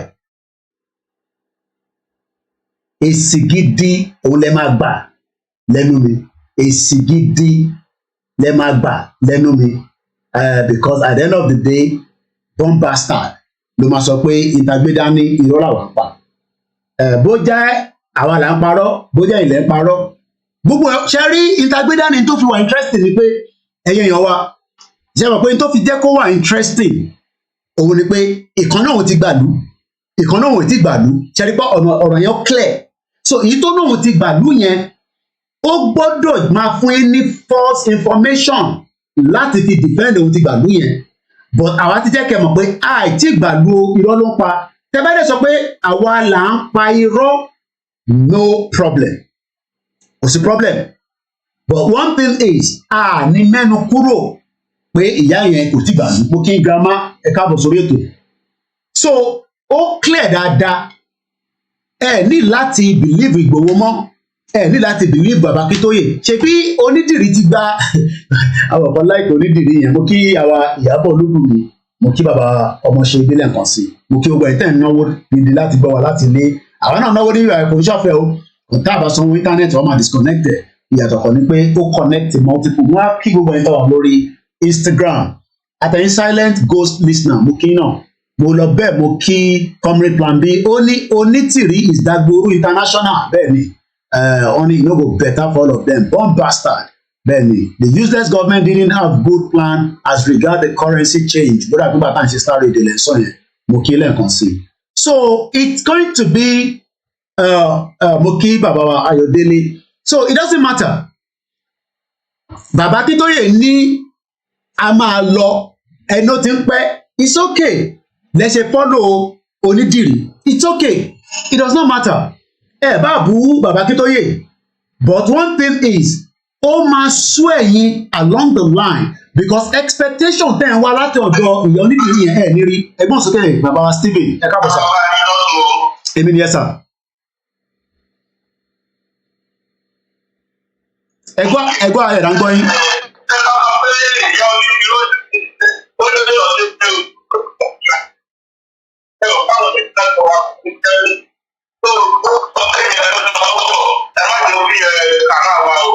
Okay.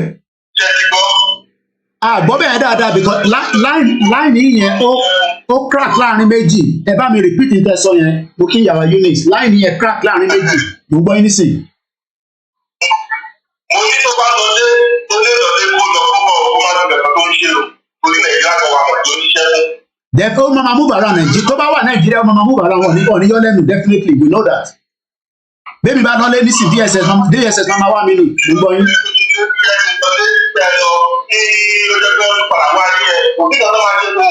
Àìbímọ yẹn bẹ́ẹ̀ ni mo mọ.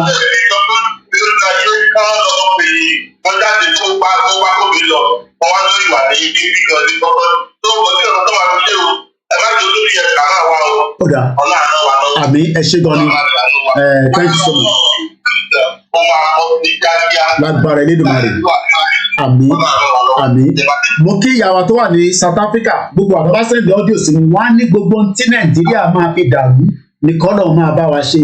It doesn't matter, ẹ lè lọ gbọ́ Black Devil, ẹ lè gbọ́ ṣóyẹ kó rí bẹ́ẹ̀, ẹ lè gbọ́ Ìjìnlẹ̀, ẹ lè gbọ́ Wálé Àdé, ẹ lè gbọ́ God Last àbí God Fruad àbí whatever, it does not matter. Ẹ lè gbọ́ ìyá tó ń pè ní Kalẹ̀ Jayé àbí Kalẹ̀ Jolú, it doesn't matter. But one thing tó matter ni pé ìkan máa ní pressure jù kan lọ. Àwa ti mọ̀ pé we are still on the right track. We have not left the track. Track ni pé endorse Tinubu, endorse PDP àti PDP. But what we are saying is that into máa dá Nàìjíríà rú, ó ti ń build up for a very long time. But nítorí pé understanding ẹni tó ń pè wá kì í gbé video call because mo mọ tó wà ní behind video call then send the video call, we don't take video call. Àbọ̀rọ̀mọ̀ye listen, it is going to happen and let me play the video because I'll lose too much time lórí video tá a máa fi play, it's only 6 minutes. Màá jẹ́ kí I hope pé màá lè gbẹnu mi dákẹ́. Màá jẹ́ kí video yẹn kó run for that 6 minutes without any interruption. Mo fẹ́ kí gbogbo ká follow video yìí bit by bit and kẹ́ wá máa sọ fún mi pé ṣé Nàìjíríà ò ní padà dàrú ṣá after watching this video. Whether we are asking for Yoruba nation, Biafra nation, àwọn middle belt náà ń béèrè fún nation o. But ìdí tí wọn ṣe ń jáde ni pé ẹ mọ̀ pé minority ni wọn and everybody knows the meaning of minority. Majority làwa but àwọn minority Fúlàní wọ́n ń tẹ̀ wá lórí. Ìyẹn máa change díẹ̀ tí Tinubu bá débẹ̀ because Tinubu máa lè manipulate as the president láti yọ àwọn ibi kankan aslọ́ọ̀tì àwọn ibi tóun náà bá fi pé ẹ̀hún náà ó yẹ yín because ó gbọ́dọ̀ protect the interest tiẹ̀. But gbogbo tí Tinubu máa lò àti sọ 2031 ni kò sí tó tún fẹ́ ṣe kò Ọbásanjọ́ try láti lọ fún third term wọ́n gbá wèrè dànù sẹ́gbẹ̀ẹ́ ni pẹ̀lú gbogbo owó tó ná gbogbo alágbọ́ kò ṣe story gbogbo alágbọ́ pé Ọbásanjọ́ ní intention ó ní àníyàn pé òun fẹ́ ṣe third term so Tinubu ò lè ṣe more than the 2 terms mo kí ẹ just reason so what tí Tinubu máa ṣe ni pé a kọ́kọ́ fi Yorùbá síbẹ̀ Inspector General of Police ayọ̀ Fúlàní tó bá wà níbẹ̀ Chief of Defence Staff á fi Yorùbá síbẹ̀ tó bá wá ṣe gbogbo yẹn tán kílẹ̀ rògbà Haúsá náà máa ṣe tó bá gba ìjọba ẹ farabalẹ̀ ẹni tó bá lọ toilet ẹ tètè jáde ẹni tó bá ń jẹun ní kitchen ìyàwó tó ń dáná mo mọ̀ pé yẹn má kúrò kitchen tó náà dáde wa intan sọ ni pé gbogbo tó máa ṣí wa lọ́kàn kúrò lára Nàìjíríà èèyàn máa bá yín wa but ẹ fún mi ní títí the end of the month kí n dín pẹ̀lú wàláì ẹni tó bá ṣe sọ pé Nàìjíríà èmi ni ta ló gbọ́ in tó sọ níbẹ̀ yẹn màá tútú bẹ́ẹ̀ play ó ní polio wà ní Nàìjíríà ìyẹn kọ́ nígbà tó ń sọ̀rọ̀ age tíyàn máa dé tó máa fi kú Ọlọ́run má jà rí kú òjijì Ọlọ́run má jà rí kú mọ́tò báyàn Ọlọ́run má jà kú nítorí bí ń pààyàn Ọlọ́run má jà kú torí èèyàn wà ní depression nínú Nàìjíríà ni èèyàn kú lábúròdù but ó ní life expectancy ẹ̀mí táwọn tó ń lọ sókè gẹ̀lẹ̀ tó ń lọ sókè tá a fi ń pariwo yìí tá a fi ń jágbe mọ́ Dupe Onitiro virus tá a fi ń sọ pé àfẹ́ Nàìjíríà mọ́ tá a fi ń sọ̀rọ̀ yìí ó ní ẹ̀mí yẹn nínú Nàìjíríà 52 years old ni ẹ gbọ́ mi bàbá mi John Ogundele bàbá mi ó yẹ kí n ra data fún yẹn má bínú ó ní 52 years old ó wá Kingsley you dey with me Kingsley ni is lower than Somalia tó ní government irú ayé ò la wá báyìí táwọn Yorùbá dẹ̀ sọ fún àwọn ọmọ Yorùbá pé àní Nàìjíríà ò kì í ṣe country ṣe rí program bọ̀bọ̀ yìí a gbọ́dọ̀ lò lójoojúmọ́ ó gbọ́dọ̀ yé yín kẹ́tẹ́kẹ́tẹ́ torí pé etí wa àtẹ̀mí náà àtẹ̀yìn ó ti di ni kí ló dé mo kí ìyàwó Eunice ọ̀nà òun lẹ tó fẹ́ gbà tí máa fi ṣàlàyé fún yín wàláì mo lè máa ṣe òyìn ni wọ́n ti ní kí n máa ṣe oúnjẹ lọ́gbẹ́ sígbà yín nísìn ìgbà díẹ̀ tí mo jẹ ikùn mi dẹ̀ ti ó ti wà bloated kọfí tí mo mú omi ni mo ń mú yìí aago 2 ló lù oúnjẹ àárọ̀ ni mo ṣe jẹ yìí ebi kọ́ ló pa mí. My God. How do we break it down to our people? Ẹ̀gbọ́n mi Ṣẹ́gun ọ̀nà ó ní 52 years life expectancy in Nigeria even Somalia is better. Somalia ò dé the government. Somalia ò ní government. Ìwọ wọn sọ fún mi pé Tinubu máa ṣe Ọlọ́run á jẹ́ kó rí ṣe o. Má fẹnu mi ṣe nǹkan míì. Ọlọ́run á jẹ́ kí Tinubu rí ṣe. Èyí tẹ̀ ń pariwo Tinubu. Jagaban àwọn tó máa rí jẹ lára Jagaban wọ́n wà lóòótọ́ wàláì ẹlòmíì láàrin ọdún 2 ó fẹ́ ra laser abroad kò ní ra sí UK mọ̀ bìkọ́dà pọ̀ ti mọ̀ pé UK problem wà tó bá ti mọ̀ pé Koiki máa lọ gbọ́ wàá lọ ra sí ìlú mi ni Kingsley with a laugh Somalia no get government bàbá mi John Ogundele báwọn kì í ṣe ṣàlàyé ni Yorùbá mi ò dá lọ títí báyìí mo struggle ó ní Somalia ò ní government wọn níjọba but ayé wọn ó sì ga ju ti Nàìjíríà lọ Kingsley ní Jagarudi ẹ̀gbọ́n mi Frank Bello ó gbà pé ó máa ń bú Ìgbòho àti bàbá Dupe mo ṣe like me I love him he's a very intelligent man Frank Bello á ní Jagarudi drug baron Àtíkù náà máa ń sọ̀rọ̀ Àtíkù náà máa gbàṣẹ fún Tinubu kẹ ó ní òun láti 1993 ó ní rẹ́kọ̀d kan lòun sì ń lò ó ní Tinubu ò ní rẹ́kọ̀d kò ní date of birth Àtíkù náà máa ń fọ òun lẹ́kẹ̀ẹ́ sọ́ǹkì mórí ẹ̀mbẹ̀ ìyá mi Eunice ìyá mi Adéọlá Àtíkù náà sọ̀rọ̀ ó ní Tinubu ó ní kò ní rẹ́kọ̀d kankan mo kí ẹ̀yin tẹ́ wà lórí Instagram pẹ̀lú mi 52 years abádẹ̀wò lọ wò bọ̀ ní January 2nd family member wa kan tó kú kò tí pé 30 years old he could have survived it ó lè wà ní long term injury and all that but he could have survived it if Nigeria was truly working to links moriembe gbogbo ẹ̀yin tẹ́ ti lọ náà ẹ comment ẹ kàn máa bú Ìgbòho níbí ẹ má bú bàbá Akíntóyè ẹ lè sọ̀rọ̀ yọ ní tìrì àfi sílẹ̀ ó ní kíní kọ̀ọ̀kan tó bá ti di pé òun sọ̀rọ̀ tàbí pé kíní kan máa gbé ìdànù sẹ́gbẹ̀ẹ́ ni kó lọ máa wo lọ́dọ̀ ẹlòmíì kò má tà àwọn kan ní ọmọ ẹ̀kọ́ wa parí ìjà ta ló ń bára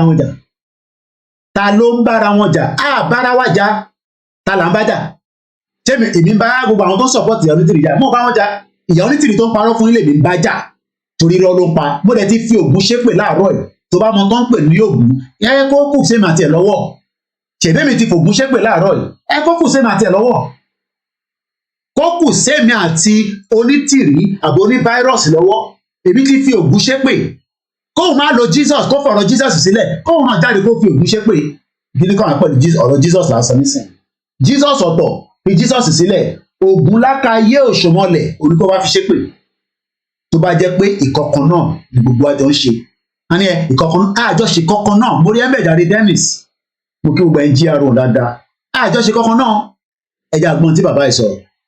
In the north, and life expectancy. ṣùgbọ́n ó fi mẹ́nubà life expectancy ayé pé wọ́n bí ẹ sínú Nàìjíríà gbogbo tó máa lò kọ́lọ́njọ́ kọjá 52 years old tó bá wà ní Nàìjíríà o èèyàn máa ń kó ẹgbọ́n mi dáadáa o bá ṣe ń sọ bọ̀bọ́ kan wọ́n pa lánàá no ṣáná ni musa àríṣà ọmọ 22 years old rapper ni l'Amẹ́ríkà ayé ẹ̀ ti lọ nìyẹn kódà wọ́n náà pé ní prison lọ́nà kú sí mo kí lẹ́ẹ̀kan sí bàbá wa Kúnlé Ṣítà àwọn ẹlòmíràn ti lọ ṣe rí ní ká má jọ ní gbólóhùn mo understand pé wà lábẹ́ program ẹ ò pé Koiki bó ṣe ń sọ̀rọ̀ sí àyàn àwọn like it doesn't matter it does not matter okay ma check it Mr. Dennis I send you a message in WhatsApp I'll read it later it doesn't matter because she's a virus woman when she came in March she was presented to the Yoruba people on our platform but we have now been able do you have the documentary on your page mo wá mọ̀ bí amòlè lọ upload ẹ̀ sórí page mi ò kọ́ máa lọ gbá page yẹn wálẹ̀ o but màá share link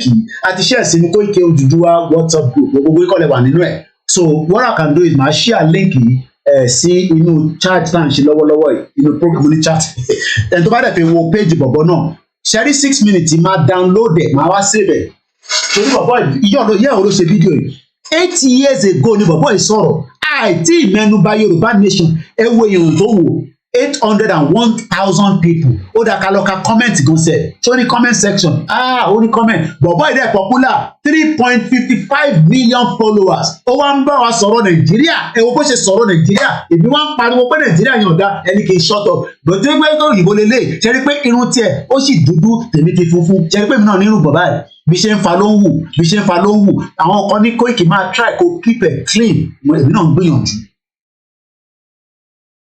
mo bọ̀ wúwo ó ti di funfun mọ́ mi but ẹ wo tí bọ̀bọ̀ yìí sọ 8 years ago àìtí ìpariwo Yorùbá nation a ṣe bẹ̀rẹ̀ ìjọba ṣé bàbá ṣé Buhari ṣé bàbá ṣé Buhari ló ń lọ báyìí ní sọ lórí burúkú ẹ̀ bomb bastard ọmọ Fúlàní orí tẹ bá wà ní tẹ bá wá sí Daura òun á lọ nìjẹ́ gbogbo owó ló invest ní Niger olórí burúkú yìí ṣe mọ̀ pé lẹ́yìn Togo àti Benin Republic Niger Republic à ń supply iná fún wọn mo ti ṣó yín tẹ́lẹ̀ ẹ̀yẹ ká tó padà ìyẹn àwọn sọ pé Koiki má pẹ́ lórí ọ̀rọ̀ ìyá burúkú yìí o máa ń fún wa láwọn ọ̀rọ̀ ṣe tí o ti dákẹ́ lórí ẹ̀ má bínú sí mi lẹ́yìn May gbogbo ẹ̀ máa padà bó ṣe yẹ kó normal ẹ rántí pé mo máa ń lo data yìí mo ní a máa lò ó kú níṣẹ́ gbogbo tí Nàìjíríà tó ń produce láyé lélẹ̀ gbogbo ẹ̀ lélẹ̀ pátápátá.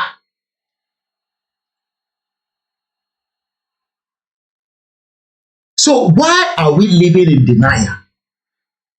So àtàbá ni a máa kúrò ní Nàìjíríà whether with a peaceful way tí mò ń bẹ Ọlọ́run fún pé kó jẹ́ kó wà peaceful.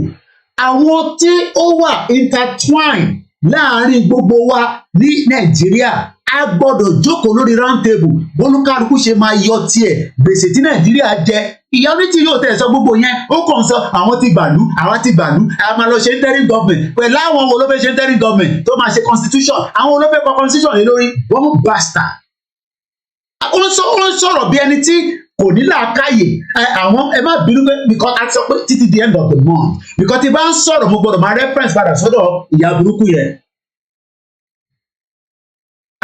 Èmi gbàdúrà kó pèsè to links ní kò ní break up peacefully mo ń bẹ náà ni but ẹ̀yin náà mọ̀ pé ibi tí mo dúró sí ẹ mọ̀ but a tún gbọ́dọ̀ máa sọ fún náà pé kó jọ nínú ọlá ẹ̀ kọ́ ẹ mọ̀ pé a gbọ́dọ̀ sọ pé kò sí nǹkan tó Elédùmarè ò lè ṣe but àwọn north ò fẹ́ jẹ́ kí Nàìjíríà kó pín ṣé ìwọ tó ń pariwo Ìgbòho kówó jẹ ṣó mọ iye tó ń kó jẹ nínú crude oil Nàìjíríà ó máa ṣe láyé mi o ibo ṣé ṣó yẹ kó rí bẹ́ẹ̀ orí gbogbo eléyìí ni ó wá náà wá àṣírí kí ẹ kó rí bẹ́ẹ̀ bá a lọ wá àṣírí àwọn tó ń kó epo ní Nàìjíríà bá wa lọ wá àṣírí yẹn ẹ fọ̀rọ̀ àṣírí Ìgbòho sílẹ̀, ẹ fàṣírí bàbá Akíntóyè sílẹ̀, ẹ bá wa sọ̀rọ̀ àṣírí àwọn tó ń kówó jẹ láti inú crude oil tí wọ́n fi di billionaire tó fi wá ń ṣàánú fáwọn ọmọ Yorùbá tó ń ṣàánú fún ọmọ Ìgbò. Ẹ wo gbogbo ìlú tó ń ra crude oil lọ́wọ́ wa. Crude oil ní 2021 ó fún Nàìjíríà ní $41 billion. Bọ̀bọ̀ tó ń sọ̀rọ̀ yìí ó ń sọ̀rọ̀ Nàìjíríà ní 8 years ago. Èmi gan tí mo jẹ́ Ọláyọmí Kóìkí of koikimedia mo rò pé mo sọ̀rọ̀ débi tí bọ̀bọ̀ yìí sọ̀rọ̀ dé. Bọ̀ bàbá Akíntóyè wá ta mí lómi jí. Bàbá Akíntóyè sọ fún mi pé Kóìkí ẹ ṣe lo channel agbára tẹ ní nímọ̀ tẹ́lẹ̀dùmarè fún ẹ. I mean, he didn't tell me like that, but that's exactly what Bàbá Akíntóyè told us by telling us that Nigeria is not working. But this same guy is a vlog brothers or whatever tó pé rẹ̀. Only 3.55 million. Iṣẹ́ òrò gan kí ló máa ń ṣe gangan náà? Ẹ jẹ́ ká lọ wò náà. Ẹ jẹ́ ká lọ screenshot ẹ̀. Good morning, it's Tuesday. My friend and mentor Bill Ott died last week. Bill was... Okay, ó ní mentor. Gbogbo àná la máa ní mentor. Gbogbo fídíò tí bàbá yìí ti ṣe so far kò tí tó fídíò tí koikimedia ti ṣe, but need that kind of followership. Ẹ gbọ́ mi dáadáa, ẹ jẹ́ kí n lọ mú page tèmi jáde. I have done nígbà tá a ti bẹ̀rẹ̀ ìrìn àjò yàtọ̀ sí àwọn tí mo ti ń ṣe bọ̀ díẹ̀díẹ̀ because Yorùbá Nation ló jẹ́ ká ṣe fídíò tó pọ̀ tó yìí. I have done 6.4K videos. Bọ̀bọ̀ tí mò ń sọ yìí kíní kan pẹ̀lú tó ń ṣe nísìn ó ń ṣayé tiẹ̀ lọ. Ó ní 3.5 million. I don't know who he is. Mo mọ reason tó ṣe popular. I wouldn't know. Ó ní mo ń try láti wá background kò fún wa ní history. Ó kàn sọ pé description raising needy to the power of awesome. Ìyẹn náà make sense. Tá bá sọ pé rising, no, not raising. Òyìnbó ẹ̀ mo ti tàbọ̀ mẹ́ẹ̀. Ẹ̀dẹ̀ka lọ mí ni ẹ mọ̀ pé òyìnbó kò ní da fún òyìnbó lọ́hùn. Tó bá yẹ pé Yorùbá nísìnyí raise. Tá bá sọ pé nǹkan raise. Right. Then present participle. Ẹ̀rọ pé ẹ̀rọ tá nígbà tá a wà ní sọ́wọ́n ní look. Tó bá spell the look look. Wà tó wá fi ed sí. Ṣọ́ọ̀ṣì ti gbogbo ẹ̀ṣá ní Nàìjíríà. Okay, Yusuf ni Mr. Educator. What is his name? Orúkọ ẹ̀ lélẹ́yìí ẹ̀ screenshotted. His name is called vlog. Ẹ jẹ́ share. Ẹ má bínú mo lè post again sórí Facebook. Wọ́n ti block mi. But mo ti share link ẹ̀ wá sórí. This is the back end of our broadcast. Link ẹ̀ ni mo share wá yẹn. Ẹ lè gbọ́wọ́lé. But this is the name. Gbogbo fídíò tí bọ̀bọ̀ yìí ṣe látijọ́ tó ti bẹ̀rẹ̀ YouTube ẹ̀ ní 2007. Ìgbà wo lèmi bẹ̀rẹ̀ tèmi? Ẹ jẹ́ ká lọ wo tèmi. This is Koiki. Èmi wá fi tèmi sílẹ̀, èmi bẹ̀rẹ̀ ní 2009. So òun bẹ̀rẹ̀ 2 years before me. Bọ̀bọ̀ yẹn bẹ̀rẹ̀ 2 years before me. And this is not my first YouTube. First YouTube tá fi bẹ̀rẹ̀ Yorùbá Nation wọ́n ti gbé lọ. Ìyẹn ni mo ṣe. I don't joke. Ẹ rò pé mo ń ṣeré ni. Ẹ jẹ́ ń fi back kìíní mi wọ̀nyí. Ìnáwó dóde gbogbo àwọn olórí burúkú social media networking. Ẹ má bínú. This is my backup. Backup mi lélẹ̀. I do not joke with it anymore. Ẹ má bínú pé àwọn lélẹ̀. This is I think it's a money láti increase ẹ̀ ní sin money láti rà mí. I think it's about almost 2 terabytes. Gbogbo fídíò mi pátá ibẹ̀ ló wà. Yàtọ̀ sí tí mo tún tọ́jú pamọ́ síbòmí. Bọ́ bá gbé péjì mi lọ lénìí, history máa rántí níta ṣe. Òun lélẹ̀. Ẹ̀mọ ẹ̀dẹ̀ ń bá díẹ̀. Èmi ò ń ṣe ṣó ẹ kórí bẹ́ẹ̀. Mo ń ṣe ìjìnlẹ̀. Mo ń ṣe Wálé Àlè. Mo ń ṣe Dark Lion. Mo ń ṣe ọ́nìkan náà good for God. Ṣèbí good for God bẹ́ẹ̀ lọ gbogbo tá à ń sọ. Ibẹ̀ ló ti gbọ́ tẹ́lẹ̀. Backup mi lélẹ̀. History will remember every one of us. Gbogbo tí mo sọ pátá òun lélẹ̀. Tí bá ṣe ń parí program mi, mo ń download ẹ̀. Mo ń back it up sí bíbá. Because fi ṣeré. Because tí mo gbé dání ò ṣeré rárá. Torí pé àwọn generation kan wọ́n gbọ́dọ̀ máa dissect gbogbo tá a sọ, ibi tá a ti ṣe pé, ibi tó kálukú ti comment. So èmi wá ń pariwo Yorùbá Nation láti 2009. Mo ní 37,000 subscribers pẹ̀lú over 6,000 videos. Arákùnrin yìí òun ní 3.5 million followers. Gbogbo fídíò tó dẹ̀ ṣe is 2.1. But n tó sọ tó dùn mọ́ wá nú ó wà lára ń ta fẹ́ sọ dáńtá gbéyẹ̀wò láàárọ̀ yìí. Ó sọ̀rọ̀ nípa nísòrò. Ó sọ̀rọ̀ nípa Nàìjíríà. Ó sọ nípa understanding of Boko Haram. Mo kí ìyàwó Grace Olúṣọ̀tọ̀. No one is joking with any stupid and senseless fellows like Dupe Oniro, Onidiri, Onidoti, Onijalo, Onido, Kodu. Yoruba ẹ̀ mọ̀ gbọ́dọ̀ adé má bínú. Mo kí gbogbo alẹ́ nǹkan sí. Mr. Abraham Okin, they cannot say what is meaningful. Onitiri and their. À ń sọ̀rọ̀ ẹ jẹ́ kí ṣó ẹ kó rí bẹ́ẹ̀ kó tẹ̀ ṣe presentation nípa àwọn tó ń jí owó Nàìjíríà láti kú dọ̀. Kó fi àti gbọ́ pé Ìgbòho jí owó, Bàbá Akíntóyè jí owó, Kóìkì jí owó, ó dá tẹ̀ ìyẹn sílẹ̀. Ẹni kó wá ṣe presentation ni àwọn tó ń jí owó nínú Nàìjíríà. Ṣé ìyẹn ọ̀pọ̀ àwọn ni? Kò kàn wọ́n àbí? Bomb bastard. Ìyẹn ọ̀kan wọn. Dupe Oni frustration virus 2022. Mo mà tún like yẹn kẹ. Dupe Oni frustration virus 2022. Ó kó virus wọn. Ó kó virus yẹn wọnú movement yẹn kò ṣe kékeré. Àwọn kan nìyẹn nítorí pé owó tá à ń jẹ nínú movement Dupe Onitiri ti wá block ẹ̀. Ẹ ní làákàyè náà. Tẹ bá tẹ̀ ń mú òfin máa ní tẹ bá tẹ̀ ń sọ yẹn fáwọn tó wà nílé torí pé àyí sọ̀rọ̀ ni Lady K fi ń tó wa létí pé òun ti kọ́ 3-bedroom flat 6 years ago. Ṣé ìyà tí Lady K lọ jẹ yẹn ṣé Dupe Onitiri jẹrú ẹ̀rí ni? Èyí ẹ má máa sọ pé torí pé ìgbà tí Lady K wá dé ẹ wá send ogun sí bó ṣe ń sọ lórí program ẹ̀ láàárọ̀ ẹ̀. Ẹ wá nítorí ẹ send ogun sí torí wá ń wà against in tí Onítìrọ ń sọ ẹ wá sọ pé Lady K kìnnìkan please now please. A sọ̀rọ̀ fact and figure lè ní sọ ní bíbá.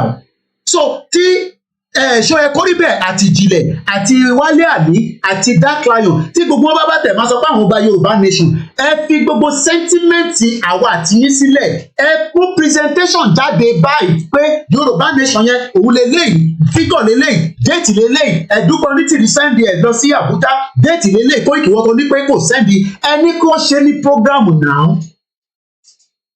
So ẹ má jẹ́ ká kó gbogbo ẹ̀ papọ̀. Okay, a ti agree.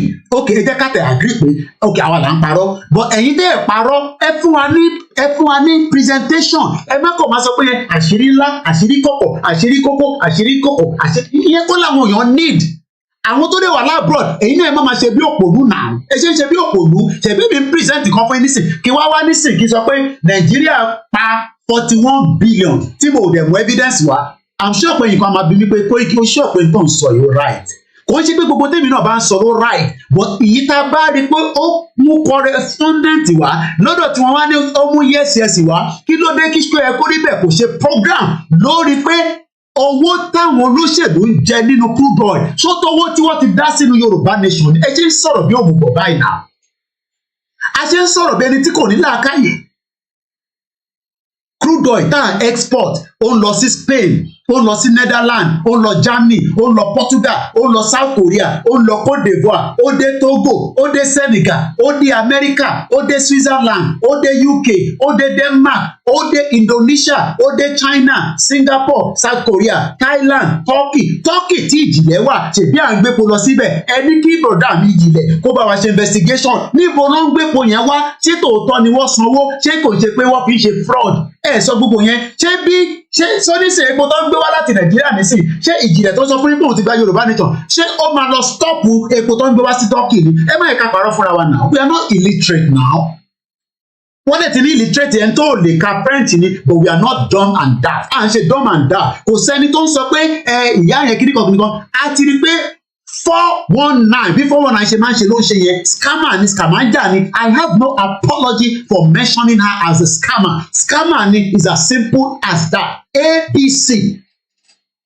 èdè wọn jẹ́ ká mọ̀ pé ó ní òun sọ̀rọ̀ nípa Boko Haram ẹ wo àwọn adúrú èèyàn tó lọ wo fídíò yẹn though it's only 6 minutes but 8 years ago lárákùnrin ti sọ pé Boko Haram tí Kóìkì ṣe ń pariwo léra bọ̀bọ̀ ìdè ó bá wa ṣe breakdown rẹ̀ in under 6 minutes 17 seconds or whatever you know so ṣó ẹ kó níbẹ̀ jókòó sí London ó ní wọ́n ti gba declaration ẹ wá mẹ́kì gbogbo conversation àwọn Biafra gan tí wọ́n nẹ́kànnà láti bá gọ́ọ̀mẹ̀ntì jà wọ́n set up government in exile but outside lọ́sì tí operate ẹ̀yin wá ní ti gba nation ẹ fẹ́ bẹ̀rẹ̀ sí operate nínú Nàìjíríà nílẹ̀ Yorùbá how lọ́nà wo ibo lẹ fẹ́ gbà kọ́ lọ occupy kọ́ lọ declaration ó tún ní provisional government are we all done and daft àti wá dé òpònú ní ẹ wá ní ahate ẹ wá ní àláìkẹ ìtorí ojú obìnrin ni ìtorí pé ó ń dínà jẹ ṣé nígbà tó ń dínà jẹ àárọ̀ yìí nísìn èèyàn kan ti sẹ́ndì cash app sí wa ó wà ní bíbá £80 òun ló wà ní bíbá even though pé wọ́n ọ̀bẹ̀ mi ṣẹ́ kí n dárúkọ ẹ̀ níjẹta èèyàn kan sì sẹ́ndì owó sí mi at least another £80 kan wọlé lánàá no 50 tẹ̀ ni mọ́mí wa ẹ̀ send ìyá mi gbé mi lékè mo tètè mọ̀ báyìí ni nọ́mbà mi mọ́ ilẹ̀ tí lọ dárúkọ yín báyìí ẹ̀ẹ́dẹ̀ àwọn náà owó yẹn ti di £130 nísìn £130 ló wà níbàyìí nísìn wọ́n ọ̀bẹ̀ níṣẹ́ wọn ní kí n sọ síta àbọ̀rọ̀ mo yẹ nísìn ṣé ó wá dí àwọn tó sì pé support wà ní ṣé bọ̀bọ̀ yìí nísìn ṣé àwọn tó ń support ẹ̀ nísìn wọn ní support ẹ̀ ní ẹ má jẹ́ ká máa mú fabrication pé ẹ dáwó sọ́dọ̀ Koiki à ń fún Koiki ní direct debit and then so what tèmi mi gbórí jáde lẹ́sẹ̀ fún mi dá ẹ̀yin náà ìpọ́ ọmọ yín jáde náà kémi wá sọ bí èmi náà ní fún ọmọ yín ní direct debit tèmi mọ́ sí tèmi náà san direct debit fáwọn nǹkan ṣé àwọn tí wọ́n lọ bá Tinubu ṣe mọ̀ pé mo sí mi sì sanwó fún kan nínú wọn àṣé ó sì máa lọ support Tinubu nígbà tí mo sí mi ò ní àjẹ́ tó máa fi mọ̀ pé ẹni tó ń fún lówó yìí ó máa lọ endorse Tinubu ṣèbí torí pé wọ́n ṣe Yorùbá nation ni mo sí mi náà ṣe fún ọ lówó káwa máa sọ nísìnyí pé àwọn ẹ má máa sọ ọ̀rọ̀ yẹn gbogbo ọ̀rọ̀ yẹn ọ̀rọ̀ nínú ni especially to mo dẹ̀ like ìyá dáadáa yẹn ìyàwó Grace Adébíyì yẹn I'm sure bí ẹ ti gbọ́ voice yẹn ìyá mi Grace Olúṣọ̀tọ̀ ẹ ń pàjọ wa ní group pẹ̀lú wọn ni tẹ bá rí audio tó lọ tẹ bá rí ọ̀rọ̀ tó lọ sọ lọ́dọ̀ ìjìnlẹ̀ mo náà ìjìnlẹ̀ wo mo tún sọ padà sẹ́ 80,000 owó tèmi lèmi fi ṣètùtù mo send ẹ̀ sílé kọba wọ́n bá mi dífá ní ọ̀rọ̀ church àti mùsùlùmí kọ́ lélẹ̀ mo ní kọ́ bá mi dífá lórí ọ̀rọ̀ kéèsì ìjìnlẹ̀ 80,000 ni mo send sílé mo dẹ̀ sọ fún ìyàwó ẹ̀ ẹ̀yin wá lọ sọ́dọ̀ ìjìnlẹ̀ ẹ̀ wá ní ẹ̀ dáwó sọ́dọ̀ Koiki ẹ̀ ṣe kinní kan kí ni gbogbo nọ́sẹ̀nsì yẹn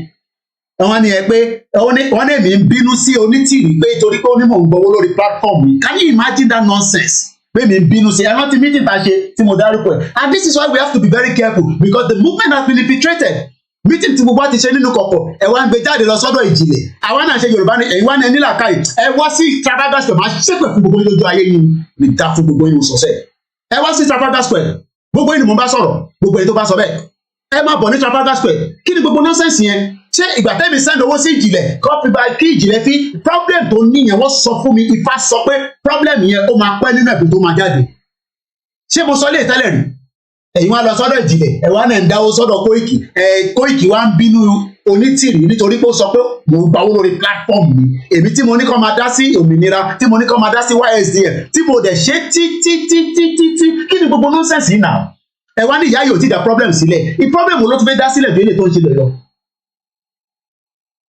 problem wo ló tún fẹ́ dá sílẹ̀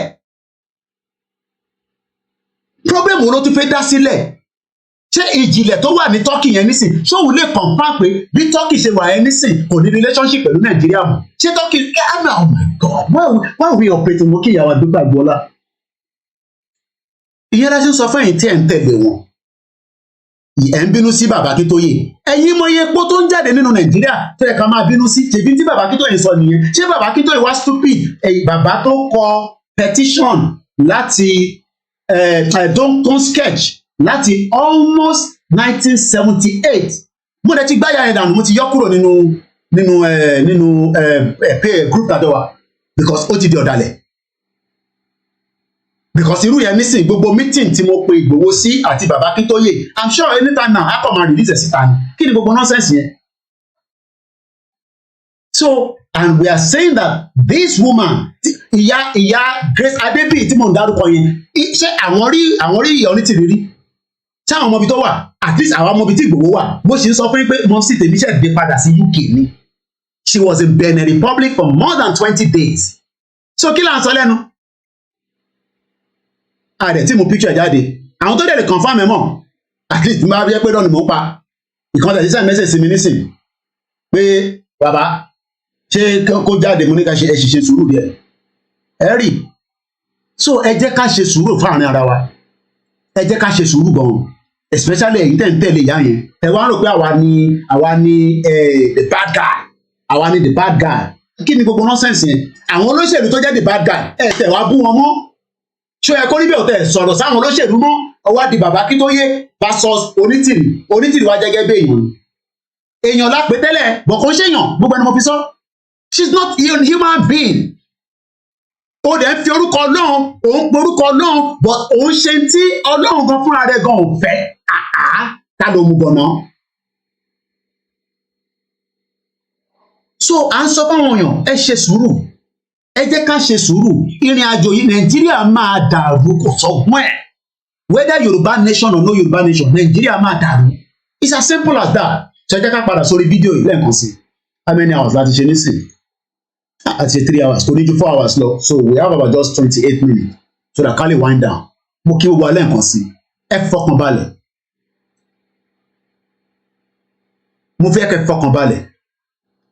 It might look like Koiki were distracted. No, we are not distracted. Mo ní ká fọkàn balẹ̀. Ẹ jẹ́ ká fọkàn balẹ̀. Mo kí bàbá wa incredible. Mo kí Gani Olóyèdè mi kí. We are on the right track.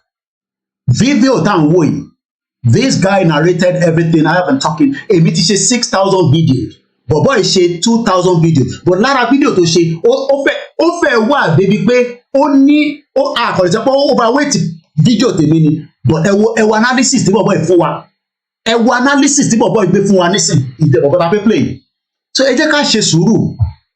I understand a lot of people are pain. Bí bàtà pé ká ti kúrò ní Nàìjíríà. Nàìjíríà náà fẹ́ jẹ́ ká kúrò. Nàìjíríà náà fẹ́ jẹ́ ká kúrò. Ẹ má dáhùn náà just reason. Àwọn kò yé wọn ní. Ẹ lọ sọ́dọ̀ ìjìnlẹ̀. Mo ń ṣe direct debit sọ́dọ̀ Koiki. Bẹ́ẹ̀ ni owó mi wà ní Yorùbá nation. Ẹ̀yin náà wọ́n yín wà lórí Yorùbá nation. Ẹ̀mí tèmi wà lórí Yorùbá nation. Ọ̀rọ̀ owó lẹ́yìn sọ ni. Èmi gbé ẹ̀mí mi sórí Yorùbá nation. Life mi wà lórí Yorùbá nation. Risk tó wà níbẹ̀. Ìtàdúrà ló mọ gbogbo ẹ̀yin. Bí ṣe ń dárúkọ ìyá yìí ní sìnkú sẹ́ni kankan tó mọ̀ ọ́n. Àpáwọn tó bá súnmọ́ wọn kájọ wà nínú group. Ìyàn mélòó ló mọ ìyá Grace Adébí tó lọ sọ̀rọ̀ lórí ìjìnlẹ̀ nísìn. But èmi tèmi wà ní forefront. Risk tó wà níwájú mi ó pọ̀. Kò dẹ̀ síbi tí kò sí risk. If bá ṣe wà ní UK risk wà. Ṣé rò pé MI5 yóò monitor nǹkan tá à ń ṣe? But wọ́n ti rí pé kò sọ̀rọ̀ terrorism. Ṣé ká ṣe sùúrù o? Ẹ ká padà lẹ́ẹ̀kan sí. Ẹ má bínú pé mo pause video interruption láti YouTube because I was using that video on a straight without talking. I believe we should be back now. I think we've done a little bit from there. It's not my video, so I think that should come back. Stream suspended for policy violation. It might come back, I don't know. Let's see. Dear Layaka Lodinat, no more sound. Sound Mapadawa in just about a few minutes. So let's move away from the screen itself and let's see if that will be any kind of adjustment. Mobile can play video me. Let's see. Àti gbàgbéra ni kò yẹ ká lo púpọ̀ bẹ́ẹ̀. YouTube ò fẹ́ ká lo fídíò ní fídíò má tán ṣe ni mo ní ẹ ká wo eléyìí.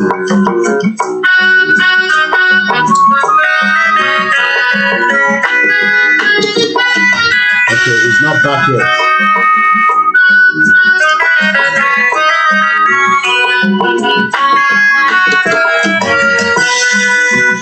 Araba ikó máa gbọ́dọ̀ wọ́.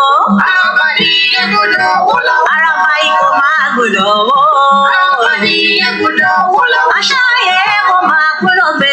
Araba ní ẹgbọ́dọ̀ wọ́ lọ. Ìjìyáyé kó máa gbọ́dọ̀ gbé lọ. All right, I'm not sure if we are back. Ṣé sound mi ti jáde padà? Anyway, we're almost done with the podcast. Àti gbàgbéra ni. But on show ni bíbá pé báyìí move now. But I'm not sure whether people can still hear me. Say YouTube mi ti padà because it says the YouTube is suspended or stream unavailable. I'll let you send the email. You see, Àti gbàgbéra ni. Your stream was interrupted due to copyright. Your stream was interrupted. Àti gbọ́ ẹ̀ bá ti yọ kúrò. I think the internet is generally slow. No. Video tá ń lò yẹn ni YouTube ti send message sí mi pé due to copyright match your stream was interrupted. Are we fully back on the screen now? That's what I don't know. I can see myself on the Facebook, but I'm not sure whether my YouTube is back. We're almost done anyway. àti gbàgbéra ni. Okay, the YouTube is back. Yeah, it's back. Video tá a lò yẹn ni a ti lò 4 minutes nínú ẹ̀, so that's the tech. Ara náà sọ ni ẹ̀wọ̀n technology bó ṣe pick ẹ̀. Yeah, we're back now. Video yẹn ni mo ti gbàgbéra. Kò yẹ kí n lò bẹ́ẹ̀ yẹ kí n máa sọ̀rọ̀ láàrin méjì ẹ̀. The sound is back. Ẹ má bínú. Not literally, I think you have 7 hours. Video tá a lò yẹn ni video bọ̀bọ̀ yẹn. Technology ni ìyàwó máa sọ fún wa fún ìgbà country ní níbi táyé dé nísìn. Video tá a lò yẹn ni. Technology ti ọ ti send email sí mi. I can share the I'm gonna show you email yẹn. Ọ ti send email sí mi lẹ́sẹ̀kẹsẹ̀. Ìyá sọ fún ìtẹ̀ wà ní ẹ ṣe sùúrù. Ìyá kan sọ gbé fàbú kan wá fún wa. Fàbú òṣèlú àwọn ló fẹ́ máa gbé fàbú fún. Àwọn akọ́jẹ́ tó lè máa gbé fàbú fún. Ẹ jẹ́ show yín ní email mi. Pé mo ní sọ̀rọ̀ ká má mú ẹ̀rí wá. Kí lẹ rí níbẹ̀ yẹn? Kí lẹ rí tọkọ síbẹ̀? Mo ń bọ̀ máa kún fẹ́ gbójú tèmi náà jáde wá. Ìyá kan á máa sọ fún wa pé òun gba country. Níbo ló ọ̀nà ọmọ ló gbà sí? Àbẹ̀mú gbaná yóò ní. Àbẹ̀jọ́ mú ni. Ẹ̀rí lẹ́sẹ̀kẹsẹ̀ ẹ̀rí nǹkan tí YouTube send wá sí mi.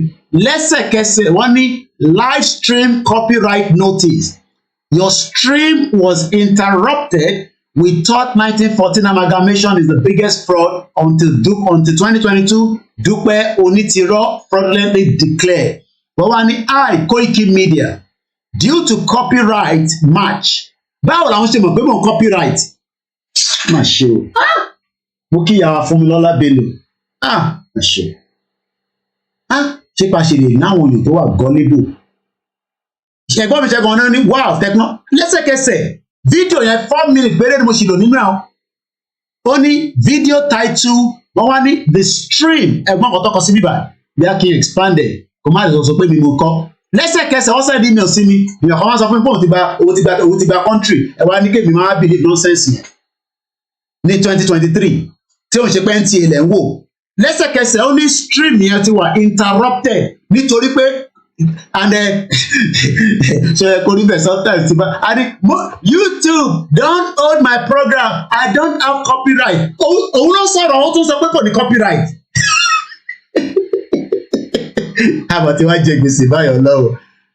Òun ló ní fídíò ó tún ní I don't have copyright. Release my program. Release my program. I don't have copyright. Àti ìjẹ̀lílì yẹn ọ̀dà kan ní Italy nìyẹn wá. Ìlú wa jẹ́gẹ́ bí Italy. Copyright mi pé tó bá ń play video ní video in tó ń pè ní copyright nìyẹn ìwọ ló ń ṣe video tó sọ pé I don't have copyright.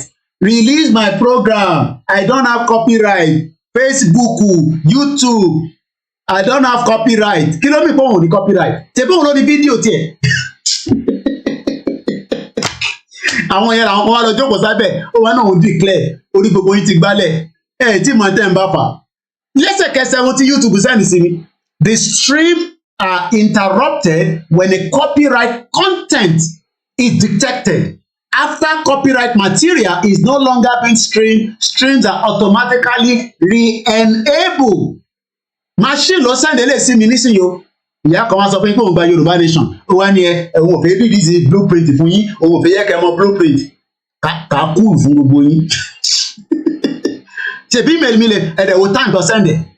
Exactly 2:34 p.m. 6 minutes ago. Mo sọ fún yín pé email tí mo send sí ìyá yẹn ó wà nínú email yìí bíbá ìyẹn ṣọ̀rọ̀ ẹ̀mí. Tí mo tẹ́ ń bá fa wàhálà. YouTube release my program. Release my program. Facebook release my program.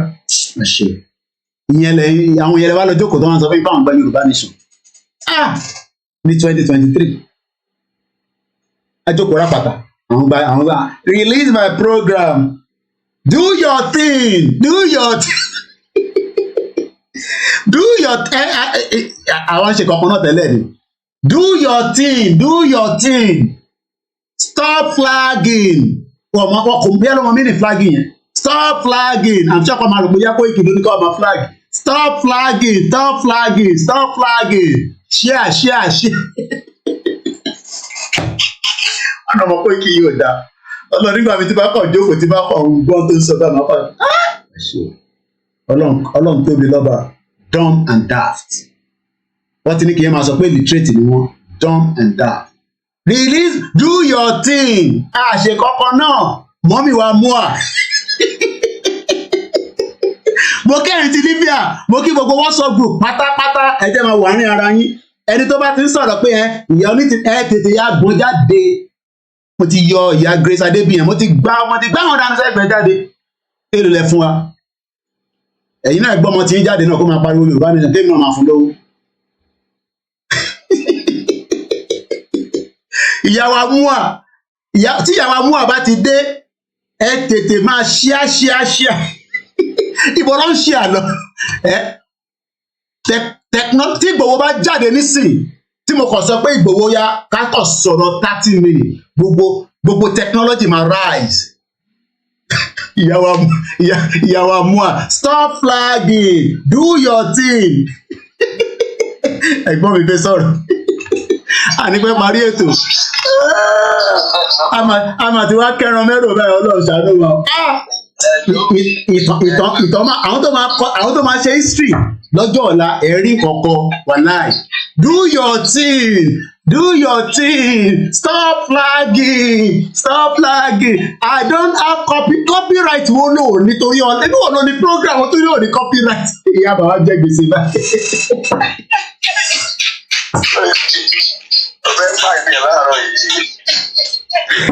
àjọ wọ́n yìí máa sọ̀rọ̀ mi lórí program wọn lọ́sàn-án pé ọmọ àkẹ́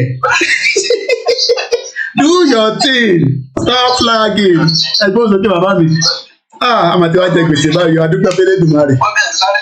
ìgbà tí mo ti rí ní ẹ lórí YouTube mo ti fẹ́ text message yẹn kó tó kó padà. kéde ló ti yá mo ní yẹ́sà mo ti text message kó tó kó padà. mo ti gbàgbéra ní ó yẹ kí n máa stop láàrin méjì ìbọn mo fẹ́ káwọn èèyàn gbádùn ẹ̀ mo ti gbàgbé pé nǹkan mo èèyàn máa pé fídíò ní fídíò ṣòro láti lò especially àwọn èèyàn ṣe fídíò ní 8 years ago ó ní 800,000 ọmọ ẹ tó ń make lórí ẹ̀ ní. èmi pariwo Yorùbá nation pẹ̀lú 6,000 videos subscribe because tó bá pé ọ̀rọ̀ kan mí ni mo sọ nísìnyí ìlú máa pọ̀ níbẹ̀ bá dúpẹ́ fáwọn tó wà níbẹ̀. hello. àti kẹ́nà mẹ́rù bó ti sọ yẹn àti kẹ́nà mẹ́rù.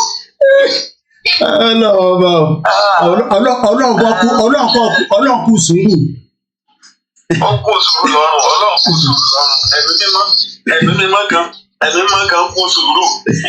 ẹ̀rọ kẹ́mi mú gbá jẹ́ lómi ìlú wọn. Lórí lẹ́bí bèbí onírun tó máa kúrò sójú bí bèbí onírun yẹn. Ọpọlọ ìjòrò very ugly. Ọpọlọ ìjòrò kan. Ẹ̀ẹ́dẹ̀ mọ̀ pé wọ́n ní àjẹgbodò ń wáyàn kúnra ni. Ẹni nìkan tó kàn wá dùn mí ni àwọn tó wà lábẹ́ wọn. Mo ní wọ́n ní jẹ́ ní lọ́ọ̀fì kan tẹ́nu wọ́n fi kan sí irọ́. Ìwà àánú ọmọ ló mú ọmọ dùn gbígbẹ́. Ìwà àánú ọmọ ni ló mú ọmọ dùn gbígbẹ́. Mo ń gbọ́ ìkànnì ní programu pẹ̀lú ó ń play voice note yẹn. Mo ń gbọ́ nǹkan tẹ́ni yẹn sọ ṣé ẹni yẹn nọ́mà ṣá. Mo máa rò pé ṣé ẹni yẹn nọ́mà. Ṣé ẹni yẹn nọ́mà tó ń fi ìpín wé ìjàpá tó ń nọ́mà ṣá. What a time to be alive. What a time to be alive. Because àwọn yẹn ó yẹ kí nínú kan máa gbẹnu grave jáde wá mi. Because tó gbé wọn kò rí lọ rárá. They don't know what is going on. Jẹ́ ìtẹ̀lé ṣé kò rí ìṣe kúrẹ́ bẹ́ẹ̀ náà ń jí. Ó kàn lo àkàbà ìkókò wọn bí gòkè. Nǹkan tó ń ṣe ń gbà yẹn jẹ́ omiyẹ̀sì. Takùn sójú bíbí bí onírun yẹn. Àbí ìyá tó jẹ́ pé ẹbí wọn ti bèbè. Ẹbí wọn ó ti bèbè. Wẹ́ẹ̀bù ìtúrẹ́tì kíkí kan tó sá lọ tó lòun ìyàwó Abíọ́lá tó lòun sá lọ gan ṣé lè dúdà ní because if not because of the court àwọn náà wọ́n kọ̀ ṣe. So it's operating under court. So ṣáàyè àtúmọ̀ ṣe ẹ̀fà audition gẹ́gẹ́ bẹ́ẹ̀ ṣe sọ. Bẹ́ẹ̀ni mọ́ǹtì ni wọ́n wà rẹ̀ lẹ́yìn mọ́ǹtì. Ilé tó kọ́ máa yà mí lẹ́nu ní ilẹ̀. Ìgbà gbogbo ìgbà tó ti ṣe gbogbo yẹn mo ti fi àwọn ọmọ yẹn ò ní fà. They are just melodramatic in their wage. Níbi tó ń gbé adìyẹ. Ṣé bí local government ṣe operate ní Turkey nìyẹn? ṣé local government Turkey bó ṣe operate lásán Turkey lásán local government wọn at least èmi ṣáà ti dé Turkey dáadáa ṣé bó ṣe operate nìyẹn unbelievable. kódà àwọn tó jẹ́ bíi kíní ní Turkey gọ̀ọ̀sẹ̀ wọ́n bá wọn fa wàhálà wọn náà pé overthrow government wọn bá wọn Turkey government bá wọn fa wàhálà gidi. ẹbí àwọn ẹ̀fẹ̀sì kẹ́rì mọ́ wọn. ẹnu gbogbo àjọba. yàtọ̀ àkàlàyé kan nígbà tí ìkan ṣe ìdókòwò ẹ̀ka mi kì í wọ́n program ẹ̀ kọ́ gbọ́ngbọ́n wá nígbà tó jẹ́ ìṣòwò àti gbogbo ẹ̀ ṣe I don't watch a program. They are all just paying. Every one of them, they are paying. That's all. All are paying. Ọ̀tún bá ṣáká a máa kẹ́rọ̀ fún ìlú ọ̀pọ̀. All are paying. Lágbára Ọlọ́run ẹ ṣé gan ni ẹ ṣé gan ni gbogbo èèyàn wa praise to some useless people ṣé ẹ kórè bẹ́ẹ̀ an opportunity she misuse it all. Wọ́n ní Koiki àwọn èèyàn tó fẹ́ràn ẹ wọ́n ní fẹ́ràn ẹ mọ́ inú kan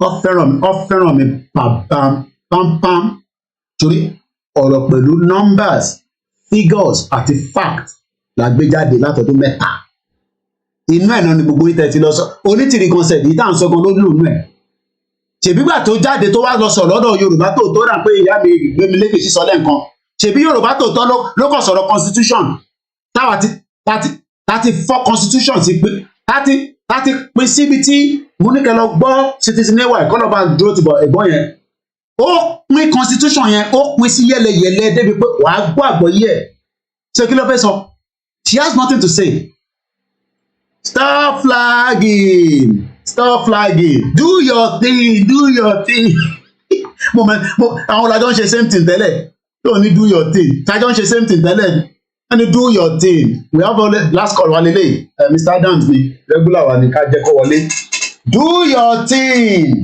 we are not doing the same do your thing mina ma tó wá kẹran mẹ́rò báyìí o.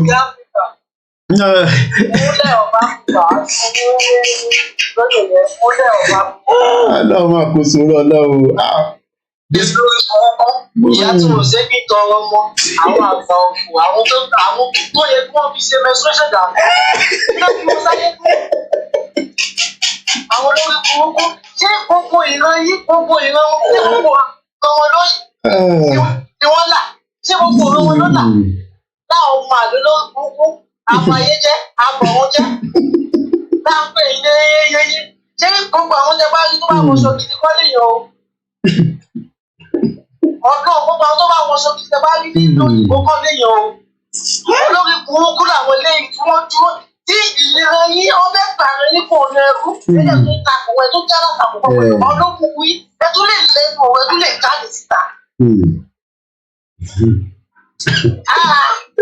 Mo ṣe ní ìdíkan wọ́n sì jẹ́ di àwọn ọmọ ṣẹ́nìtì ọmọ àlè fún ọmọ àlè ó fojú hàn gbàgàdà nígbà ọmọ àlè. Ọlọ́run kò sòrò Ọlọ́run kò sòrò. Èmi ti sọ lẹ́yìn náà pé ẹ̀yin nìkan ẹlẹ́dẹ́ mú àìwọlé. Ẹ̀yin nìkan. Mo ti sọ̀rọ̀ 1 week oríṣiríṣi ọdíò ń jáde ni Koiki ṣe ń pè yàrá mú wà ní scammer. Ẹ̀yin nìkan ẹlẹ́dẹ́ wọlé ẹ máa ṣẹ́rí lẹ́nu oṣù báyìí ẹ máa wọ sí i. Ìyá mi àbí only do your thing. Ó yẹ ìdíje ọmọdé ẹbí ìdíje. Ọlọ́run bá ọ ṣé ẹ kó rí bẹ́ẹ̀. Ẹ ṣé God Mr. Adam that's going to be our last caller for today on the program.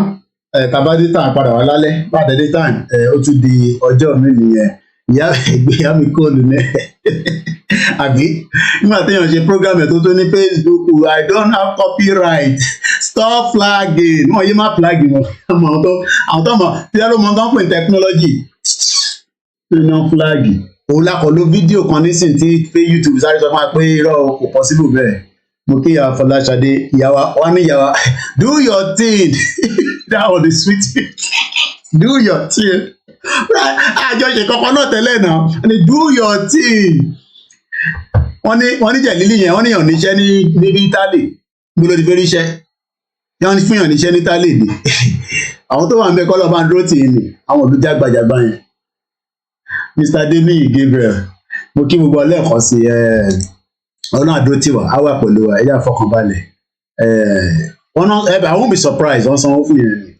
ẹ ṣe gan ni bàbá mi Kúnlé Ṣítà bàbá wa Kúnlé Ṣítà àti àrírarí amójú ara wa ẹ̀wọ̀n bá ghost ṣe ẹni ká máa àkúdàyà ìyá àkúdàyà ọjáde báyìí á kún gbogbo ìtúdú búbúbúbú báyìí ó tẹ̀ tí wọ́n máa sọ̀rọ̀ bí authority tó bẹ̀ láti ṣe declaration àbọ̀fẹ́ ànàgùnmọ́ lórí ni are you mad? Are you mad in your sense? Ṣé declaration yìí tí wọ́n ṣe tó ní wọ́n lè declare nímọ̀ ṣé declaration ni wọ́n náà ṣe ìwọ tó ń bínú àní fóònù ẹ̀ mọ́lẹ̀ ó ní àwọn bàbá dúdú ìwọ ń kọ́ kí làwọn tó ń lò lábẹ́rẹ̀ ìṣẹ̀ṣe ni bàbá ń lò kò sí nǹkan tó rọ̀ níbẹ̀ tọ́ba sọ pé tọ́ba dípá nísì tọ́ ní pé ká lọ pa nǹkan dúdú ṣé nǹkan funfun ni máa lọ pa ẹ̀ ń crazy òfin ọlọ́run èmi lọ́lọ́run rán èmi lọ́lọ́run rán èmi ni o kò ń ṣèmi o ọlọ́run ni o kò ń ṣèmi ọlọ́run ni o èṣù èèyàn kò ní bá tẹ̀lé devil kò sí èṣù tí àwa lálẹ́ èṣù sẹ́tà tí àwọn Yorùbá media nílé wọ́n pè títí kò dá wọn lóhùn wọ́n pè títí kò dá wọn lóhùn ìyẹn dẹ̀ ó dẹ̀ ń pe ọlọ́run kú sùúrù ṣá ọlọ́run bọ́tì ẹ̀ ṣe pé àwa gbá ìbọn nísìnyí a gbọ́dọ̀ tẹ́ńpọ̀ a gbọ́dọ̀ ṣe sùúrù díẹ̀ ẹ̀rí bí ìyàwó mi ṣe bá mi sọ̀rọ̀ lẹ́yìn kan dákẹ́ ó ń pe ọlọ́run ó ń fi orúkọ ọlọ́run fi deceive wọ́n pé kọ́tẹ̀ jókòó kọ́tẹ̀ yanjú ọ̀rọ̀ tó wà nílẹ̀ kò jáde kò fún ọ lésì adẹ̀wà sórí ní ara jókòó tẹ̀tẹ̀rẹ̀tẹ̀ wá kọ́ bá ojú ẹ̀ ìjọ tó gbójú ẹ̀ jáde báyìí gbogbo orí ẹ̀ dàbí ti ekúngé jẹ ni àwọn girama kan wá jókòó èyí wá náà wà mọ́ táwa sọ ẹ̀yin girama ẹ ṣe sùúrù gan ẹ mọ̀ pa nífẹ̀ẹ́ wara wa ẹ ṣe sùúrù gan ẹ máa sọ jágbajàgba o but ìyá Grace Adébí tẹ̀yìn jáde ẹ sọ pé ẹ ṣe direct debit ẹgbà tẹ́ wá ṣe direct debit nǹkan and then so bloody what one bastard gbàtẹ́ wá ṣe direct debit nǹkan wọ́n sọ fún yín pé illegal immigrant lèmi ni ṣẹ́yìn náà lẹ sẹ́ndì owó tí mo fi sẹ́ndì mọ̀ sí mi tí mo sí mi tó fi lọ sí Benin Republic ṣẹ́yìn lẹ fún mọ̀ sí mi lówó tó fi lọ Benin Republic àbẹ́mọye tí mọ̀ sí mi fi wọ flight lọ bá bàbá ẹ̀yìn òṣèlú lọ́nà ẹ̀yà ìṣẹ́ lọ Benin Republic kẹ́yìn náà lọ bá bàbá Akíntóyè kẹ́ lọ béèrè pé kí ló ń ṣẹlẹ̀ àwọn ṣe direct debit fún Koiki àwọn ṣe direct debit fún Koiki gbàtà wọn ṣe direct debit fún ìbẹ́ ti stop direct debit mú àbẹ́ ti stop tẹ́ẹ̀bà ti stop ẹ̀ mí sì náwó lọ nìyẹn ló bá mú ìfẹ́ stop ẹ̀ wọ́n ìfẹ́ má stop ẹ̀.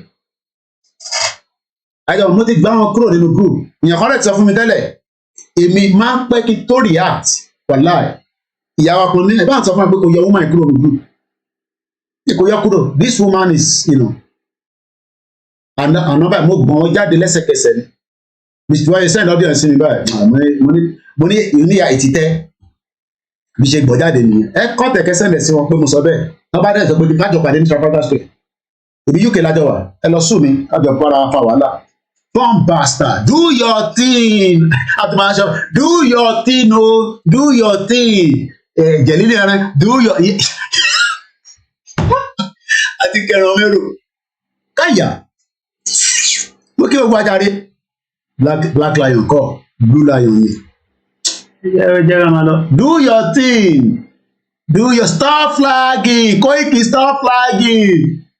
Mo ti mo fẹ́ flag lára ẹ̀. Ṣé àkóṣe ẹ̀kọ́ rí bẹ́ẹ̀ nígbà tá à ń ṣe ọ̀rọ̀ flag? Ó fẹ́ ra flag yẹn ní iye tá à ń ṣe gangan. Àyìn máa jì. Òun dẹ̀ fi túta. Ẹni pé mo sọ pé mo parọ́ mọ́. Oníṣèbí mo ní 40p ni mò ń ṣe 40p àbí 20p àbí èlò là ń ṣe níta ìrántí mọ́ tó jẹ́ mẹ́ta. Ẹran ti flag tá à ń ṣe tí mo ní ẹni bá fẹ́ ṣe flag lọ sílé iye báyìí ni òun wá fẹ́ ra flag yẹn lọ́wọ́ èmi ní iye yẹn kóun máa tuta ṣe é kórìí bẹ́ẹ̀.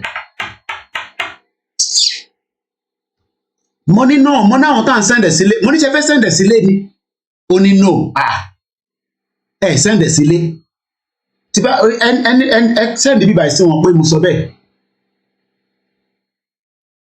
mo ní ẹ sẹ́ndẹ̀ sílé. Oníṣègbè mi sọ pé 20p mama èlò là ń ṣe flag ẹ̀ nígbà yẹn níbẹ̀ rántí mọ́ ẹ̀rù ti pọ̀ jù lórí 40p or something I can't remember. tí bá parọ́ kókó wà pé a react sí nǹkan tí mo sọ èlò láti 40p. Ó fẹ́ ra flag lọ́wọ́ èmi ní 40p tó ń ṣe kó fẹ́ send ẹ̀ sí Nàìjíríà ó fẹ́ tuta. Can you imagine? Òun náà jókòó ń sọ̀rọ̀ àṣírí. I just see every one of them as idiots. Ó fẹ́ ra flag táwa ń ṣe ní 40p send sílé. Ó fẹ́ ta ni o, kò ń ṣe kó fẹ́ fún àwọn èèyàn. Ṣé mọ̀ pé gbogbo ìtawà send sílé yẹn kò sẹ́ni kankan tó bídà tó máa sọ pé òun ra flag ní Nàìjíríà. Òun wá fẹ́ rà lọ́wọ́ àwa ní that same production price and then resell it. How? And these are the people tó ń sọ pé àwọn kan kówó jẹ, àwọn kan àṣírí ńlá, àṣírí kọ̀kọ̀. Ó dẹ̀ fi máa send ẹ̀ sí Amẹ́ríkà ni. Ó ní ìyá kan tó fi máa bàtà l'Amẹ́ríkà. Because ó ṣe kan tó náà máa fún àwọn èèyàn nílé, a dẹ̀ ṣe ní dá cost price yẹn gangan, àwa send yẹn sílé. Eléyìí tó wá fẹ́ tún ṣe nísìn, ó wá fẹ́ máa tún tà at the cost price. And that's somebody that is talking about Igboho and Baba Akintoye. Ẹja lọ mú bọ̀.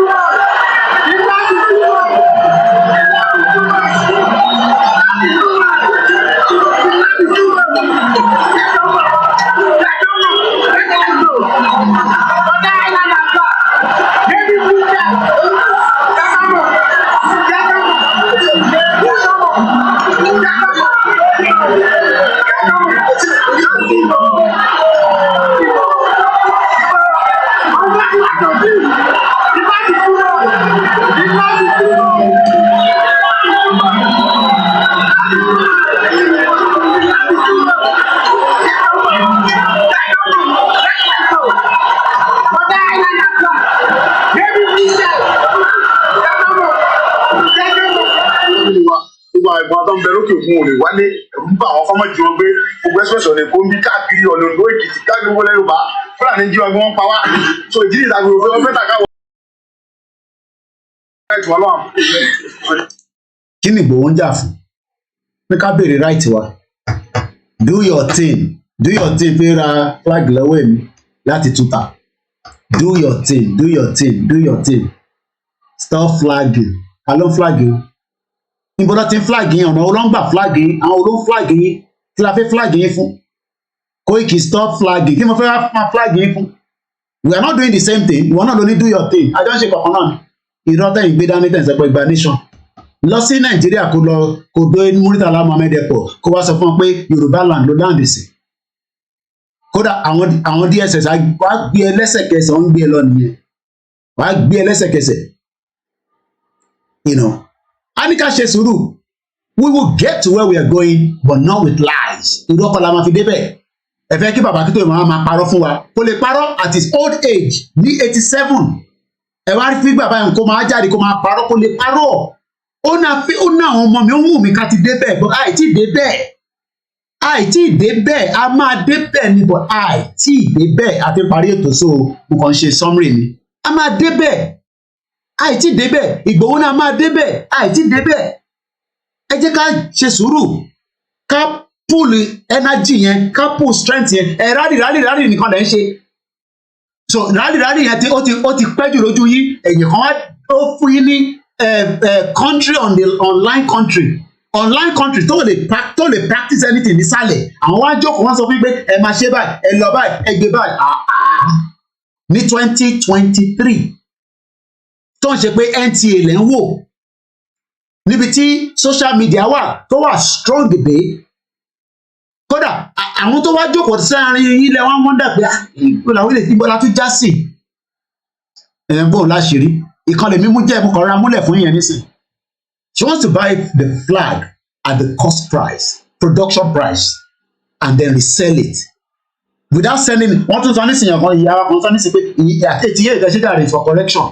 bàbá etí èdè fẹ́ kó máa parọ́ fún wa àbọ̀rọ̀ mi yé nísìn wọ́n náà ta flag yẹn fáwọn group ẹ̀ ni ó ta flag yẹn fáwọn group ẹ̀ so why are we living in denial why are we living in denial we have not get to where we are going but we all pray that we will get there it's as simple as that and it's going to be different but pé ṣe bí ọ̀nà ọ̀dọ̀ máa ń sọ pé different way la máa fi gbà so ṣé ọ̀nà tó wọ́n á gbà ẹ̀ lẹ́fẹ̀ẹ́ fi gbà ọ̀nà tó ń gbà ẹ̀ lẹ́fẹ̀ẹ́ fi gbà ẹ má ká parọ́ fúnra wa o so mo kí gbogbo alẹ́ kan sí àníṣe lásán odò àgbèwà kò ní gbé ọ̀dàlẹ̀ mo máa ń sọ tó bá jẹ́ mi náà ní ọ̀dàlẹ̀ gbogbo tí ẹ bá rò lọ́kàn tójú ọ̀dàlẹ̀ láti rí kó wá sórí tèmi as simple as that but èmi mọ̀ pé 3 years into the movement máa sọ fún yín mo máa ń sùn mo ń jí because we have nothing to be worried about ṣàṣírí kankan sọ́wọ́ èèyàn kankan èèyàn ọkàn tó ṣàṣírí kan sí mi lọ́wọ́ I believe that we were all on the same path until we realized that woman she's crazy crazy lóòótọ́ it took me a lot of time to process it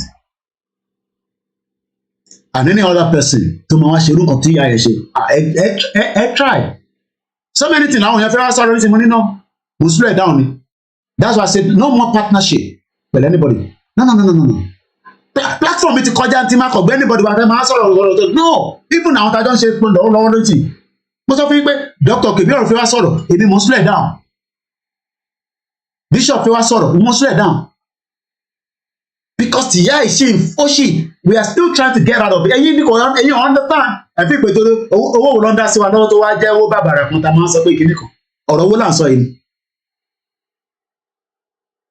so Yorùbá nation ló máa jẹ́ ká ló mo sọ mo fi báàmì mi wọ̀nyí ká tó máa lọ kẹtù lé lẹ́ẹ̀kan sí ṣé owó Yorùbá nation mo fi ra báàmì ní July 2019 ṣé owó Yorùbá nation mo fi ra ilé tí mo gbé káàkiri ní London ọmọ ẹ tó ń wọlé fún mi nínú báàmì yìí ó máa tó ń búkẹ́ Nigerians àbí African ló ń búkẹ́ àwọn yìí mo register sọ́dọ̀ àwọn òyìnbó mi full cover insurance tó wà lórí ẹ̀ apart from motor van insurance mo tún ṣe insurance ẹrù àwọn tí mò ń kó gbọ́dọ̀ tí damage bá wà màá lè lówó láti fi san ìyá kan wá náà ń fún mi ní direct debit ká kú fún direct debit tẹ́ ń fún mi gbogbo ẹni mo fi sọ bẹ́ẹ̀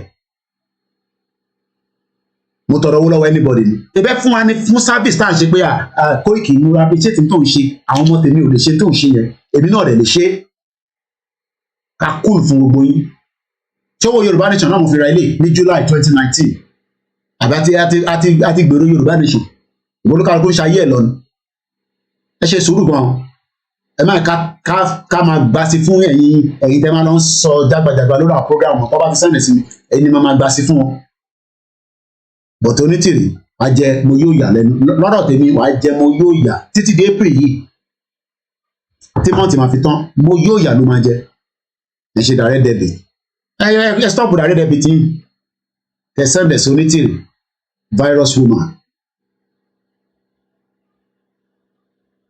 wọ́n ní olè ní oníṣẹ́ kó rí bẹ́ẹ̀ ó ń ta ó ṣe ń ta aṣọ ló ń ta fìlà ló ń ta gbogbo ẹ̀ a sọ pé bàbá kí tó yẹ olè Ìgbòho kú tọ̀ lẹ́nu yín lójú ayé wọn àwa ní káwa máa sọ̀rọ̀ ẹni ká dákẹ́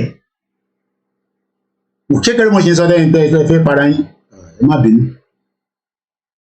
ìtọ́ ìdẹ́pẹ́ nù náà ìbá àwọn obìnrin wa àwọn ọkùnrin wa ti ń gbà sí fún ìtẹ́ ó ṣe wáyé tí Koiki ló ń dùn yìí kódà ó yà mí lẹ́nu jọ Monday tí Frank ẹ ṣàmọ̀ Frank kejì ọchì ó ní who is that woman that I'm seeing her picture they calling her scam àmúni èmi ò dé bá wọn sọ̀rọ̀ mo ló ti dé bẹ́ẹ̀ nìyẹn ìwọ social media mama blast ojú ẹ̀ jáde lójoojúmọ́ ní scammer mo tún ti translate as Hausa language mo ti post ẹ̀ ojoojúmọ́ bí ṣe ń gbé lọ sórí LinkedIn mo ń gbé lọ sórí Instagram ìwọ tó bá dẹ̀ ti comment abẹ́ tó bá ti sọ negative a máa bá ẹsẹ̀ fún ẹ mo sọ fún ẹ pé èmi ni máa lé ẹ sáré lórí social media bá ṣe gbé ẹ wá yẹn náà la ṣe máa lé ẹ lórí platform tiwa ó máa pọ̀ ètí fún wa ní petition tiwa padà mo ò ní kókó gbogbo ẹ̀ fún mi lọ́wọ́ but àwọn tó ṣì ń sọ̀pọ́tì Ìgbòho àti bàbá Akíntóyè lórí Koiki Media ni mo sọ̀rọ̀ lórí other platform wọn náà fẹ́ petition wọn padà àwọn yẹn another topic tá a máa sọ nìyẹn but títí the end of April a sì slow down but petition yẹn wàá mú jáde níbi tó wà níbi tẹ́ tọ́jú ẹ̀ pamọ́ sí gbogbo ẹ̀yin tẹ́ wà nípẹ̀ o máa mú tí wá yẹn máa mú jáde torí olúkálùkù màmá ní kó máa send orúkọ wọn àdé máa confam a máa send èèyàn síbẹ̀ ẹ gbọ́dọ̀ yọ níbi tẹ́ bá fi sí. part one mo ṣe rárá ṣe yìí part one màá wá tún slow down bomb bastard mo tún translate ẹsẹ de Igbo mo translate ti Faransé mo ń pè yà yín ní scammer ló lẹ ìyàwó amúà lẹ ń ṣe meeting lèmi lórí ẹ̀yin ẹwẹ ẹyẹ kó jágbàjàgbà lọ ẹ kó jágbàjàgbà lọ bẹ́ẹ̀ ni ó máa lulẹ̀ gbẹ̀yìn ni ó máa ṣe kí ló máa lulẹ̀ àfi tó bá yẹ pé inú kan kọ́ lèmi fi ń ṣe tẹ̀bí ìyá Fúnkẹ́ Bello ẹ pé ebi ara mẹ́mbà yín ìyá Fúnkẹ́ Bello kí lọ́ mórúkọ wa lọ káàkiri fún níbo lọ́ mórúkọ mi lọ tí mo mọ̀ bàbá Koiki á ti mórúkọ yín gbogbo yín pátápátá àwọn ẹni tó ń ṣòtítọ́ so èmi ò ṣòtítọ́ mọ́ báyìí torí mo ti ń gba sí fún ìyá onítìrì mo ò ṣòtítọ́ mọ́ báyìí wọ́n ní kí n translate ẹ̀sẹ̀dẹ̀ Fúlàní náà ẹ ṣe gan ni tí bá ti jáde nísìnyí so a lè má lè jáde mọ́ lálẹ́ ó lè tún di lọ́la lágbára Elédùmarè ọlọ́run ọba Elédùmarè á fi ìṣọ́ ẹ̀ṣọ́ gbogbo wa níbikíbi tá a bá wà nílé ni lóko ni nírìn àjò ni àyín Yorùbá politician bẹ́fẹ́ bẹ́kọ̀ Nàìjíríà gbọ́dọ̀ dàwó kí lè ayé ọmọ Yorùbá lè dá. Thank you so much everyone. Koikimedia bringing the world closer to your doorstep. We play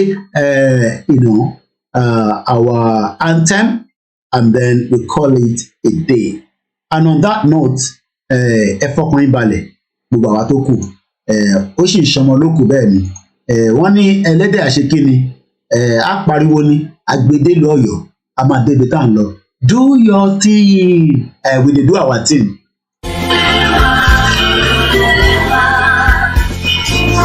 Okay, Biafra.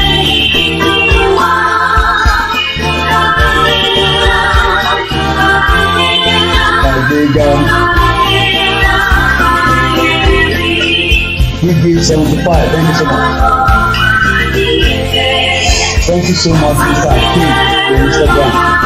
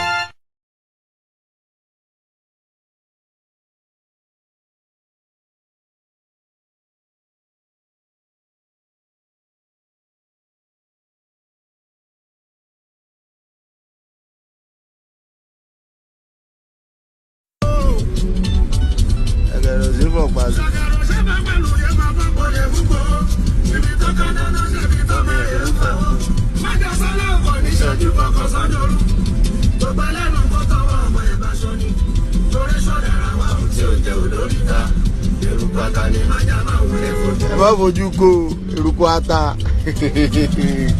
abẹ́ ń bẹ eruku ata tí o ti fojú ko bàbá wà gbogbo Nàìjíríà.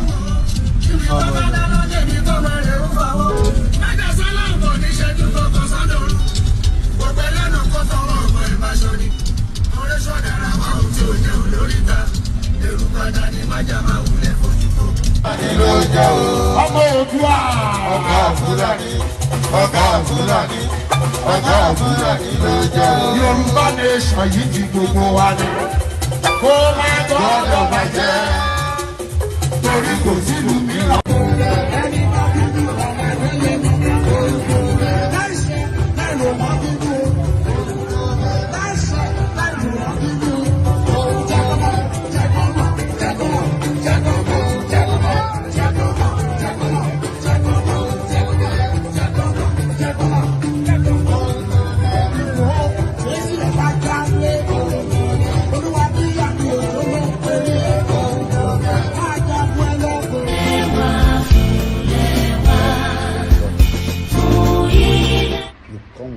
nothing.